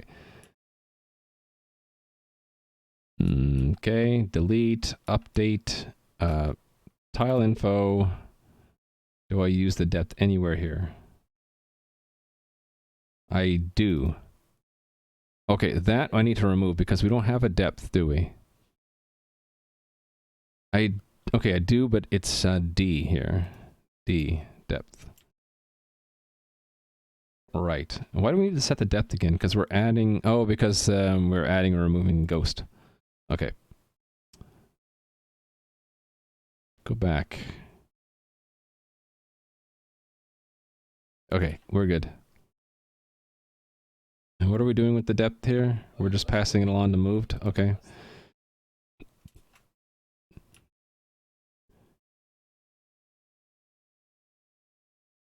For each, okay, we're good, right? That's just changing the texture.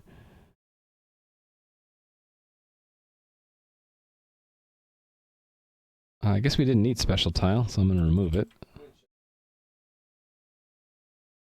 Guess we didn't need the ID, so I'm going to remove that too, right? Do I need that for each? I don't remember. I'm gonna leave that in there. I'm scared of breaking it. Okay, and then we're done. Okay, so let me try this out. I passed all the unit tests. I'm going to go make the release build, and I'm going to update the test environment. I don't remember.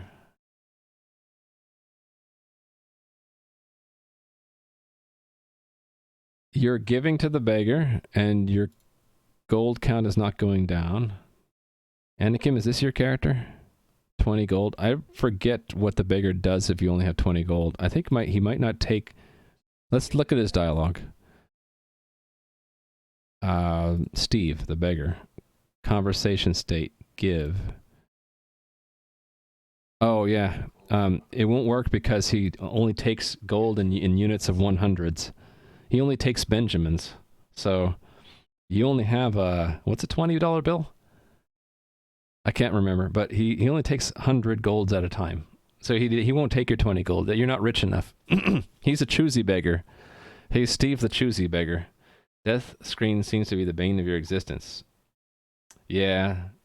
What happened to your death this time? Did you get stuck in it? Franklin. Oh, are you still in the death screen even though you revived in town here? I need to move my camera off of you. Okay. You're not in the death dialogue anymore.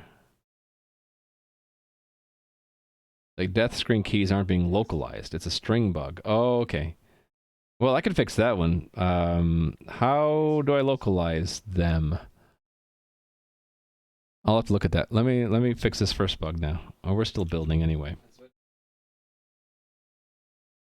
They're gonna take the Jackson out of it? Huh. Alright, yeah. Let me get killed in game and see what happens.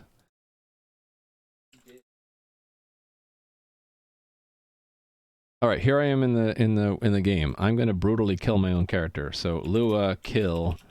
What's my entity number? 1983. I'm dead. So what needs to be changed with these strings? You mean the 1, 2, and 3?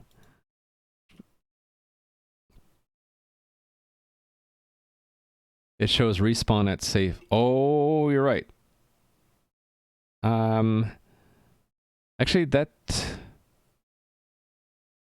I think I could fix that. That's a dialogue problem. I can fix that right now. You knew this day would come. That would kill my own character? It's all in the name of science. All caps, not the friendly... Yeah, I think it's in the dialogue that I messed it up. This choice here. It's supposed to use... what is it supposed to use? I think I have these buttons set up so it's small caps. These are all small caps. But it's... Oh, right. The problem is that spaces aren't allowed here. And I needed to fix... That's an outstanding bug. I have to allow spaces in the names for choices. Right now, it won't work with spaces. So it show up as underscores. The fact that they're all in caps, that's just a CSS thing. I have it set as small caps. So what would I want instead? To not use small caps for these buttons? I mean, I can fix that. Let me write these things down. That I think I might have... That to-do thing might have fallen through the cracks. Spaces... Yeah, it fell through the cracks. Let me add it here. In the triage section. Fix bug where dialogue choice names cannot contain spaces. And then I'm going to add another to-do thing to change CSS for modal, or actually for all dialogue choice buttons. So we I don't know, to make it better than just using small caps. I don't know. Okay, that's fine, A squared, and feel free to lurk. But I do appreciate the Oh, and I'm dropping frames. I do appreciate this feedback, so I'm going to give you 2 points. 95. Nice. Okay, am I done building yet? Okay, and I'm going to just respawn at a safe point. I live again. Look at that. I can log out now. All right. So let's go back to the test environment. Okay, and then we're going to shut the server down, update the code, and then reserve it again. No, Nui, you and Toulouse have the most points. A squared is probably number 3 at this point.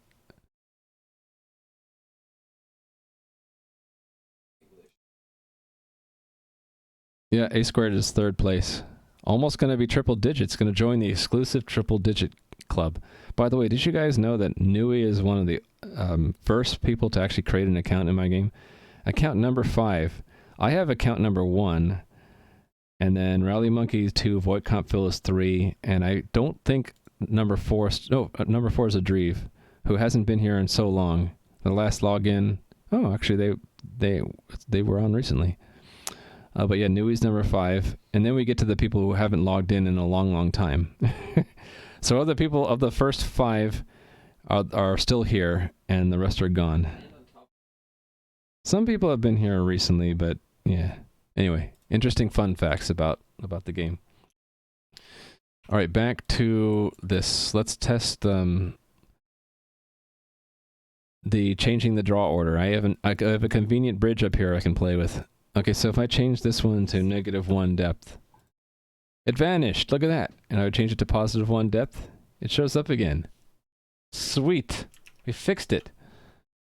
Let's check it in.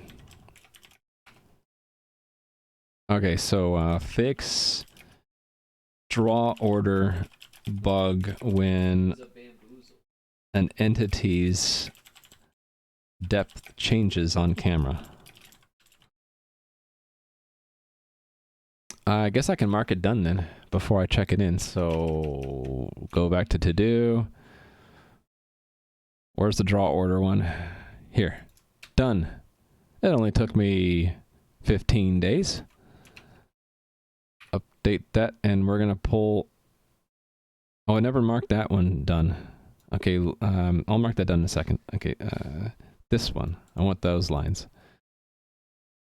I want all of the rest of the changes, right? Yes. Done. This one is just update to-dos. Commit. And push it. How much XP to obtain level 2? Levels are a thing. It's all in my progression script right now. Level 2 is 1,000 experience. So believe it or not, we do have someone in the game who's at level 6. That's to get to level 2, 3, 4, 5, 6. So someone has accumulated 50,000 experience points. Actually, it's the sum of these numbers, because these are deducted in order to train a level. So there's someone out there who has in excess of 60,000 experience points accumulated in the game. Yeah, but you have to go find a trainer, Gadam. The way it works is you talk to the trainer and you train, and then you get your experience removed and replaced with a level. And I was debating whether or not to keep the experience points, but then just increase the level. But right now, you're basically trading experience points for a level gain. You got to find the trainer in game. All right. Not to lose track of what I'm doing, but what am I doing? Oh, okay. So the final thing for today was this one. Unless I want to divert my attention and do one of these. So stacking things when they reach the ground. Fix that. I don't feel like fixing these today. Yeah, so I think what I'm going to do is I'm going to finish this bug, which should be really quick, and then call it a day. I probably did miss your message. You're referencing... Hold on. What are we talking about? Wait, what? What, Nui?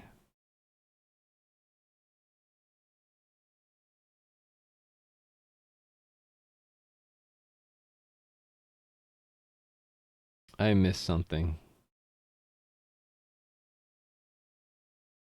Oh, you glued two things together.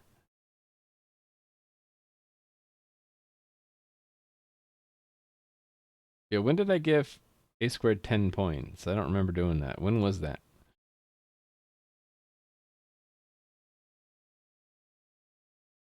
That was a while ago, right? Was that earlier today? Hold on, I'm looking for it. April 15th? Okay, yeah, I can't remember that far back. I see what you're referring to.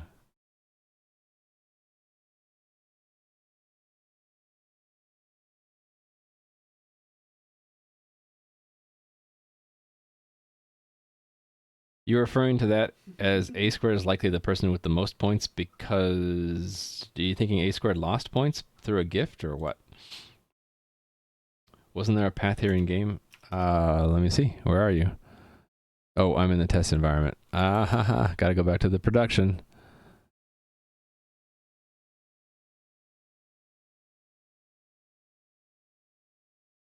They've got moved to here. Right here. Here's the path. There's no path there. You gotta go up and around. You go up and around, and actually this is where the secret key spawns. Should find out who actually has the key. There was a script I can run to get that. Should we find out who has that key, and we'll just give it to Anakin Luke, just because I feel like it? Where did I put the script to do that? I put it in secrets, I think. Items. Items, find... need to remember the name of the key. That's world event. Loot box. The name of the key is... what? Rusty iron key. 63608. 63608. Fetch. Open holder. Player 807 has the key. Should we take it ruthlessly from player 807? Just give it to player 863? I think we should. Here we go. I'm dragging the key. A key has appeared in your inventory. Now you can open that box and get the 0 gold that's inside. But yeah, this key used to spawn in the world out here. In fact, because the key is worthless now, let's just delete it. No. I need someone to open the box. Maybe what I'll do is I'll put some gold in the box. Down here. Let's go down here and we're going to clone the gold. I'm going to make it 75 gold. And I'm going to put it in the box. So, goodbye player 807. Hello box. Move gold in box. All of it. There we go. Now you're going to need more inventory slots to hold that gold, so I'm going to give you another inventory slot. Oh, that's broken. It keeps resetting to 3. That's weird. Okay, I got it in there. There's a bug there. Inventory slots kept changing. I typed something and it would overwrite it with something else.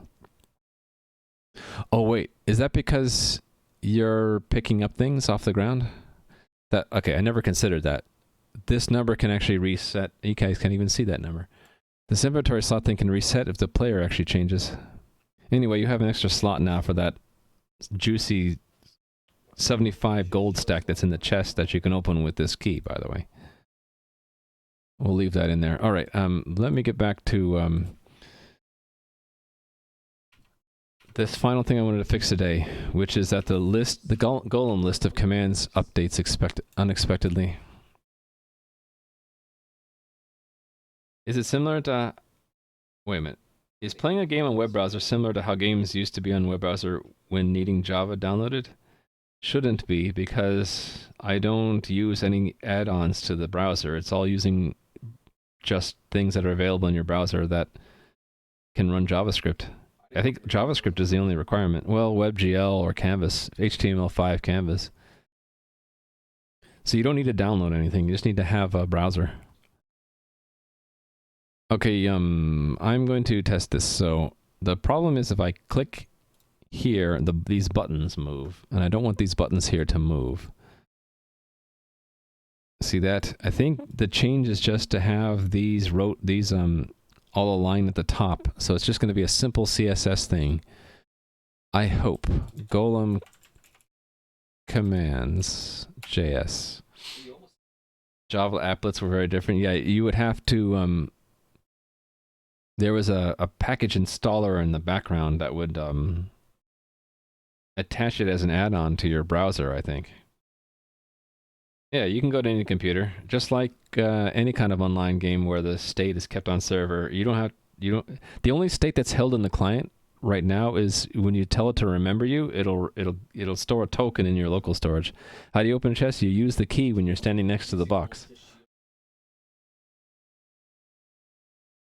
Let's see if you do it properly. You have to actually do use on the key and then the box will open. So you still have the key, it means you haven't used it yet. If you do hit U and then click on your key. There you go, box opened. Now you can look in the box and take the money out. Yeah, it's because the mechanism to use things in world didn't exist, and so you could only use things in your inventory. So I'm like, okay, I guess you have to use the key when you're standing next to the box. Didn't know you had to click. Yeah, exactly. I need to go back and redo this quest to make it more obvious how you actually use it. It should be like when you look at the chest, it should engage you in a dialogue saying, before you stands an impressive chest. You happen to have a key, would you like to use it? And it should say, yes, I would like to use the key, very much so. And it should just open it up and show the inventory for you. It shouldn't have you have to guess you have to use the key while standing next to it. Are you going to take the money out? You have 1 hour before the box closes automatically. The box will close after an hour, and whatever's in the box after that hour, it will disappear, and new gold gets put in there, and the key gets... You have to do the look command. You have to look at the box. So L and then right arrow, and then it should pop this up for you, and then you can click and drag it into your inventory. Does that make sense? So again, the user experience in the game, not so good yet. Unless I have like a tutorial level that explains that, maybe that would help. There you go, you've moved it out of the box. Congratulations. Yeah. I actually technically didn't need to give you a 4th inventory slot because you don't need to have the key and the money at the same time, but hey. Totally should be you for like using the box. Yeah, I don't know. I have to sit down with some experts in user experience and have them critique and complain about what I made decisions about and until I fix it. Or tell me how, give me ideas on how I should fix it, but not today. I just want to fix the CSS for this thing.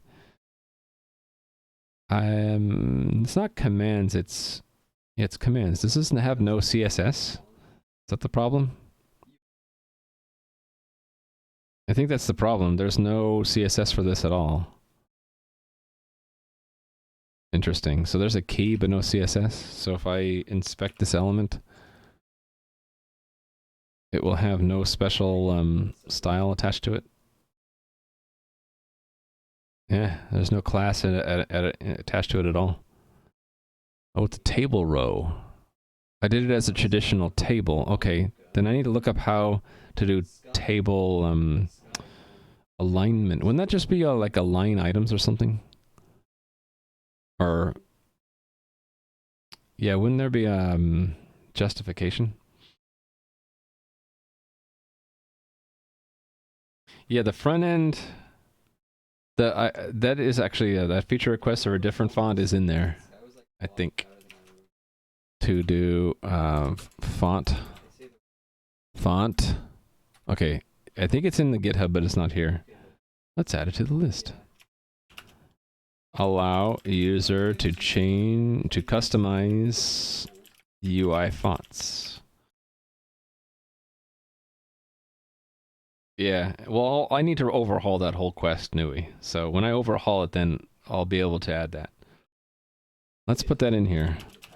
Overhaul and improve the test world event. Loot box. Good thing I don't make you pay for the loot box. That would be illegal. All right.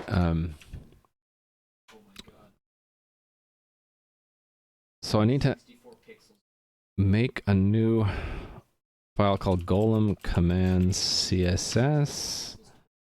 I need to, let's just invent a... Oh, wait a minute. No, I don't need this. What am I doing? It's a table. No, I do need this. Yeah. So I just want to have, like, golem commands row. And then, this is the style I need to apply to, each row here. So, key class name equals that. And I need to import my CSS.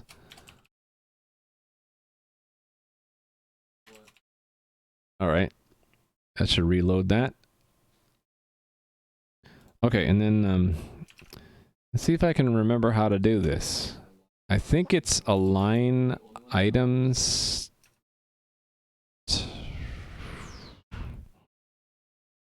No, it's not align items. It's like it's not send. Okay, I forget. CSS vertical row alignment. Actually, it's not even CSS. It's just vertical alignment. CSS vertical alignment. Vertical align, is that it? Top? Is that all I need to do? That was it. There we go, I fixed it, chat. It's all fixed. Alright, easy. Easy peasy. Hold on a second. People are starting to make a lot of noise around me. I asked them to please tone it down. I hope I asked nicely. I tend to not be so nice to family members, you know. I should try to be nicer. Alright, so this is update to-dos. Chat overlay is over the buttons. Oh, you guys couldn't see it?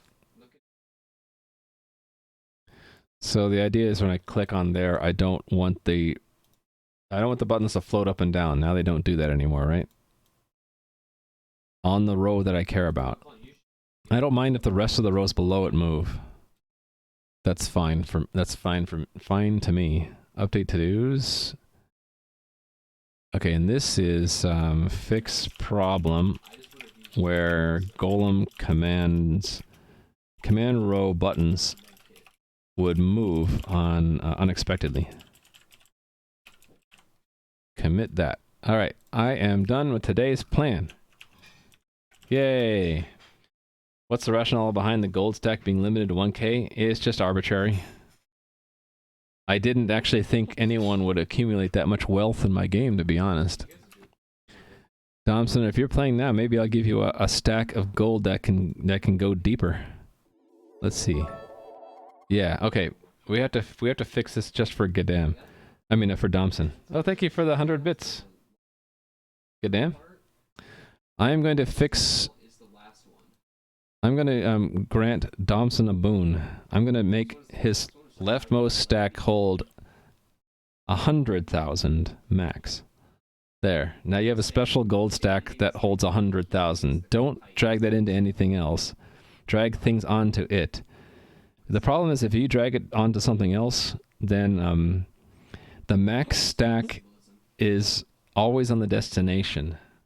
So yes, you should be able to drag stuff onto stack 1 now, but just be very careful that you don't drag it onto any other stack and lose it. Yeah, I think Domson's got to be the wealth king here. There we go. Look, he's consolidated his money, and he's on the way to 5-digit gold stack. There probably is no reason for me not to set a ridiculously high limit, or maybe a max 0 would be no maximum? Thank you for that follow. I just thought of something. We ought to have like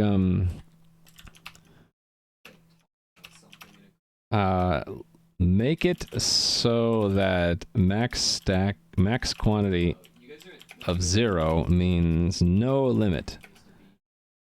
I like that idea. Needs a bank. Yeah, you do need a bank. If he accidentally dropped that item on the ground and waited a minute, he'd lose 5,036 gold permanently. That would be sad. Alright. going to need to eat lunch. Let's wrap things up. We're pretty sure that this player is Anakin Luke, right? I can unmask? Yep. All right. You are unmasked. Your name now appears in game. Welcome to the game, Anakin Luke. I mask players who aren't linked to Twitch by default to avoid trolls. So that's why your name didn't show up until now. All right. Yep, Domson's been farming the slimes again. Thank you for the follow. All right, let me go find someone to raid because I need to go eat lunch. Twitch.tv, Raimu8354 following. Who am I following that's streaming right now? It would be better for the max count to be -1. Yeah, but does a max count of 0 mean anything?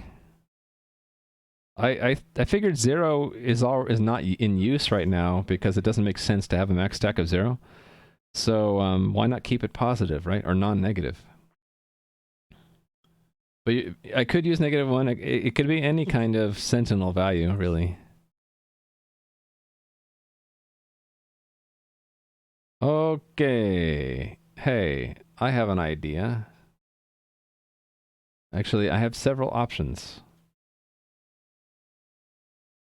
Should we rate someone big or someone small? Or someone in the middle somewhere? I don't know. What do I feel like doing? How about we raid the Primogen? I'm working on Dino. So Dino, all I know about it is it is a new contender to replace Node as a JavaScript engine, host engine kind of thing. So he's working on a project using Dino. Let's go check it out, I guess. We're going to raid the Primogen. So, big Raimu hand is going to be what I'm going to tell him.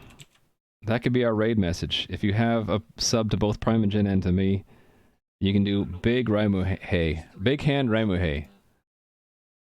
Raiding the Primogen soon. Okay, it's on a roll now. So, I will be back on Monday. I hope you guys all have an awesome weekend. My schedule, I'll be back on Monday. For my time zone, it's 9:15 a.m. That's Pacific. So, 16:15 UTC. Until then, my friends, I hope you have an awesome weekend. And thank you to Gadam for all the gift subs and the bits. And thank you for everyone else who's been following, whether you've been chatting or not, or lurking. I hope you had fun. And have a safe and awesome weekend. I will see you on Monday, I hope. Thanks for being here. Enjoy the Primogen. Bye!